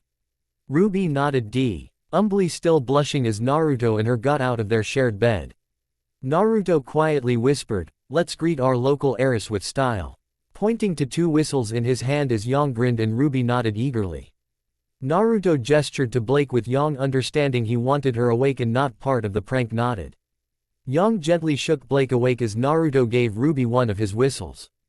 Blake raised an eyebrow when she saw that only one of the 2 remaining beds was slept in despite the 3 siblings, but shrugged it off. She also half-heartedly shrugged when Naruto whispered about Weiss' wake-up call, not really caring. Naruto soon changed into the standard beacon suit while Yang, Blake and Ruby got into different variations of the beacon girl outfit. The most notable difference was Ruby wore black thighs highs similar to her combat outfit, Blake wore black knee socks and Yang decided to go without socks, only casual sandals. And 3. Naruto gestured to Yang and Blake, who nodded and plugged up their ears. After a countdown of 3, both Ruby and Naruto were in front of the sleeping Weiss and blew their whistles into her ears. "Eep. What is the matter with you both?" Weiss snapped as Ruby tilted her head while Naruto just grinned at the irate white-haired girl. "Morning, Weiss. It's the first meeting of Team RRWBY," Ruby announced happily as Weiss nearly swore until she saw that the rest of the team were already dressed. "Fine. Just give me a minute to get dressed," Weiss grumbled as she took her outfit out of her trunk and went to the bathroom, changing in a minute. She also decided to wear only knee socks instead of stockings. I can see Yang not wanting to wear thigh highs, and Blake seems like she doesn't really care, but miss. Perfect. Well, next time I look up her skirt it's on her, Naruto thought in amusement. Ruby was rather chirper and sang, "Okay, our first mission as a team is to decorate our room." Naruto, Yang and even Blake sent a fist bump up to show their excitement while Weiss sent a half-hearted yay in agreement. They soon unpacked with Naruto having a mixture of educational texts and comics while Ruby had almost all comics and novels besides the few textbooks. Weiss soon put her hands on her hips in frustration when she saw that the 4 beds were cluttered and in the way of the residents' belongings. "Well, this won't do at all," Weiss said with a notable frown. "Yeah, it's kinda cramped," Yang admitted before Ruby's eyes sparkled with excitement. "Bunk beds," Ruby said happily as she looked at Naruto, who nodded. "Wait a minute, that could be Dan Jiro's," Weiss started before her mouth shut when she saw Blake's bed hover above her, one seemingly on its own. She turned around to see Naruto with a look of boredom as he waved his hand, making the bed lower itself to a few inches above Weiss's bed. He then clenched his hand as rock formed in between the legs of the 2 beds connecting them. This created a crude but solid foundation for the 2 beds to become bunk beds. Weiss and Blake soon tested this out by poking and pushing the bed, only to be surprised when the beds were solidly connected as if melded together with fire and metal. Weiss turned around to see Naruto do the same thing with his bed. In reality, the twins shared bed below the other bed and connecting them with a clenched fist. Blake nodded in approval as Yang beamed at her brother. Ruby sent him a megawatt smile while Naruto smiled in return. "Okay, it almost seems like you used dust to do that, but I didn't see a drop of dust," Weiss noted wearily while Naruto gave her a challenging look, almost saying, "Figure it out yourself. It's no biggie. Dad makes me do tons of household work at home when he can," Naruto said flatly as Ruby and Yang gave him embarrassed looks, willing to admit they kinda abused Naruto for housework. And 4. "There is still one problem though," Blake noted awkwardly. "There are 3 of you and only 2 beds," Weiss pointed out with a frown. Naruto and Ruby looked at each other and said together, "We sleep in the same bed always, so problem solved." Yang gave them a thumbs up, secretly planning to accidentally crash their bed sometimes. Blake inked while Weiss sputtered, opening her mouth several times. "What? That is so inappropriate. You are boy and girl. Plus, brother and sister. How can you think sleeping in the same bed is appropriate?" Weiss demanded as Ruby gave her a confused look. "Is it weird? I mean, Naruto and I always sleep in the same bed at home," Ruby thought. "It's okay. I mean, we have clothes on and we are short on beds." "Correct," Naruto pointed out as Weiss tried to think of a comeback but couldn't, so she huffed, puffing her chest pout as she crossed her arms. Naruto took a peek at a clock he mounted above the door to see it was 8:55 a.m. Guys, we got to hustle. Class starts in 5 minutes. Naruto said as the girls blinked before they leapt up. Eep, I am not going to be late, Weiss announced as she ran out the door, followed by Blake and then the siblings. Team JNPR also heard Weiss shouting and started to haul ass to the classroom as Ozpin sipped hot chocolate and Glinda looked at her watch impatiently. Soon, the first class of the day was with Professor Peter Port.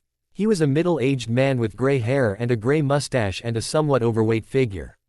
Naruto noted he seemed to be a nice if not somewhat arrogant teacher. Now huntsmen and huntresses. Port continued wagging his eyebrows at Yang, who looked rather creeped out. Must be strong, dependable, honorable and adaptable, Port said, listing off what he believed were good traits for huntsmen. Most of the class was not even bothered to write anything down, with Blake openly laying her head on the table. Yang with alternating watching her see blings and stroking her hair as if she was worried it somehow got messy in the lesson. Weiss was writing everything down in very quick handwriting but also gritting her teeth at Ruby. Ruby was so red, so she doodling in her notebook and even just balancing her pencil and other notebooks with a single hand. Naruto was half listening, scribbling down the parts he assumed would be on the test, like grim weakness, history of the kingdoms, and desirable traits in huntsmen. He idly reminded himself to make copies for Yang and Ruby, whom he knew would not be writing anything down in class. Now who in the class has the traits needed to be huntsman or huntress? Port asked loudly, looking as he was selecting a recruit from the class.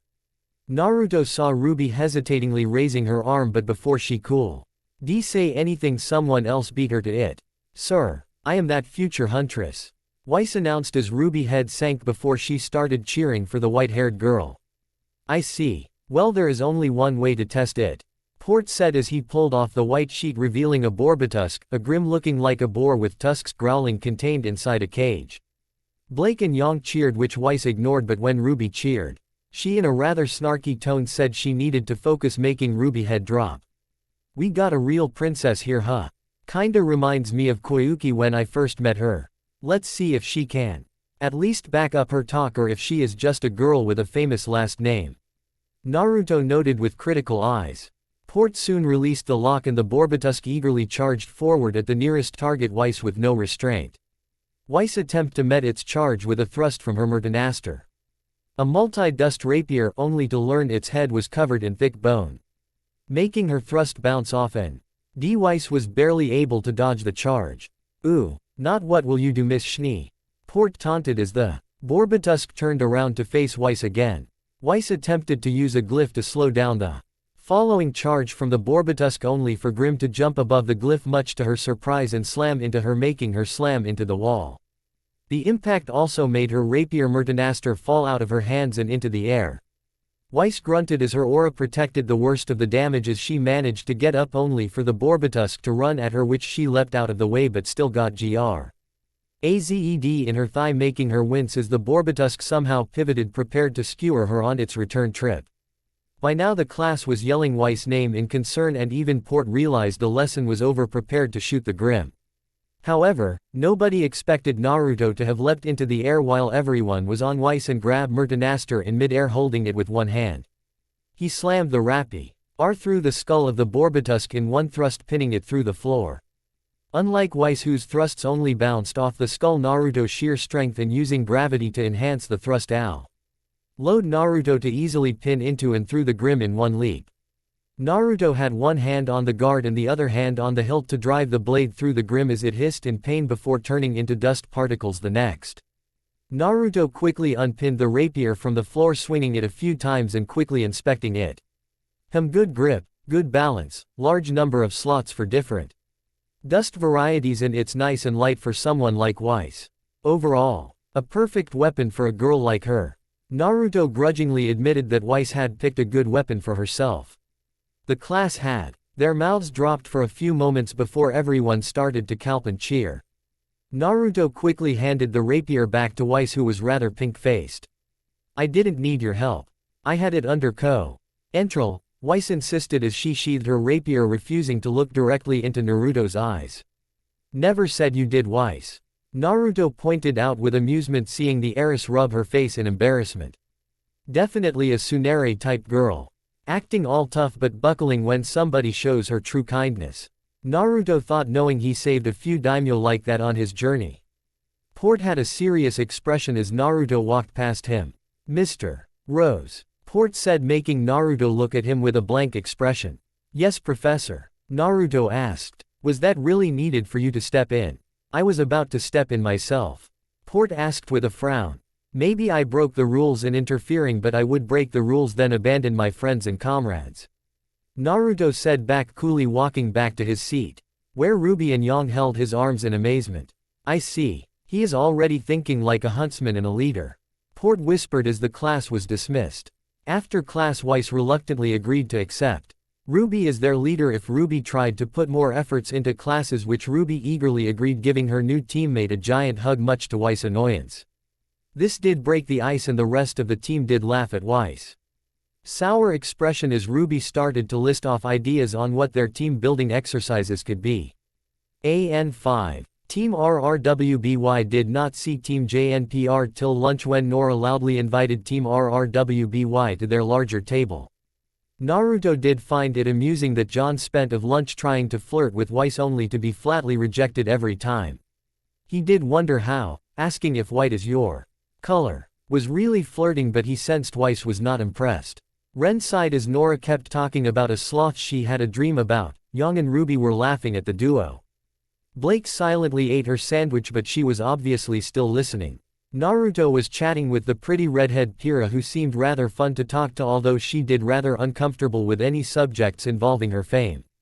Soon the rest of the day was over, with Weiss blushing when she saw Naruto and Ruby share that single bed underneath Yang, with her mumbling how indecent it was, even as she dressed in her modest blue nightgown. She did decide to let her hair down as she slept. Blake just waved as she crawled into bed. Yang waved and winked before climbing into her own bed, allowing the twins to cuddle and hold each other tight as they fell asleep in each other's arms once again. The next few days, Ruby and Team RRWBY had gotten into a routine, more or less. Of course, this was after Weiss made a formal apology for doubting Ruby's leadership, much to Ruby's own surprise. And you, Weiss declared, turning to an amused Naruto as Ruby looked nervously at the two while Yang was just smirking. Blake was reading a book. If you looked closely, the ribbon on her forehead was twitching, almost as if she was paying attention but trying not to. Yes, Weiss. Naruto replied as the shorter girl looked around before looking down with a slight blush on her pale face. Weiss took a moment before seeing Naruto's smirk turn soft as he gave her a warm smile. I believe I owe you my thanks. Weiss mumbled as Naruto gave her a confused look. Excuse me, I couldn't quite hear you, princess. Naruto asked, although he had to restrain his smirk as Weiss puffed out her cheeks childishly. Thank you, Weiss snapped, although her massive blush ruined any attempt to look dignified. Ah, you're welcome. We are teammates and that means we will always have each other's backs. Right, Ruby? Naruto said, looking at Ruby, who blinked. Right, Ruby squeaked, realizing this was the leader kind of answer. Anyways, I believe we started off on the wrong foot. Let me introduce myself properly. Weiss said with a perfect bow fitting on an heiress. I am Weiss Schnee and I am happy to be a member of Team RRBWY. Weiss declared as Blake nodded. See, if you said that before, then our team would have functioned properly from the get-go. Yang pointed out as Weiss sighed. However, Ruby's reaction was far more extreme. In a burst of speed from her semblance along with flower petals, she vanished and reappeared right in front of Weiss and grabbed her around the neck with both of her arms. Yay! I promise I will be the best leader I can be for our team. I am so happy you want to be friends now. I mean, I have only really talked to Naruto and Yang before, Ruby babbled in one breath, looking down for a moment at the last part before her expression brightened in confidence again. She did not appear to notice that Weiss was turning red. Somehow, despite her admitting lack of physical strength, Naruto himself noted it was below average, which she offset with her scythe and speed semblance and two smiley face and being roughly the same height as Weiss. She somehow managed to grab Weiss' neck in a vice grip enough that the young white-haired heiress had turned red as she desperately tried to swat Ruby away to get air. Blake looked up with a raised eyebrow at Weiss' predicament before she returned to her book. Yang was grinning like a maniac as she looked ready to cheer Ruby on. However, Ruby was oblivious to all this and kept blabbering as if she was expecting Weiss to listen and not be gasping for air. "Ooh, we can become besties. I mean we contrast, right, and you know what they say, opposites attract or something." Ruby wondered as Weiss continued to gasp for air. Rubes," Naruto said before coughing, getting Ruby's attention. "Yeah bro," Ruby asked cutely with all her attention once again back to her twin. Naruto pointed at Weiss with an amused smile. Ruby looked back to Weiss and gasped, finally seeing Weiss drooling with her eyes as spirals. "Weiss, don't worry, I got your soul," Ruby declared as she started to shake Weiss by the shoulders. She seemed to grab Weiss' soul and shove it into Weiss' mouth. This actually woke Weiss up as she struggled and managed to shove Ruby off. "I saved you," Ruby cheered as Weiss glared at Ruby. "You shoved your fist into my mouth," Weiss screamed indignant. "I put your soul back into your body," Ruby declared as Weiss shook her head. "I woke up because your hand was in my mouth," Weiss retorted as Yang giggled and turned to Naruto. "Weiss got her first kiss by our sister Fist," Yang whispered to Naruto, who raised an eyebrow. Well, you know, some people would pay for something like that," Naruto whispered as Yang grinned. "How about I put your tongue into your mouth tonight?" Yang whispered in a husky tone. Before Naruto could respond, Weiss coughed as Yang and Naruto looked over briefly, who were less than an inch from each other's faces. "Yes Weiss," they said together. "Is there anyone normal in your family?" Weiss moaned as she thought they were way too close, especially A.S. Ruby looked embarrassed but with a definite look of longing, while Blake did not even care. A few days later, despite not being on the same team, Ruby's team and John's team became close friends. Mossel. Why'd you top the fact they were both first years and overall had great compatibility between them? Naruto himself had no issues with any members of Team JNPR, especially as John took his warning to heart and did not perv out or hit on his twin or older sister anymore. After Nora did another exaggerated explanation about one of her so-called dreams she claimed to been having for a month, making Ren, although he did not seem to care that much, correct her. One person Naruto could honestly say he disliked walked by their table as they were eating lunch. Cardin Winchester, a first-year human who, as far as Naruto knew, came from a wealthy family from Vale, although he highly doubted they were as rich as Weiss and the Schnee family. Cardin fit the ideal bully to the T as far as Naruto was concerned. Cardin walked past the table where John was sitting on the edge and accidentally tripped, slamming his fist onto John's face and making him slam into his pizza that was still on his plate. "Oops, sorry my friend. Here are some napkins for my mistake." Cardin apologized in a very mocking tone as he dropped a few tissues next to John's face as John slowly pulled himself out of his pizza with a forced cheerful smile. "Oh, it's no problem really, I mean people trip all the time," John joked awkwardly as he started to wipe his face, making the pizza plop back onto his plate rather sadly. Din nodded in approval as he smirked and bowed his head mockingly to the rest of John's team, who frowned at him. He even had the nerve to wink at the busty Yang, who gave him the middle finger, making him smirk. He walked away with the air and confidence of a man who knew nothing could go wrong. "John, are you alright?" Hira asked in concern for her leader. "That girl is a jerk," Nora said with an angry pout as Ren nodded. "Ew, that guy is like a 1/10 at best. So gross I can't even," Yang said with a shudder as she patted her arms as if to get rid of imaginary germs from Cardin looking at her. Even Weiss was clearly annoyed with Blake clenching, frowning, but Ruby was focused on her brother. While everyone else was comforting John, she was worried about her twin. Nobody but her could see Naruto clench his fist and his eyes narrow. Naruto hated bullies, to be quite simple. One of the upper classmates back when they were in Signal thought it would be fun to give Ruby a swirly due to being a weapon freak, and Naruto responded by breaking the guy's arm. Naruto of course got detention, but it still sent a clear message to not mess with Naruto or his family. The student recovered but kept a healthy distance from Naruto from there on. "That little," Naruto mumbled in anger and was even more annoyed nobody stood up to Cardin, as if what he did was distasteful but not wrong. Ruby gripped his hand and looked at him directly with her concerned silver eyes that still shone with love as his own angry blue eyes softened and he nodded, making her smile. Please stop. A distressed female voice shouted in pain as it drew Team Ruby and Team John's attention as they all turned their head to see Cardin at a different table grabbing a girl by the head and holding her up. The girl in question was clearly a rabbit faunus as she had two long brown rabbit ears on top of her head which was being pulled by Cardin, making her gasp in pain. Everyone at the table was clearly uncomfortable with Cardin's blatant act of bullying, with Blake even clenching her teeth, but nobody felt it was their fight to handle. Nobody, that is, except a certain blonde male. AN3. Naruto stood up despite Ruby and Yang's protests and quickly walked up to Cardin with a glare on his face. Let her go. That's enough. Naruto told Cardin coldly as Cardin smirked, pulling on the girl's ears even more, making her whimper. Yeah, what are you going to do about it? Cardin taunted as everyone held their breath in anticipation. Naruto slapped Cardin's hand, making the girl gasp as she stumbled out of his grasp, but Naruto Kaylee held her shoulder as she gently was put back into his seat. Cardin's three teammates was about to approach Naruto menacingly, but Cardin put a hand out, making them stop. Oh, are you some kind of faunus lover, little boy?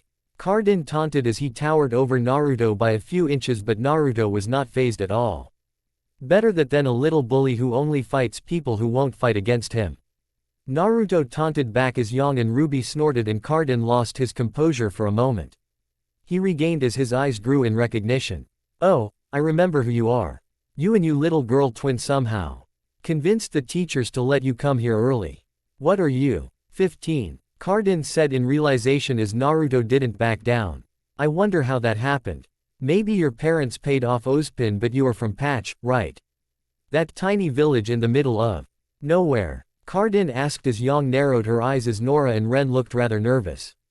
Your parents must be way too poor to pay anyone off. Maybe Ozpin felt sorry for little kids like you and allowed you to come here out of pity. Cardin claimed as Ruby and Yang glared heatedly while Naruto's face was still the perfection of cool and controlled. Well, at least Daddy did not pay for me to come here and pick on people, Naruto said coolly as Cardin grit his teeth and looked close to punching Naruto in the face. Come on, do it, I dare you. Nah. Naruto's expression basically said as Cardin took several deep breaths to calm himself down. You and me in the arena tomorrow. You better be there or else. Cardin threatened as Naruto's expression gave a mocking smile. Yeah, I will be there, and you and your little cronies can gang up on me. Naruto replied, and as Cardin and his team walked away, Naruto could not resist getting in final jab. Hell, I will make it nice and easy for you by getting your entire team. That way one of you might have a chance before you all fall. Naruto promised as Cardin finally left the lunchroom with his team. AN4. After they left, Naruto turned to the girl he saved, who was looking at him with wide eyes full of admiration. Are you alright? Naruto asked kindly as the girl nodded her head dumbly. Yeah, thank you. The girl responded with a bow. She had a very distinct accent which Naruto thought was rather cute and pleasing. Naruto finally took a peek at the girl most closely, and the first thing he thought, besides her being a rabbit faunus, was her theme was brown. She had her brown rabbit eyes, long brown hair that flowed freely as individual strands due to her lower back, and bright brown eyes. She also wore brown for all her clothing as well. It was a contrast due to slightly more pale white skin. Overall, Naruto thought she was quite pretty, and although he could exactly tell, he assumed her bust was in between Ruby's and Yang's in size. You're welcome. My name is Naruto Rose and I am a first year. How about yours? Naruto asked with a charming smile as the girl's face turned red. I am Velvet Scarlatina and I am a second year. Velvet greeted as she shook Naruto's hand warmly. Nice to meet you, Velvet. Naruto told her as Velvet soon started to get nervous and even a bit sad. I appreciate it and everything, but why did you help me? Velvet asked awkwardly as she was used to everyone besides her own team who sadly were not eating lunch with her to stand aside and let her take bullying without even saying a word. "'Cause I hate bullies," Naruto said as if it was the simplest thing in the world. It made his blood boil when Ruby was almost bullied and he could honestly saw why it worth getting detention and breaking that asshole arm. Velvet studied him carefully and her bunny ears even twitched as if curious. You don't dislike the fact I am a faunus? Velvet asked curious. Naruto gave her a serious look before sighing. Look the way I see it. Besides a few genetic mutations that our ancestors may have had, I don't see faunus in any way different to humans. We both have an aura and by extension a soul, so that is enough reason to see us all as humans. Naruto told her bluntly as Blake's eyes widened as she hit a small gasp. Is it really that simple? Is that the only difference between us?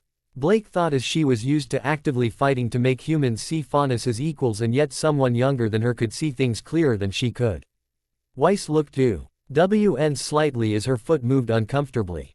Ruby and Yang, however, could not help a huge grin from appearing on their faces. Yang soon swooped Naruto into her arm, pressing his side into her chest as she happily cuddled her younger sibling. Ooh, I am so proud of my little bro. Standing up for a cute girl. Talk about manly. Yang told him as Naruto sent her a flat look. Really? 'Cause I didn't see you hop in at any point. Naruto pointed out. How does she get them that big? Velvet thought with notable jealousy as a girl younger than her, but slightly taller, had a chest that seemed to dwarf her own. It did not help how open Yang top was, with the yellow cloth doing little to hide her abundant chest. Hee, I knew you had it under control, bro, Yang claimed, although her nervous chuckle showed everyone she was lying. Anyways, Velvet, I would like to meet my older sister Yang. Naruto told her as Yang used her free hand to give Velvet a peace sign. What up? Yang asked cheerfully as Velvet did a polite bow. And my older twin Ruby. Naruto introduced Velvet to Ruby, who gave a nervous wave. I can see how they are twins, but Naruto seems to be much more mentally mature than his sisters. Velvet thought. Velvet got a ping on her scroll asking her to rejoin their team. Sorry for leaving, but my team needs me. Velvet apologized as Naruto waved her off. No prob. I hope we can talk again sometime and maybe I can meet your team. Naruto offered as Velvet sent him a warm smile. Of course. Later, Naruto. Velvet told him brightly as she walked away. Pyrrha sent a concerned look as Naruto and his sisters walked back to the table. By now John had cleaned himself off while Nora and Ren gave him uncertain looks. Are you about challenging him to fight like that? Pyrrha asked as Naruto shrugged. Cardin might actually get them to authorize a fight of his team against you. Pyrrha warned as Naruto looked unconcerned. Yeah man, Cardin hits hard. John added as Naruto resisted, rolling his eyes. Yeah, for someone who just unlocked their aura. Naruto thought. John's aura is high but unrefined. I would not be surprised if he has not found his semblance at this point. Naruto analyzed. How reckless can you be?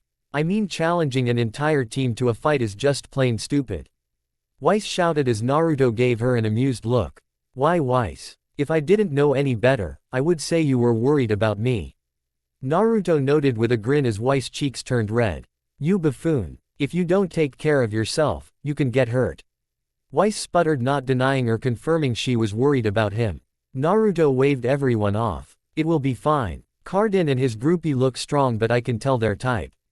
They only attack people who won't fight back. Believe me, I won't be sitting still and letting them wail on me. Naruto said, although his tone got darker for the last part which nobody could hear. The next day, the Team RWBY, not including Naruto of course, Team Janeper and even Team CFVY, which was Velvet Team, sat in the stands watching and or cheering for Naruto to fight Team CRDL. So this guy who you gushed about, is he strong? The leader Coco asked with a smirk as Velvet looked concerned. I am not sure, but he seemed confident, so I think he will win. Velvet said as Coco leaned in close, making the young faunus eep. Oh, is our lovely Velvet in love? I am. Ian, if he is as good looking as you seem to think he is, I might have to get to know him better as well. Coco teased as her two male teammates raised an eyebrow. Coco, he isn't some kind of dog you can take home with you.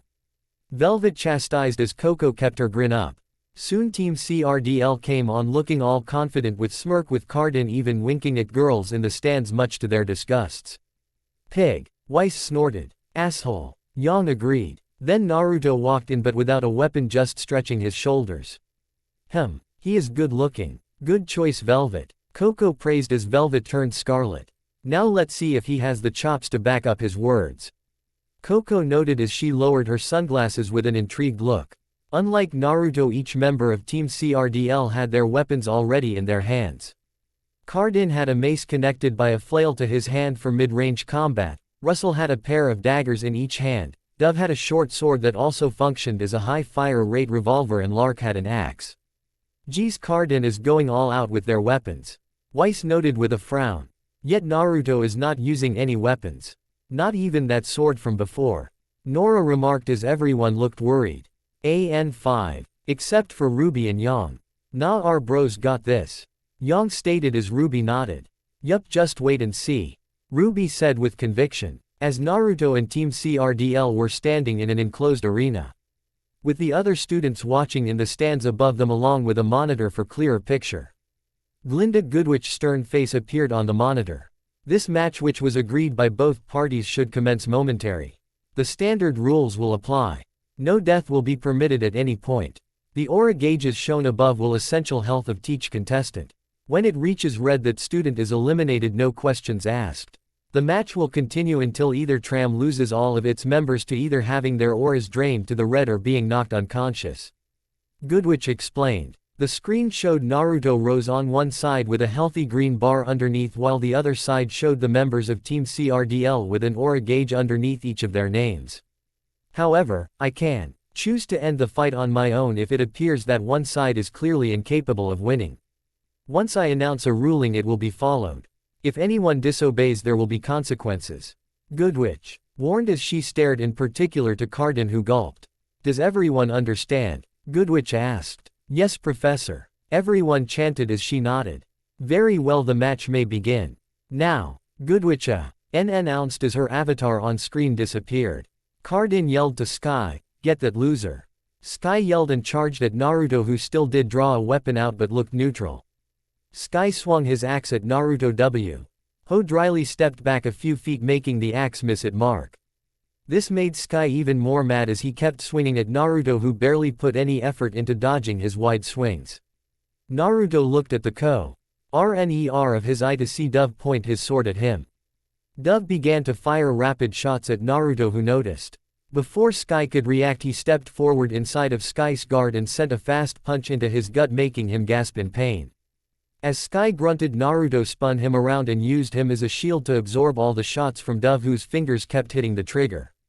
After a few moments, the rounds of bullets ended as Sky gasped from absorbing the shots. Naruto then kicked Sky away, sending him flying into the surprised Dove. The two of them got sent flying into the wall behind them as Naruto leapt forward to avoid an attack from behind. It was Russell who tried to use his teammates as distractions to attack with his daggers when Naruto wasn't looking, but instead Naruto easily avoided the attack. You fools! Get him! Cardin commanded as he finally joined in the fight as him and Russell tried to tag team Naruto, who still easily parry their combined attacks without even a change in expression. Meanwhile, everyone in the stands was shell-shocked at how well Naruto was doing without a weapon. As Russell daggers continued to miss as Naruto bobbed and weaved out of the swings and avoided the swings for Cardin's mace. Naruto could see in the corner of his eyes that Sky and Dove were getting up. After avoiding Russell daggers, Naruto sidestepped Cardin's mace and grabbed the flail by the chain. T.S. surprised Cardin as he used the chain to pull Cardin in towards Naruto elbow, making him gasp as he was sent flying. Russell shouted in outrage, but soon Naruto ducked down from his swing and then he twisted his own body to send two kicks at his wrists, making him lose control of his daggers. Naruto then took the opportunity to send another hard kick at the weaponless Russell with mighty kick, sending him flying into Dove and Sky, who just got up. The three teammates grunted as they were in a clump once again.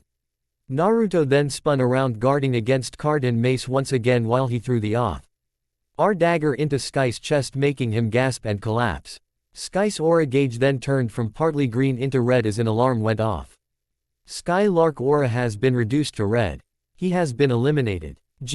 Linda announced as Sky put his head down and walked out of the arena in shame. Geez, he already took down one of them to the red. John said in surprise. And Naruto's aura has not gone down in the slightest. Hira noted as they looked at the aura gauges. Naruto was still at a perfect 100, Russell was about 60%, Cardin was about 85% and Dove was at 50%. Naruto was using the lone dagger to fend Cardin with ease. As the leader got more and more frustrated, his team was not wearing Naruto down at all, while Naruto kept a cool expression on his face. After Naruto continued to fend off Cardin, he leapt over his swing and sent a punch, making Cardin grunt as he was sent flying. While Cardin was in mid-air, Naruto sent the dagger after him, as the dagger managed to pin both of his wrists to the wall by hooking through his sleeves. Damn it! What is this freak's power? Cardin yelled in frustration as he was temporarily pinned down, literally. Meanwhile, Russell and Dove grunted but got back onto the feet, trying to overwhelm Naruto on a 2-on-1. Russell had managed to pick up one of his daggers, which he swung rapidly at Naruto, while Dove's short sword kept thrusting at Naruto. Naruto kept dodging with no effort until he saw Dove overextend with thrust. Naruto took the opportunity to grab Dove's wrist and clench it, making him gasp, as even with an aura it felt close to breaking. This made him drop his sword as Naruto pivoted and pushed Dove into the path of Russell's swing. Dove shouted as he took Russell's attack, while Naruto then turned the table and sent a punch at Russell, making him flinch. He then sent several kicks and punches at the two, who were unable to block Naruto's far superior hand-to-hand combat.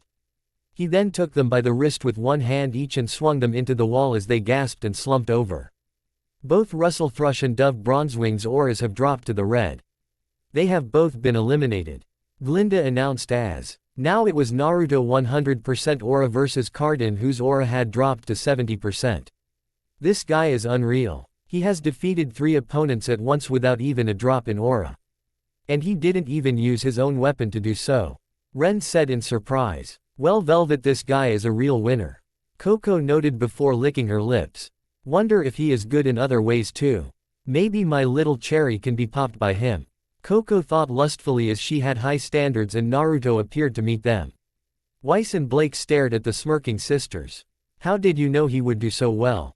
Weiss demanded, and Team JNPR also turned to Yang and Ruby with expectant looks. Well, Uncle Kiro has told us before. Yang began. Meanwhile, Cardin had managed to free himself by ripping his jacket off with a growl. Fine, I will deal with you myself.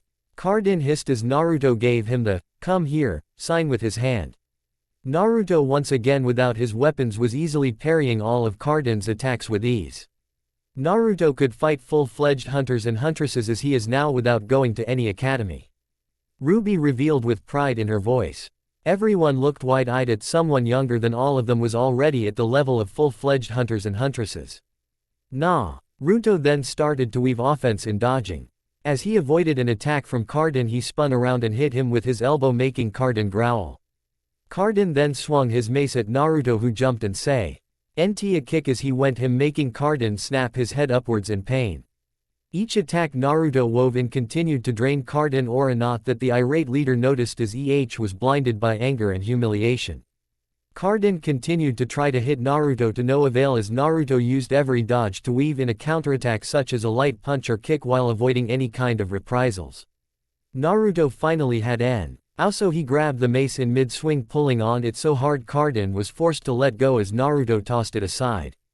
Then Naruto appeared to vanish for a moment before reappearing in front of Cardin with his hand clenched.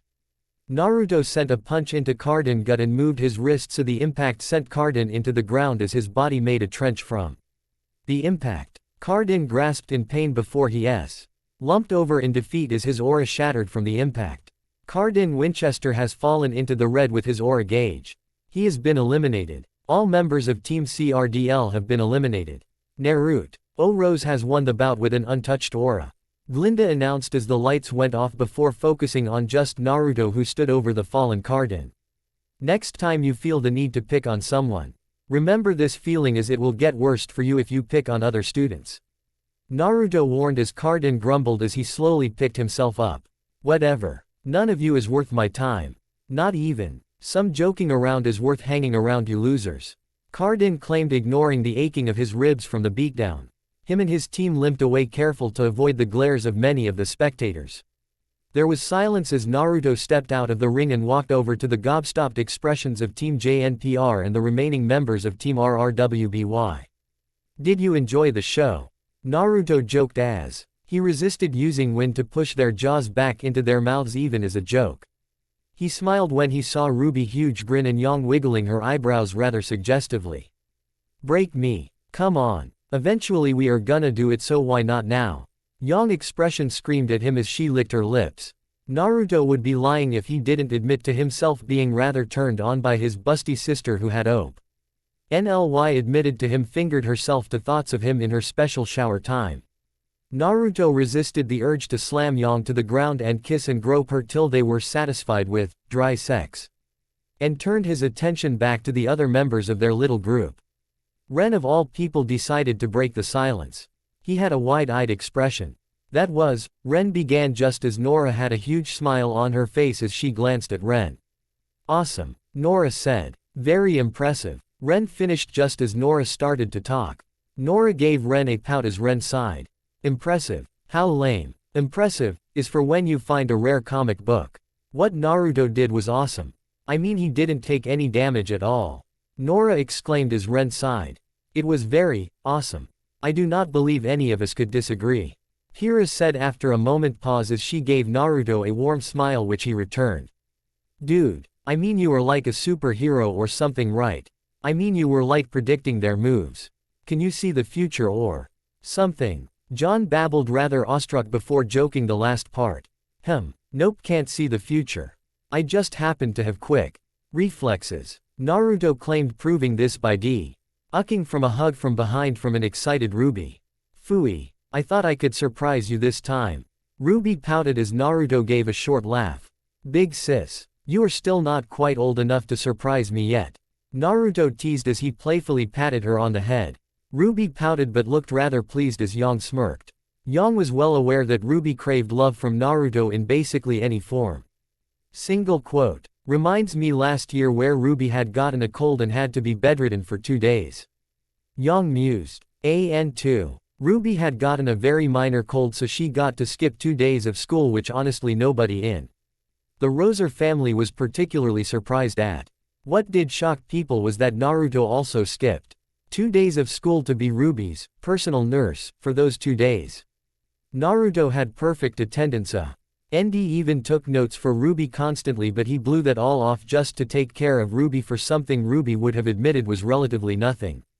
And3. Yang had sworn that besides pretending to be sick so Naruto would pay more attention to her, Ruby's expression was the biggest grin to spend time with Naruto for 2 full days, having him wait hand and foot on her and sleep next to her the entire time. Their father was not pleased in the slightest, but their uncle Kiro laughed his ass off at the twins' arguably too affectionate relationship. Of course, Naruto had still gotten perfect grades and the makeup tests and helped Ruby enough to get solid A's when they did eventually return to school with homework. That's right, she is the older twin somehow. Hira thought dryly, as this was the perfect example on how age was relative. Naruto was clearly the much more mature, smarter one of the twins, but Ruby would always be the older one, but sheer fact of birth. Blake decided to take an S. Tried but consider asking where Naruto learned to fight like that. Weiss however was gaping before she frowned, which Naruto caught after he patted Ruby on the forehead enough. Ruby was not pleased and her beloved twin was no longer touching her, but she did see Weiss seemed rather upset. What's the matter, princess? Naruto asked with some concern, but still using his preferred nickname for the heiress. I am not a princess. Weiss snapped, but her blush ruined the fact she was supposed to be offended. I want to know something. If you can fight this well, do you need to be on a team? Weiss asked seriously as Naruto blinked with a curious expression. She is not quite as headstrong as I thought she was. Naruto mused before a huge grin appeared on his face. Oh, does Weiss not want me on the team? I think that might break my heart. Naruto claimed with exaggerated motions like putting a hand over his heart. Weiss' eyes widened as she shook her hands furiously. What? Of course, I didn't say that. Weiss exclaimed before she blushed when she caught Naruto's teasing smile. Oh, thank goodness. I don't think I could take it if my own teammate wished I was off the team. Nah, Naruto claimed as he brought Weiss in for a hug. Wait, what are you doing? Let go of me. Weiss mumbled as her face was next to his as he wrapped his arms around her. What's wrong? I am just celebrating that Weiss admitted she wants me to be part of the team. Naruto commented as he patted her back before she grumbled. Whatever. Weiss grunted before she slowly wrapped her own arms around Naruto to complete the hug. Ah, what a sweet friendship. Kira gushed silently. Nora had already gotten bored and was chatting happily with Ren, who had decided to let Team RRWBY handle it. He gets all the girls. John whined silently as he hung his head down in shame. HMPH. As if I will let some hussy have my door Naruto's first time. She can have a hug or two and maybe even lose her little prissy later on, but not his first time. She has another thing coming. Of course, he will always be the one who takes mine and Ruby's, but his first will either buy mine or Ruby's. Nobody else. Yang H. Ad declared to herself many times in her head. Yang had decided some time ago that Naruto, being the guy he is, would inevitably attract a harem even if he did not actively search for one. She was not certain if Ruby would be okay with the idea of sharing, but Yang was more ready to accept being part of her brother love life if it meant her brother was his happiest. I am sure Ruby is still too innocent to realize that romance and constant love making is where her relationship with Naruto is going, but I already see the signs. Yang thought with a smirk. She was sure Ruby had convinced herself to taking showers and baths together and sleeping in the same bed was normal twin stuff, but sooner or later it would lead them in the same bed naked and sweaty. I like Weiss and I feel like we can become great friends, but why I'm not happy she is hugging Naruto. Ruby thought cluelessly, not realizing the idea of jealously of her beloved twin showing affection for any girls besides herself or Yang. He feels so solid, this feels nice, Weiss thought absent-mindedly as Naruto's solid muscles and arms made her feel warm and safe. It's not like I get a lot of hugs, if any, from father or my brother, but this is different than what I thought a male hug would be like. Weiss thought with a blush. Truth be told, this was the first hug she had gotten from someone of the opposite sex besides he few and rare she got from her male blood. This is just a nice congratulatory hug. No need to read how this feels nice or anything. I am sure this is just a one-time thing after all. What are the chances he will hug me again like this? Weiss thought, justifying her not pulling away but instead just relaxing with her face into his shoulder. Weiss definitely wears high-quality shampoo. Very strawberry-like. I guess it goes with her natural vanilla scent. Naruto thought as her scent rushed into his nose from the close proximity. I was only planning to tease her for a few seconds, but she is really clingy and it not bad. Actually, if Weiss could try to tone down the obnoxious holier-than-thou attitude, she would be quite a wife. Naruto mused half-jokingly in his mind. Naruto also not from the hug that despite being older than Ruby, Weiss was more petite. She only had firm B cups hidden in her white dress, but she did have very lovely legs to offset her small bust in Naruto's mind. Nora decided to break the silence as she coughed. It's been over 5 minutes already. Do you need a room to do it or can we move on? Nora asked bluntly as Weiss pulled away with her face red. Naruto had an amused smile on his face while Weiss was set in a rather indignant look. Why, I never. What a rude thing to say. Weiss retorted as Nora snorted. Meanwhile, with Ozpin and Glinda, Professor Naruto Rose skills far exceed all the students here, with the possible exception of Piraniko's. And even she would have taken some damage from a fight stacked against a single person, Glinda noted as she watched the video replay. Indeed, Naruto Rose has shown fine qualities for a huntsman already, Ozpin said simply as he sipped his hot chocolate with a neutral expression. His reactions and tactics, they are above a level of a genius. It's more like his analytical skills and reactions are from countless years of experience in battle. Far more than a 15-year-old boy should have, especially in a time of relative peace. It's almost like he lived through a war and gained experience of a much older man, Ozpin thought silently as he analyzed the fight. Not a single movement is wasted. He is in full control of the battle the entire time, Glinda noted as they watched Naruto move out of the way of multiple attacks and guide into counter-attacks seemingly without a moment wasted. Now sir, I am must ask again if Naruto Rose can do this kind of battle by himself. Why is he not the team leader of Team RRWBY? Glinda asked him bluntly, crossing her arms as Ozpin sighed. I believe Miss Rose will gain more from the role, especially if her brother will be by her side giving her advice but not directing what everyone does. Ozpin explained, but with a slight sharpness, making Glinda nod.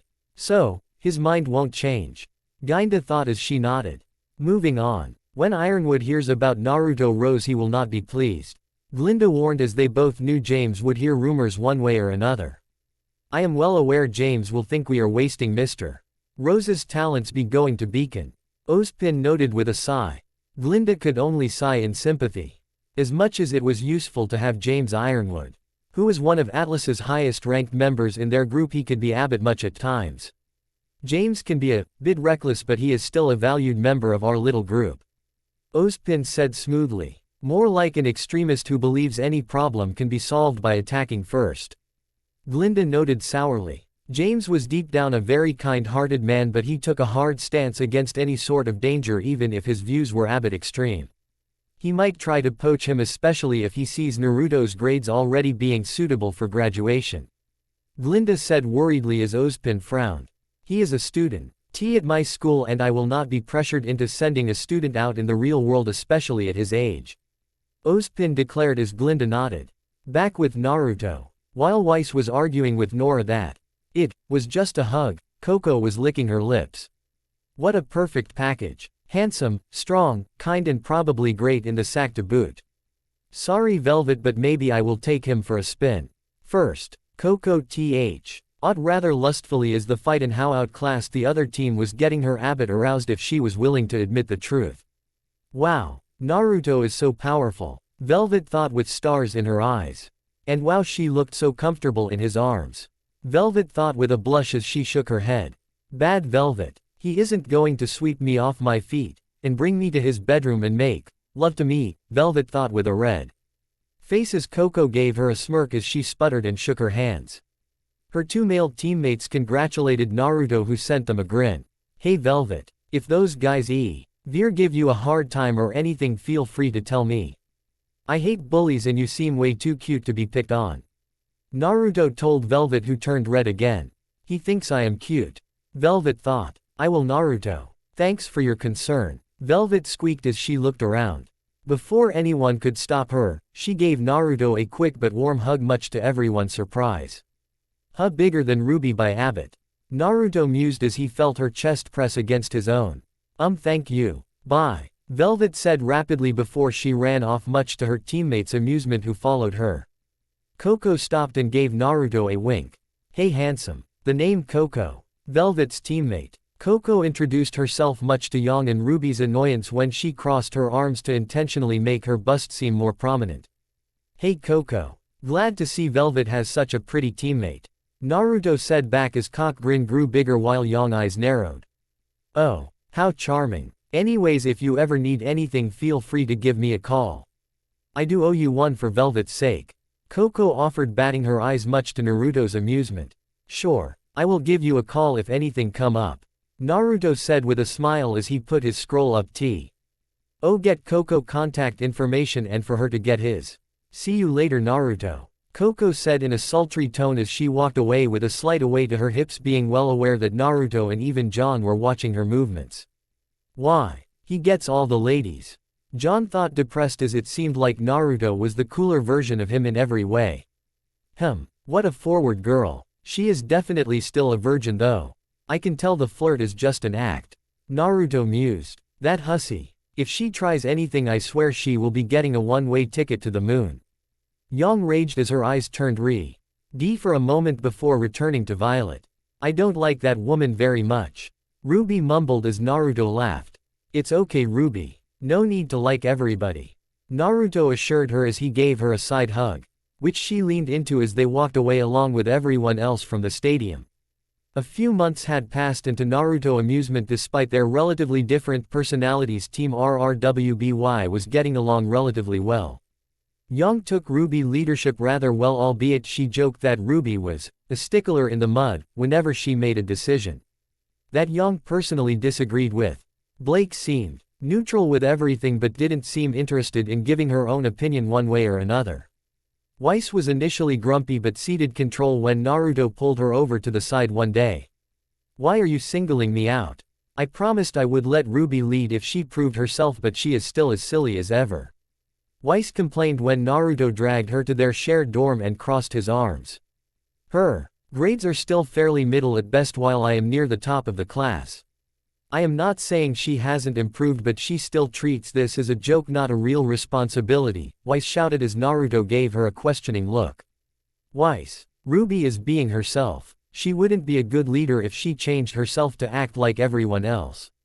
It's okay if you are being more serious and we don't expect you to change, but you should give us the same courtesy, Naruto told her as she tapped her on the forehead. Weiss looked pretty annoyed at being treated as a child as she swatted his hand away, but Naruto didn't seem to take it personally. Look Weiss, it's one thing to want to lead because people believe in you. It's another thing to lead because you think you are owed. Your last name doesn't make you any more special than anyone here on Team RRWBY. Naruto told her sternly as he glared down at Weiss. That's annoying, he is her younger twin and yet he is still taller than me. Not that I have been ever particularly tall to begin with. Weiss thought with annoyance as even with heels Naruto was still a bit taller than her in his combat boots. I never said my last name made me special. Weiss snapped, seemingly annoyed at the remark about her Schnee last name. Naruto sighed as he patted the chair next to him, which Weiss looked at for a moment before reluctantly sitting down.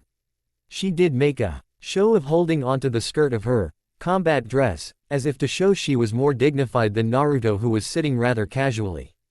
I will be honest, I don't know Ozpin, so if he picked me to be leader, I would be a bit confused and would ask him why. However, I think picking Ruby was the right choice for the team, Naruto stated as Weiss blinked before pouting. You are only saying that because she is your sister. I am sure you would say the same thing if Yang was chosen. You wouldn't be here defending me if Blake or me was chosen. Weiss accused him with her finger in his face. Naruto raised an eyebrow before he smirked as he gently grabbed her wrist with his right hand. Before Weiss could take her hand back, Naruto placed a gentle kiss on her left hand as he used his left hand to grab her slim waist. This made Weiss turn red as steam started to come out of her head, and Naruto swore even her white hair itself had its roots turn red to his amusement. Weiss squealed out in shock as he jumped back as Naruto grinned at her when he let her go. Weiss took a full minute to jeer her blush under control as she had to fan her face with her hands as she looked away from Naruto. Luckily the Team RRWBY dorm room was empty as Naruto specifically told Blake, Yang and Ruby he was going to have a chat with Weiss in private, while Team JNPR was off doing training elsewhere. Stop distracting me. You are doing this to get under my skin and make me forget we are having a conversation, Weiss exclaimed, giving Naruto an accusatory look with her finger pointed at him. It's not like that. I just wanted to kiss your hand because you are a beautiful young woman and I thought you would enjoy it, Naruto replied back simply as he raised an eyebrow, but his mouth was turned into a slight smirk. To answer your question though, I wouldn't just accept it if Yang was chosen as leader or even myself. I think Yang would be a terrible leader and I am sure she would know it as well, Naruto stated bluntly as Weiss' jaw dropped in shock. You are saying that about Yang like it's the most common thing, Weiss shouted as Naruto shrugged. Why deny it? We both know she hits first and asks question later. It's hard to say why when her semblance is about strength and she gets hit on a lot even by older guys, so she needs to be able to defend herself. However, that does not translate into patience needed to lead a team, Naruto stated matter-of-factly. Weiss had a look of shock before she coughed into her hand. Alright, I suppose I can agree that you wouldn't be okay with Yang being leader just because she is your sister, Weiss admitted before she got more serious. Then what makes Ruby a good leader? What does she have over me? Weiss demanded as Naruto gave her a nod of approval. That is a better question to ask rather than question my motives. Simple on why Ruby is a better leader than you. It's because she lacks experience that she will heed other people's opinion instead of being set on her own and refusing to change her mind, Naruto explained as Weiss' head snapped forward as she looked confused. What is that supposed to mean? Are you saying I won't take anyone else's opinion if I was leader? Weiss asked coolly, but Naruto could see the hurt in her eyes. Sigh. I mean, you think due to your experience or a minor superiority complex you would not doubt yourself or think things over. I think you are an excellent huntswoman in training and you have great grades. I just want you to admit that Ruby is doing her best and support her, rather than just see her flaws. Naruto told her sternly before his eyes softened when Weiss started to shake. Naruto sighed as he brought Weiss into a gentle hug, holding her back while one hand gently rubbed her long white hair. Aunt mean to put you down, and I think you do deserve to be here. Just try to imagine it from Ruby's point of view. She already feels people are judging her for being younger, let alone the leader. She needs us to support her and not just doubt her. Her confidence isn't ironclad and she needs you to be with her. Naruto told her gently as he held her close. Weiss tried to escape, but after a few seconds just blushed and rested against him. Fine, I get it. I am a member of Team RRWBY and I will do my part to support our leader instead of complaining I am not leader. Weiss promised as she UB consciously took a scent of Naruto's hair while Naruto not so subtle sniffed her hair. That's my Weiss. By the way, your shampoo smells nice. Vanilla, but something more. I think that something is your natural scent and it smells good. Naruto commented as Weiss' face turned scarlet, but she didn't leave his arms. How long are you going to hold me like this?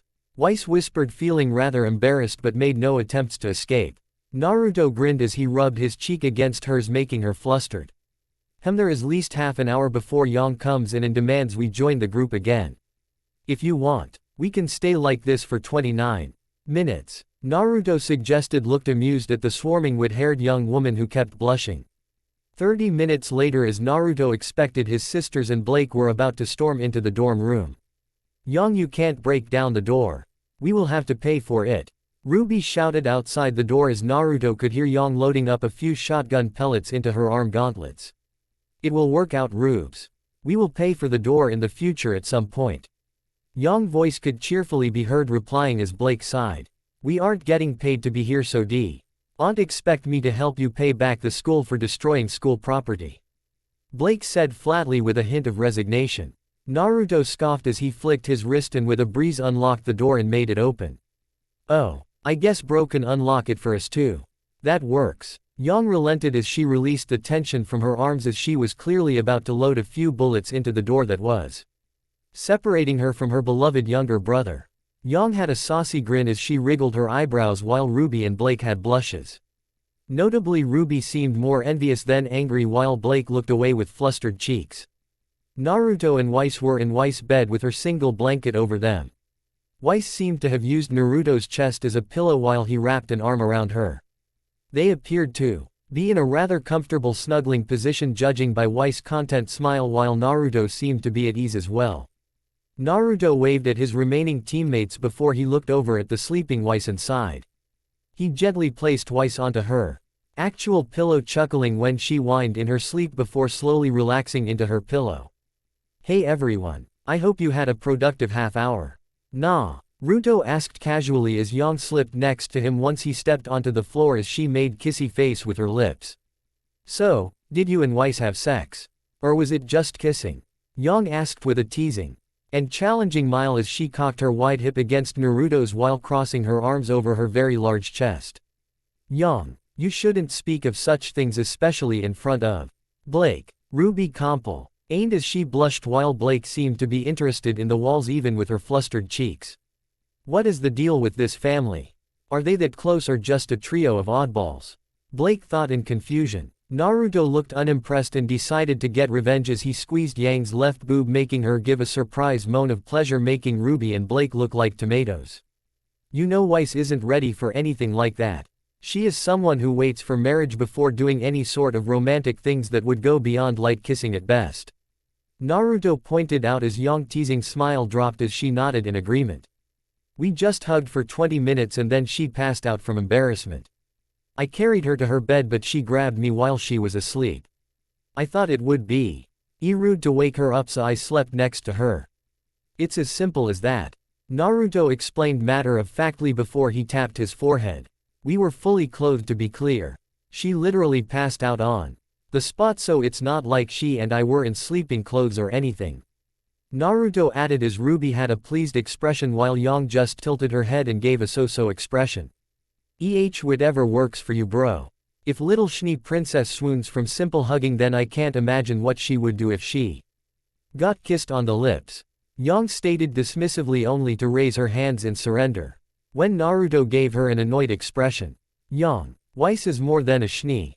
She is our teammate, so don't call her a princess in a condescending tone. Naruto warned as Yang sighed. Sorry. Force of habit. You're right. We will be here together for a while, so we should become friends. Yang apologized as Naruto nodded. Naruto then walked over to his twin, who blinked with doe-like silver eyes. What's up? Ruby asked as Naruto just smiled. Weiss and I had a nice chat. She likely won't say it out loud, but I got her to understand why you being the leader is the best choice. So do your best and we shall support you. Remember, you are not in this alone.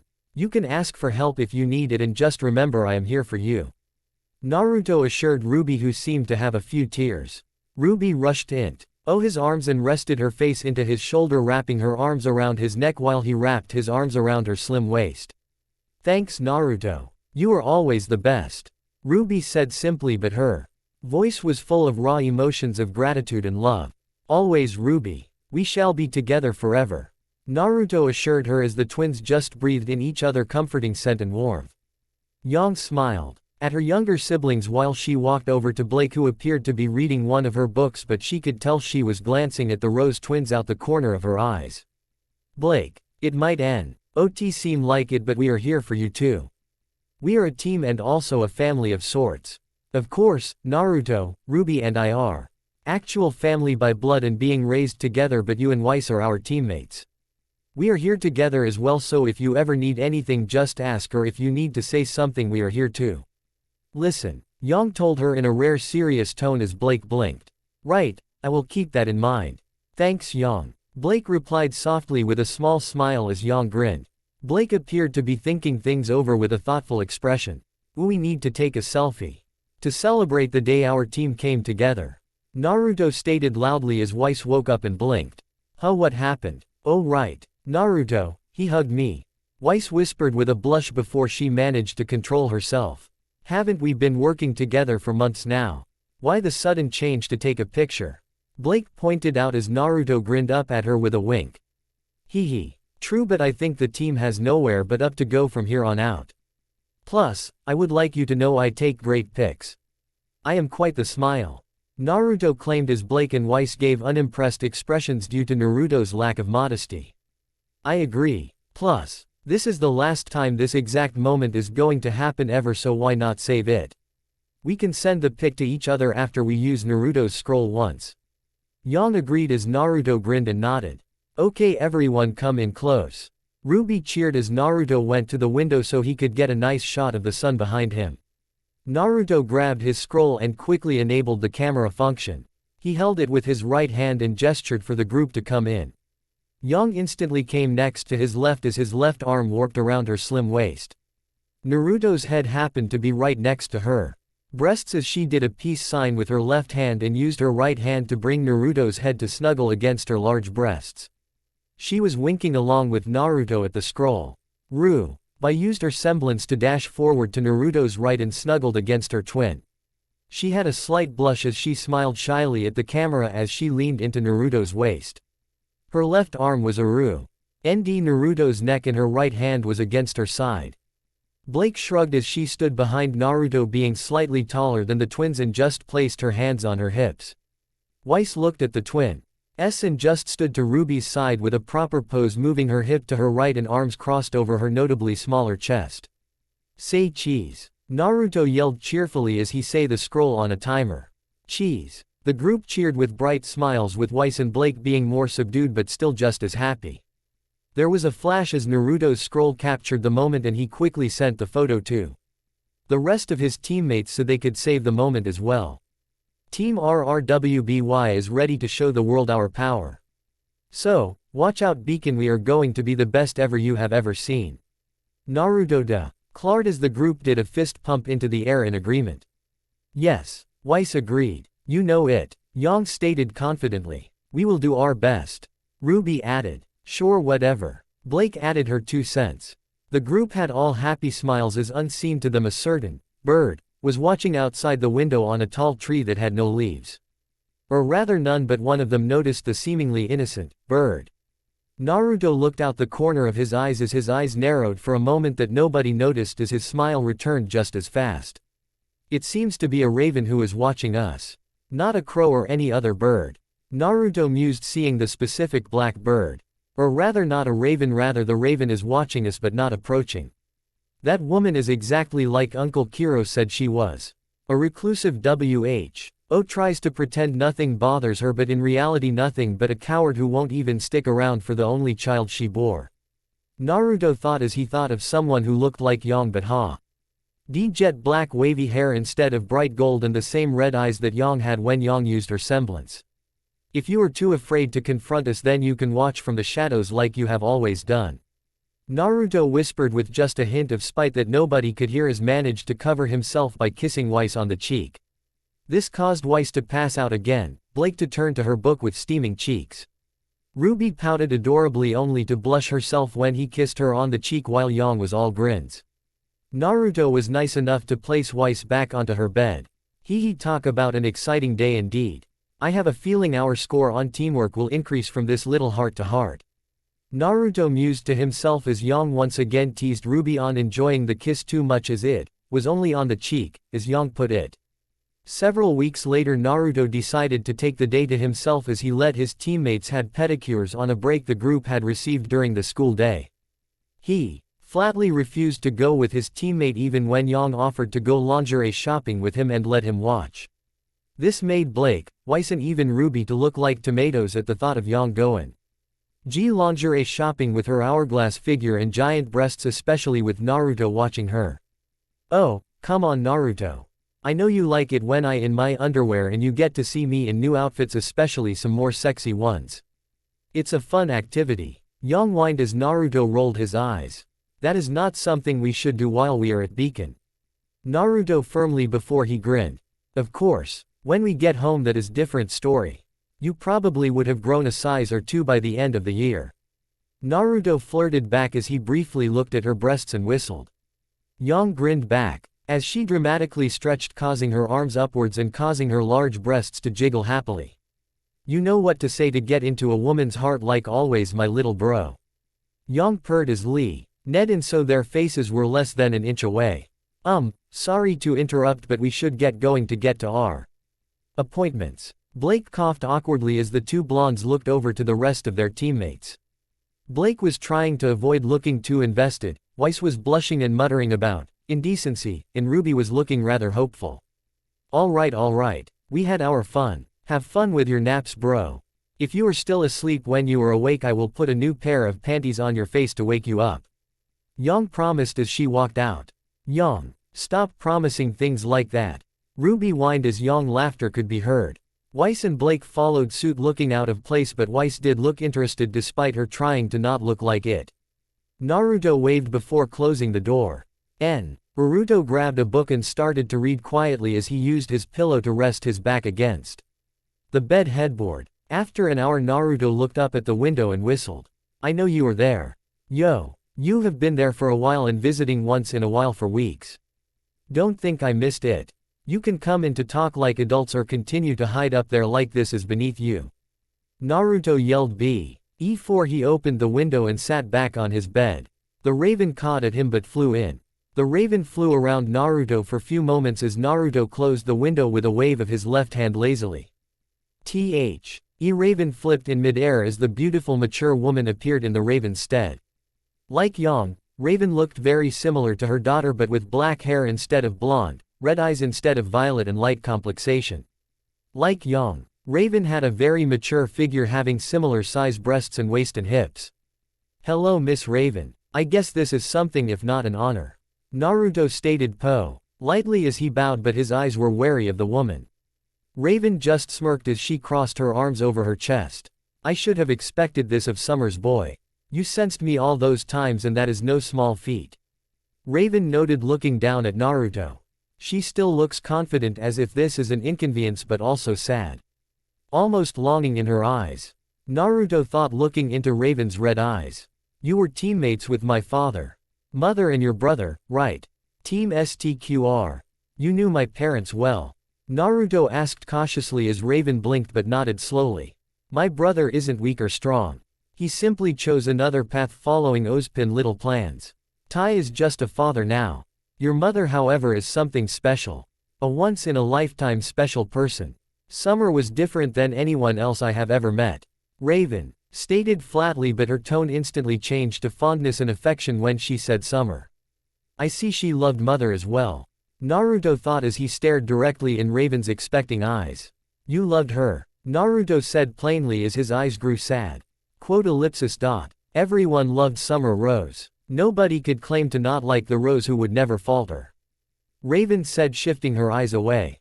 Naruto could see a single tear run down her face before a slight breeze brushed it aside.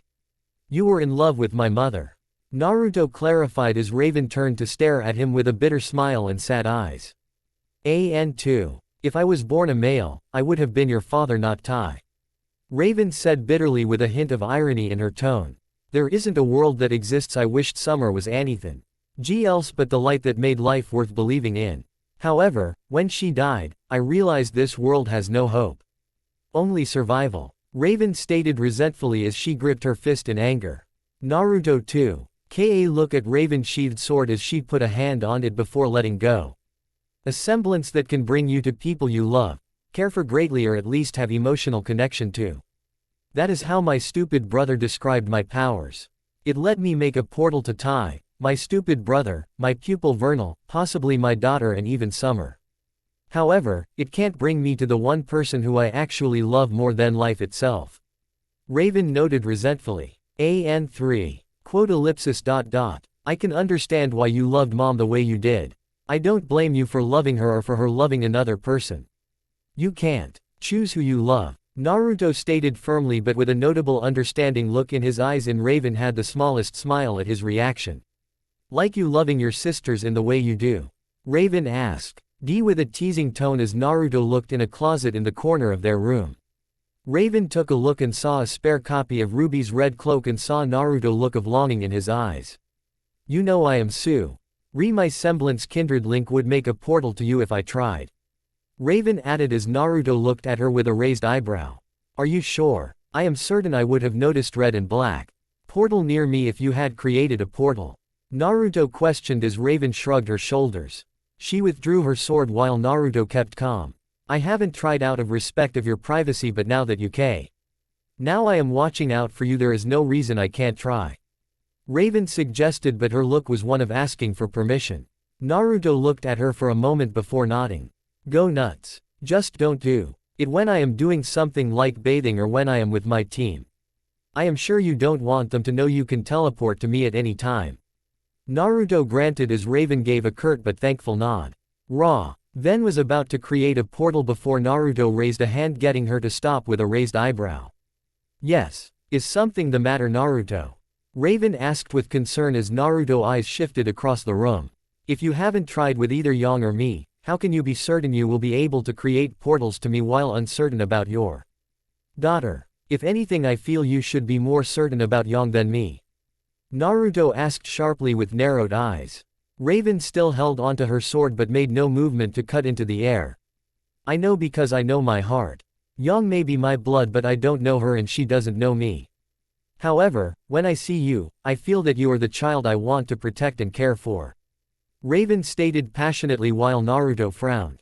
Before Naruto could say anything, Raven created a portal with a slash of her sword, manifesting an oval-shaped red portal with a black center in mid-air. Raven started to step into the portal before she looked back at Naruto with fond eyes. This portal is to my pupil Vernal. This leads me to where my tribe is currently staying. I will create a new portal once I close this one to you, Naruto. That will prove how dear you are to me. Raven promised as Naruto looked at with uncertain eyes. What if you fail to create a portal to me from that side? What then? Naruto asked with curious tone. Quote ellipsis dot. It won't come to that, but if I do fail to make a portal back to you, then I suppose this will be goodbye for now. I will find you again, but it will take me time to travel the old-fashioned way. Raven admitted with notable sorrow. Despite himself, Naruto took a few steps and put a hand on her shoulder, much to both their surprise. Naruto put his hand back, seemingly surprised at himself for comforting the mother of his older sister. However, Raven had a huge smile full of hope and affection at the simply contact. Quote ellipsis dot dot. Very well then, if we don't see each other for a while, then I suppose this was a nice chat. Miss Raven. Yuto stated, awkwardly rubbing the back of his head as Raven looked amused. Raven put his grim-shaped mask on as she turned around to walk into the portal. You really are like your mother Naruto. She made that same expression when she didn't know how to continue a conversation. I will be seeing you again either way, but to be clear, you don't need to call me Miss Raven. Raven is more than fine. You are important to me even if you don't think so yet. Raven stated, warmly giving him one last look. She walked through the portal and Naruto saw her close the portal with a simple slash of her sword. Naruto looked around the room with a thoughtful expression. I don't think I see anything, but wait. Naruto thought as he leapt backwards by instinct. A few feet away from where he was standing was another red and black portal which had opened in the air as Raven stepped through it with a pleased smile. She flicked her sword again, closing the portal as she gave a whistle. Impressive reflexes, Naruto. I meant you no harm, but I have a feeling I would not be able to surprise you even with a portal created near you. That shows your reflexes and instincts are on par with the strongest of huntsmen. Raven claimed as Naruto had landed on his feet with a grumpy expression. Fine. I can acknowledge you feel something for me, although I am not sure exactly what at this point. I don't know how to feel about you, as Uncle Kiro has told me what your tribe has been doing recently. Naruto explained with a frown as Raven sighed. That brat. He doesn't remember the rule of the land. The strong survive and the weak become the foundation for the strong to stand. All our tribe has ever done is get strong enough to survive. It can't be helped that weak people get trampled so my tribe can thrive. Raven tried to explain as Naruto's expression grew annoyed. How exactly does that make you any different than Salem? I am sure whatever misery she spreads she justifies is the strong exerting their might on the weak. Naruto asked with cool tone as Raven blinked in surprise. So, do you know about her? Did Kiro tell you about her and Ozpin? Raven asked cautiously as Naruto sighed before looking stone-faced. Uncle Kiro and I trust each other. It's that simple. I am aware of the constant war between Ozpin and Salem going back thousands of years and many different lifespans for Ozpin's reincarnations. Naruto stated firmly as Raven gave a stiff nod. If you know that much, then you know my tribe has nothing to do with Salem or Ozpin's games. We are nobody pawns. Raven stated firmly with her eyes narrowed. You don't feel any sort of gratefulness towards Ozpin. He was the one who gave you and Kiro the power of magic after all, despite it weakening his own dwindling reserves. Nah. Naruto probed with a raised eyebrow as Raven scoffed. My brother might be willing to be Ozpin's pawn out of some sort of duty or honor or gratefulness. I am not that naive.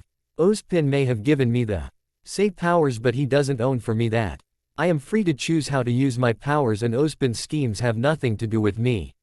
Salem as well is not my issue. Raven retorted with a hint of condescension when talking about her brother. Naruto gave her a stare for a moment before shrugging. Fine. It's your life. If you want to go on pretending the rest of the world doesn't matter to you, then keep going. Just don't complain when you don't have anyone help you if you get into trouble. If you don't help people, then people won't help you. Naruto stated firmly with his blue eyes shining with determination. Raven looked at Naruto with wide eyes as she could almost imagine Summer with her silver eyes, pale skin and reddish-black hair standing next to him, giving her the exact same look as Naruto was giving her at the moment. Summer. She told me the exact same thing to me once. It brought me shame to see her look at me with disappointment, but I still had responsibilities to my tribe first. Raven admitted with a look of shame and sadness, looking down for a moment. Did my super mom know about your feelings for her? I can't imagine mom would have been cruel enough to reject you if she knew. Naruto asked, looking at Raven with a look of pity but also kindness as Raven couldn't help the small smile on her face. I knew she wasn't interested in me the same way I was to her. She was not interested in women in that sort of way. However, she still brought a smile to my heart whenever I was near her, and whenever I could see her smile was the happiest moments of my life. Raven admitted before giving a chuckle, making Naruto tilt his head in confusion. We never spoke of anything that would hint at more than friendship, but I have a feeling she suspected my feelings for her. Besides anything that would go directly against my tribe, she could get me to do anything. She would often ask for small favors, and when I agreed she would always give me a teasing smile, almost as she knew I did those things because she asked. Raven elaborated as Naruto gave a nod. That sounds like her. She was the light in our lives too, and the day she died, that was the saddest day of my life and my sister's, my uncle. My father and I can tell even your life. Naruto admitted, looking down before seeing a heartbroken expression on Raven's face. I am sorry I wasn't there for you, even if it was only for her funeral. It was too much for me to accept a world without her, and even the idea of approaching you so soon after you lost her was unbearable as well. For what it's worth, I am sorry, Naruto, Raven told him sadly, although Naruto could see her struggling with words. It seems apologizing isn't your thing. For what it's worth, I forgive you for that. I wasn't alone. I still had Dad, Uncle Kiro and my sisters.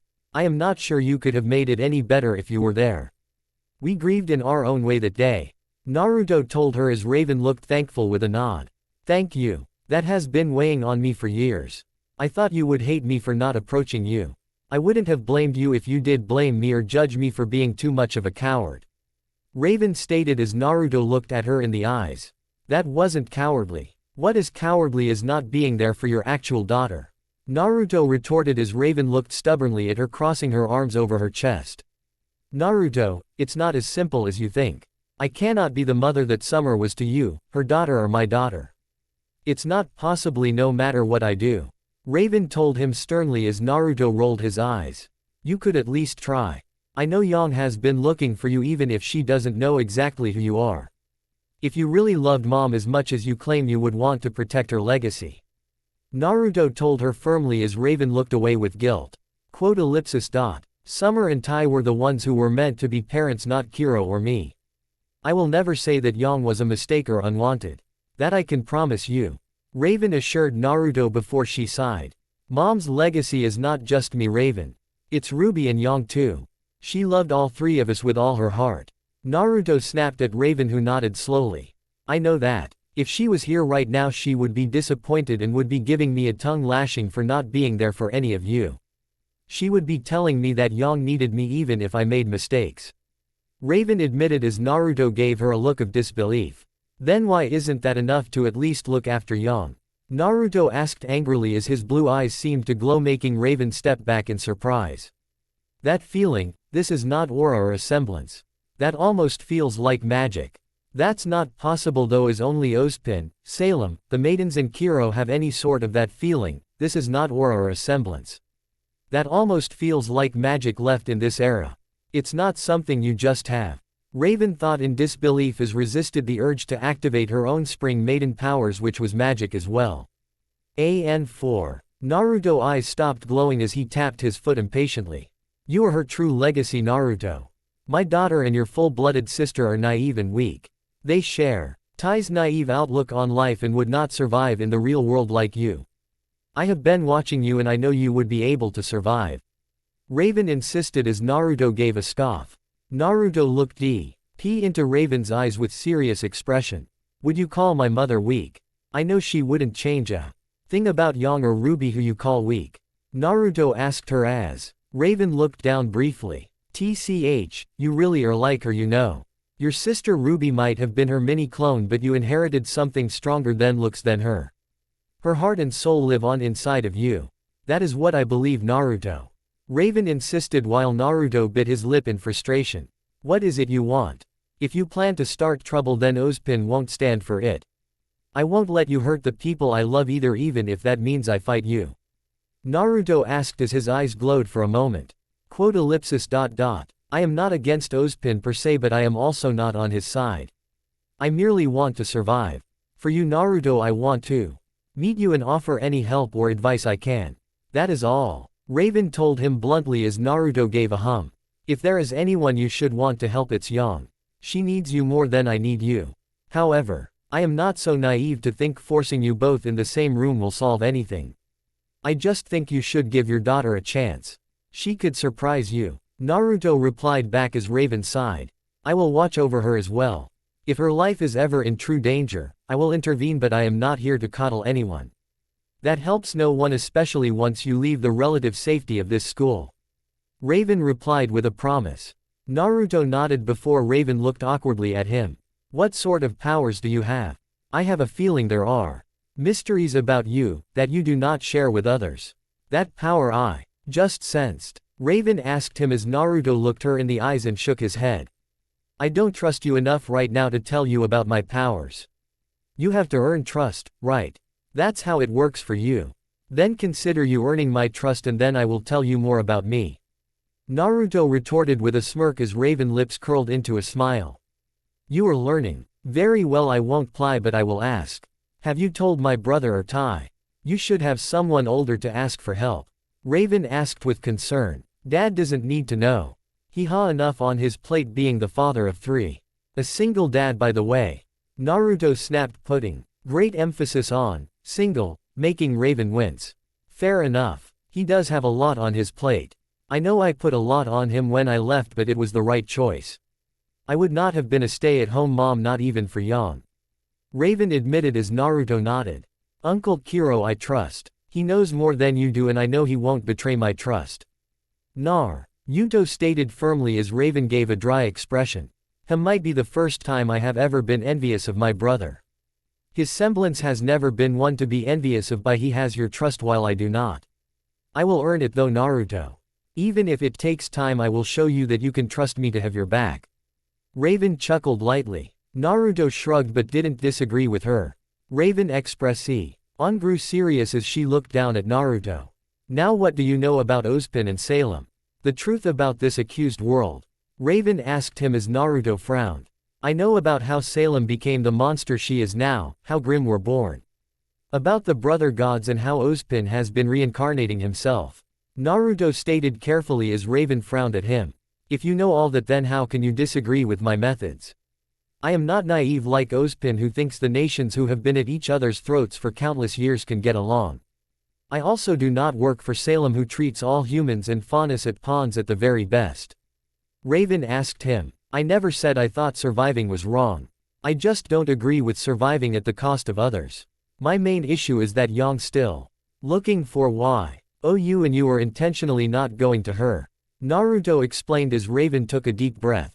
I see. I am usually not this sentimental, but do you want to see your father or my brother? I can create a portal to them and bring you back before the end of the day. Raven offered softly as Naruto raised an eyebrow. It does seem you are trying. That is a neat ability. I don't need to see either them, but I will thank you for the offer, Raven. Uncle Kiro might have been wrong about you. You do still have love in your heart even if you try to hide it. Naruto noted as Raven resisted the urge to scoff. Tch, that brother of mine. Just because I know how to make hard decisions instead of following other doesn't mean I don't feel things. Raven stated with the hint of bitterness before a soft smile appeared on her face. We have been talking for a while. Your sisters and teammates will likely be back soon. I would like to talk to you again soon. Raven told him softly. Naruto nodded softly as he put an arm forward. I would like to talk to you again soon as well. Naruto offered as Raven happily shook his hand with her own. Raven looked like she wanted to hug him but held herself back. She took her hand back as she waved her hand, creating a new red and black portal. I will consider reaching out to Yang at some point. Please do not tell anyone about this conversation. I still need time to think things over. Raven asked quietly. Naruto nodded as Raven turned around to walk into the portal. I promise. I know change takes time and I am willing to wait if you are. Naruto promise. As Raven left with a smile on her face. Quote ellipsis. You gotta perfect right. Gotta be the leader. Gotta support everyone. A voice that sounded like Naruto told Naruto while he was asleep. Who are you? What do you want? Naruto demanded as he looked around in his dream. He appeared in an endless void with blue sky but curiously a massive tree in the distance. Who am I? Perhaps you could say I am you or that I am all. I am the person who asks the real questions. The voice declared as Naruto turned around to see what looked like him, but it was him after the fourth ninja war with his missing right forearm and leaf headband on his head. He did however have bandages over his right stub with a new arm indicating this was him after he got a Hashirama cell arm. That appearance. You're me. But that is the me from before, Naruto mumbled as Naruto Rose looked at what appeared to be Naruto Uzumaki. Naruto smiled at him softly as he started to walk around him, taking a long time before he said something. You could call me Naruto Uzumaki if you want to call yourself Naruto Rose. We are technically different and yet the Same. Naruto, claimed as Naruto narrowed his eyes. It's Ray. LLY a curse to be reincarnated or I suppose reborn with all your memories. You wanted to start anew but here you are boggled down with a life from before. Remember Hinata, Boruto, Hima-chan, Sasuke, Sakura, Kakashi-sensei. Naruto, asked him as Naruto growled. Shut up. Don't say their names. Naruto yelled. Naruto formed a blade made from magic swinging at his counterpart only for Naruto to form a Rasengan made from chakra. Both Naruto dashed forward and a massive explosion of magic and chakra was caused as both Naruto gritted their teeth. After a few moments the explosion expanded as the sword and Rasengan were destroyed and both Naruto skidded back before landing on their feet. Remember when you first remembered them? Uncle Kiro told us how you mumbled their names in your sleep and cried. This was what convinced him about our reincarnation. Naruto mentioned sadly as Naruto had a few tears running down his face. It was a campfire and we just passed out after I used my silver eyes for the first time to wipe out the Grim trying to kill Yang and Ruby. After Yang tried to find Raven and we lost Mom, our real mom Summer, I remembered everything all at once, Naruto admitted as Naruto nodded somberly. All these names and knowledge you could not possibly have in this era. What could Uncle Kiro do but believe you were from another world? He still loved us regardless despite the lack of direct blood. Now that showed how we were his family. We could trust him with the truth just like we told Miss Raven. Naruto stated with Naruto nodding his own head in confirmation. After Super Mom died and Yang thought it was a great idea to drag you and Ruby along to find her mother. Being so close to death awakened the powers lying inside of us and activated the memories that were lost but not forgotten. Naruto added and reiterated with a sigh. AN3. I know. Why bring that up? Naruto demanded as they quickly exchanged a series of punches and kicks showing they were even. Naruto flipped over before dashing forward with their forearms causing a shockwave to appear around them. Super Mom was strong, beautiful, kind, wonderful and overall, the best traits of humanity. Naruto noted with a longing expression that was mirrored by Naruto. However, she still died. Dad, Ruby and Yang don't know what happened but we know along with Uncle Kiro at Salem is hunting silver-eyed warriors. That must mean she either sent Grim, one of her followers or even herself killed Mom. Naruto noted as Naruto growled in anger. Naruto let out a roar of anguish and anger as his eyes turned silver and shone bright as Naruto flipped over with a sad expression.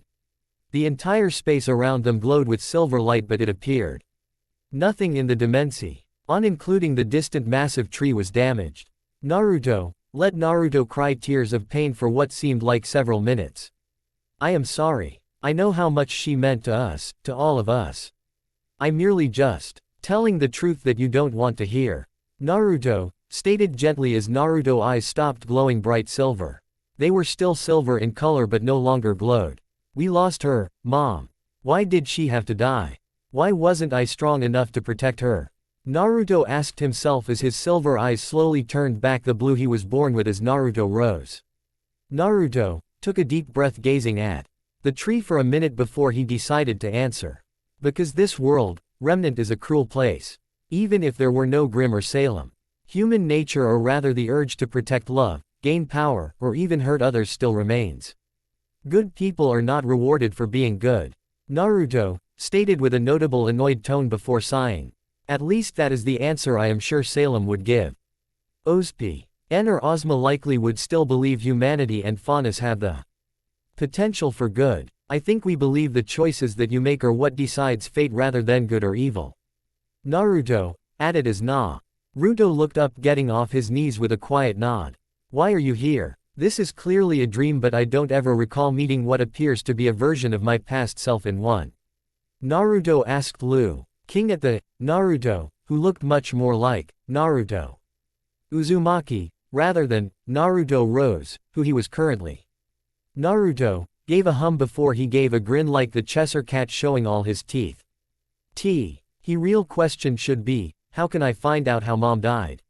You know there is someone you could ask who would give the true account despite there not being any witness. Naruto replied back as Naruto's eyes widened. Jin, the lamp of knowledge, Naruto stuttered in realization as Naruto nodded. That's right. There must be at least one question still in the lamp right now.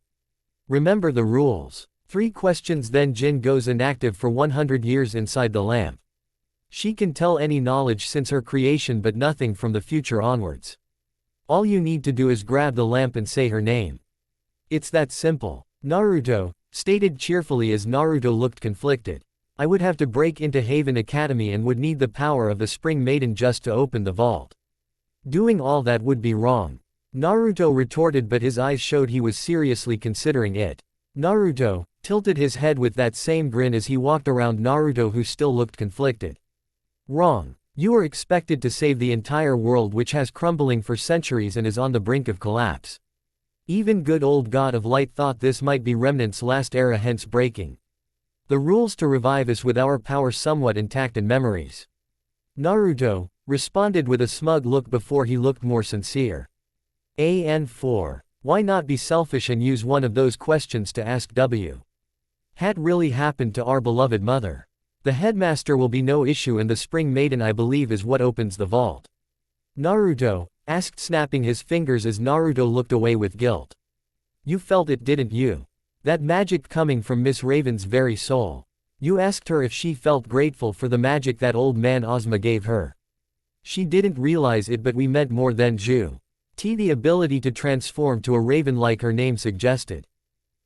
She has one of the maiden's powers. We felt it from our very core. Perhaps due to our magic being from the God of Light, or perhaps to me inherit ability, but we felt it sing from within her body. Naruto sang out in revealing during the meeting Naruto could sense a maiden power. Naruto looked pained but nodded. Yeah, I could feel it. I didn't want to confront her on it as it's her business, but like I told Miss Raven, I trust Uncle Kiro. If he asks, I will tell him so next time I see her. I want to give her the option to come clean. And to us both, as Ozpin hasn't earned that trust yet. Naruto admitted as Naruto nodded sagely. Good plan. However, if she is the Spring Maiden, then she would lead you into the vault. You know, all you have to do is ask. She could even close the vault after we get our beloved question. Remember, Lady Jin has all the knowledge from the past at her disposal, as she witnesses everything like a library with infinite knowledge. Naruto pointed out as Naruto closed his eyes and crossed his arms.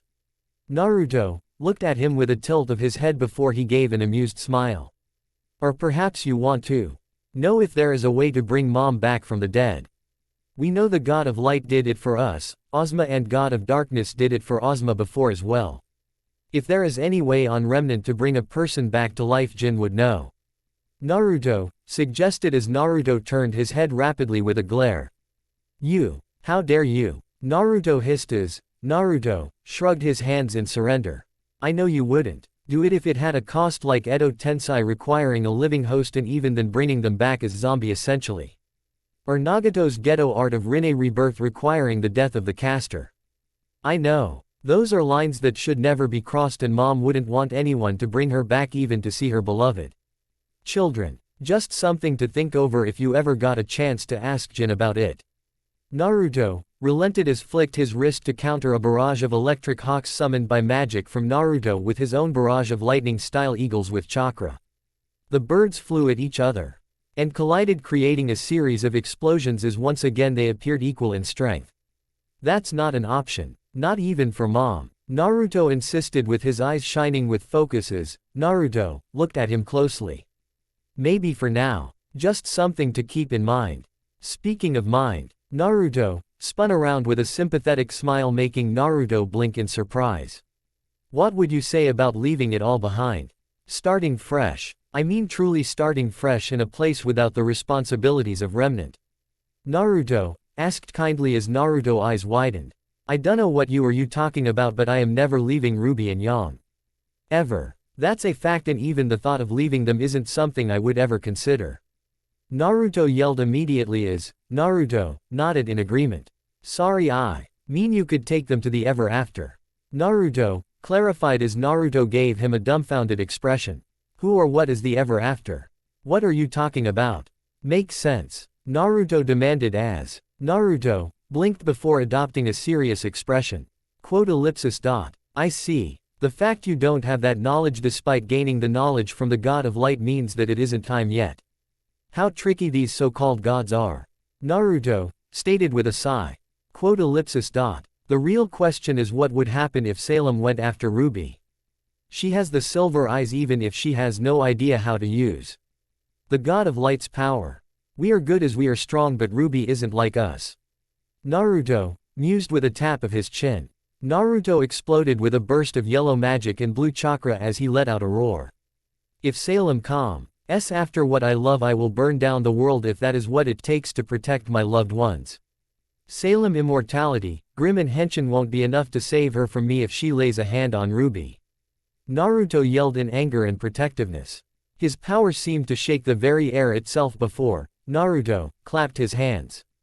That is the kind of answer I was looking for. I guess it was good that some knowledge was stored in me instead of you. It isn't time yet for you to start over again. Naruto commented with a proud smile before Naruto powers lowered as he was more curious than anything else. Before Naruto could make him clarify the entire world started to shine and shake. It seems you are waking up.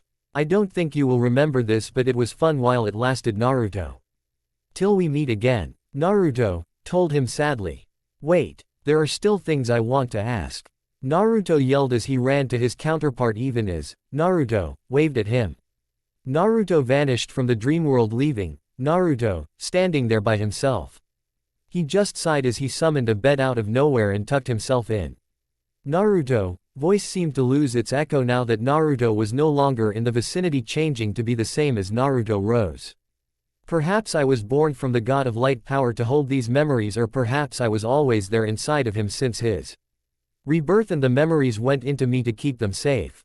Naruto mused to himself thinking over his unique existence. It seems that I hold these painful memories for the real Naruto. I gladly do that job forever if it needs to be.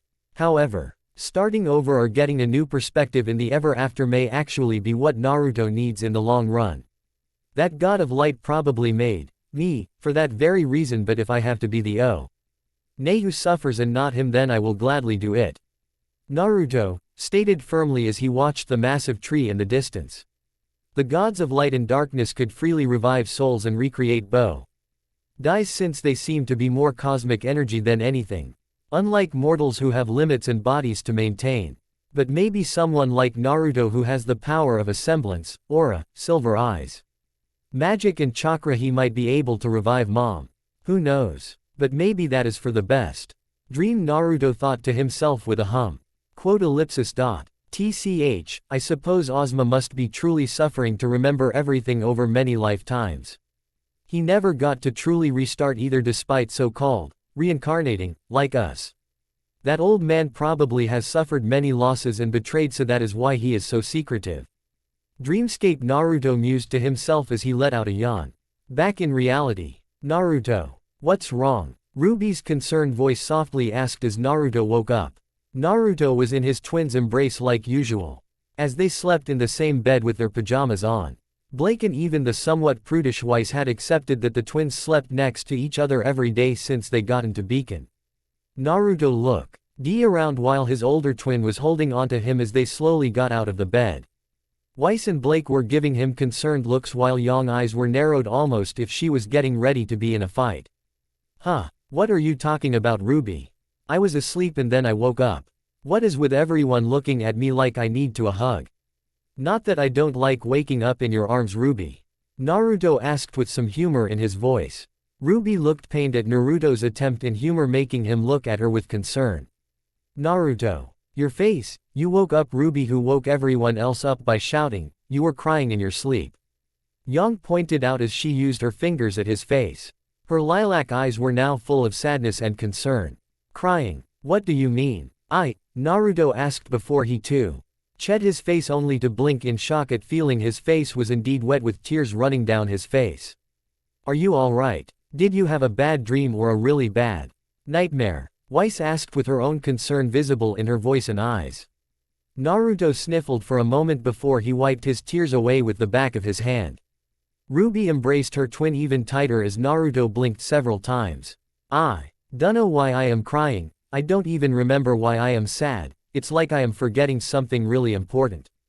Almost like I was dreaming of something really painful but I don't know what it was. Naruto admitted with a rare tone of true vulnerability that Blake and Weiss had never seen before from him. He is human at his core. To be honest, I always thought he couldn't be this vulnerable. Not had as bad. If anything, it shows he is like everyone else despite being super powerful. Blake admitted to herself feeling closer to Naruto after seeing him cry, even if it was only in his sleep. Yang took the chance to embrace both of her younger siblings, in particular making sure Naruto's face could rest on her large chest. No matter what that dream was, doesn't matter. We are here for you now, and that means you will never be alone or have to face anything by yourself. Bro, we are not letting you face whatever sadness you might have been feeling alone. Yang promised him, hugging him even tighter. Thanks, Yang. You're right. Even though I don't actually remember why I am feeling this sadness, I know you and Ruby will be there for me to handle the sadness and make it happiness. Naruto aided gratefully as he had one arm around Yang and Ruby's waist. Haha, yup, Naruto. We are family. Even during school, we are bestest siblings we could ever ask for. Ruby stated cheerfully, giggling in her sibling's embrace. A few minutes passed before Blake and Weiss awkwardly stood there and coughed. You can count on us too, Naruto. I mean, probably not enough to hop into your bed like Ruby does, but if you want to talk, we here to listen, Blake told him with a nervous chuckle. Yes, it is not appropriate for young adults like ourselves to be sharing a bed even with clothes, but I, your friend, still, Naruto.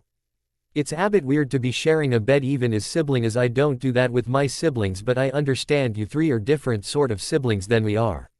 Weiss mentioned vaguely before she shook her head. So, if you need to talk about anything, then you can talk to me. I will make time to listen. That goes any of you as well. We are teammates and friends, aren't we? We can and on each other at times when we falter or hesitate. Weiss added elegantly, but her face was soft and warm. Naruto beamed at Blake and Weiss before he got a mischievous smile that was shared with Yang and Ruby. The siblings let go of each other only for Yang to dash forward, much to Weiss and Blake's surprise. Ah, my little Weiss has grown up so much from being little Miss Stuck-Up Princess when we first met you. I am so proud. You need a hug for that speech, Yang claimed. Yang hugged Weiss tightly with her arms as she not so subtly shoved the back of Weiss's head against her large chest. Ice blushed as she struggled, feeling Yang's soft breasts get squished against the back of her head. Blake's jaw dropped at the actions while Naruto and Ruby just laughed, seemingly finding Yang's actions amusing. Unhand me, you harlot. This kind of hug is hardly appropriate. I can feel your state of dress, and this type of hug can give weird ideas to anyone watching. Weiss yelled, catching herself from admitting she could feel Yang's breast against the back of her head. Weiss' blush and flustered expression revealed despite her objections she did feel some jealousy, especially as her eyes flickered to Yang's bustier figure. What does she eat to get a figure like that? We are the same age and seem to be leagues apart when it comes to breasts. Weiss thought in astonishment. Yang looked amused as she shifted Weiss around so they were face to face. She did put a foot of space apart as she saw Weiss' eyes unable to not shift to look at Yang's large breasts bouncing slightly from the actions. Ah, is little Miss Schnee jealous of my little old breasts? It's alright, I am sure you will grow bigger in the future. Of course, it might be a tad annoying that even Ruby, who is 2 years younger, had bigger breasts than you, but who is keeping track, right? Yang teased with a smirk. Blake blushed when she realized that Ruby did have larger breasts than Weiss did, despite her clothes mostly hiding the fact. Ruby shook her head rapidly, seemingly trying to avoid the topic. How can you speak of such things? I will have you know that I do not find myself lacking. I just do not carry water balloons on my chest like a certain blonde who dresses like you want them to spill out. Weiss retorted with notable annoyance as she leapt back a few more feet. She notably crossed her arms over her chest as Yang raised an eyebrow. Wow, quite the retort there, Weiss. It almost seems like you are jealous. Yang noted before Naruto coughed, getting everyone attention. That's enough teasing, Yang. Everyone grows at their own pace. If you had to use a sword, you would lose out to Weiss, as that's not your strength. I don't tease you for your less than perfect grades at Patch Academy, so don't tease Weiss like that. Naruto stated firmly, with his eyes shifting between Yang and Weiss. Yang raised her hands in surrender, seeing her beloved brother giving her a look to not push it. Alright, I get it. I took it too far. Sorry Weiss, that was uncalled for. Yang stated simply as Weiss gave her a stiff nod accepting her apology. Fine. I suppose I overreacted as well. You are free to dress how you wish, Yang. Weiss replied back with a sigh. Naruto nodded as Blake let out a sigh of relief and Ruby grinned at her teammates getting along again. Naruto walked over to Weiss as he placed a kiss on her hand like before. Weiss blushed and fanned her free hand as Naruto gently held onto the right one. He kissed. For the record, Weiss, I think you are beautiful the way you are, and Anyo. Nay would be lucky to be boyfriend and have the opportunity to date you. I am just lucky to be the guy who gets to spend time with you every day, even just as teammates. Naruto told her honestly with a warm smile. Is he flirting with me? What is this feeling in my face and chest? It feels so warm. I have to reply or he might get the wrong idea. Weiss thought, secretly thinking Naruto was rather charming and definitely had his good traits. Thank you, Naruto. I like spending time with you as well, as teammates and friends, of course. Weiss replied softly before took her hand back and fanned herself, looking away. My teammates are so eccentric, but that isn't a bad thing. Blake decided as Ruby just laughed. Little bro is showing his moves again. The thing is that he doesn't even try, he is just honest, and that comes out way cooler than the creeps who flirt trying to get into a girl's pants for a quickie. He honestly finds the girls he like is beautiful, and that is so sweet. No wonder Weiss likes him so much despite her personality not wanting to be flirted with. Yang noted with soft smile on her face. I wonder how long until Weiss joins Yang and I in Naruto's bed. I don't like nasty stuff, but sweet stuff like sharing a bed with our clothes on. Ruby thought to herself, catching herself before she had thoughts of a different kind involving Naruto and multiple girls in a single bed. It's not like I am against Naruto having more than one girlfriend as long as they are good people like Yang and I. I will not have girls who just want Naruto as a boyfriend as some sort of status symbol. They need to like him for who he is, not what he can do for them. Ruby silently decided. I have already decided long ago that Naruto is my soulmate, and despite being my twin is he one I want to spend the rest of my life with. If that means he gets all of my first times and sharing his bed with another woman, so be it. I already know that Yang and Naruto kiss when I am not looking, and she wants him to be in his bed, romantically, in the future. It's not like they hide out, so if Yang can have part of Naruto's heart, then other women can too. Ruby acknowledged, seeing that Weiss was acting like a schoolgirl around her crush. Naruto just smiled at Weiss' rather cute expression while he briefly looked at his own hand. As long as they are happy at the end of the day, that will make me happy. I am sure that mom would approve having a lot of grandchildren if she was here with me. Wait, why did I suddenly think of mom all of a sudden? Weird. Naruto thought to himself in confusion, having forgotten his conversation with the other Naruto, which caused him to cry in his sleep. Thanks for watching.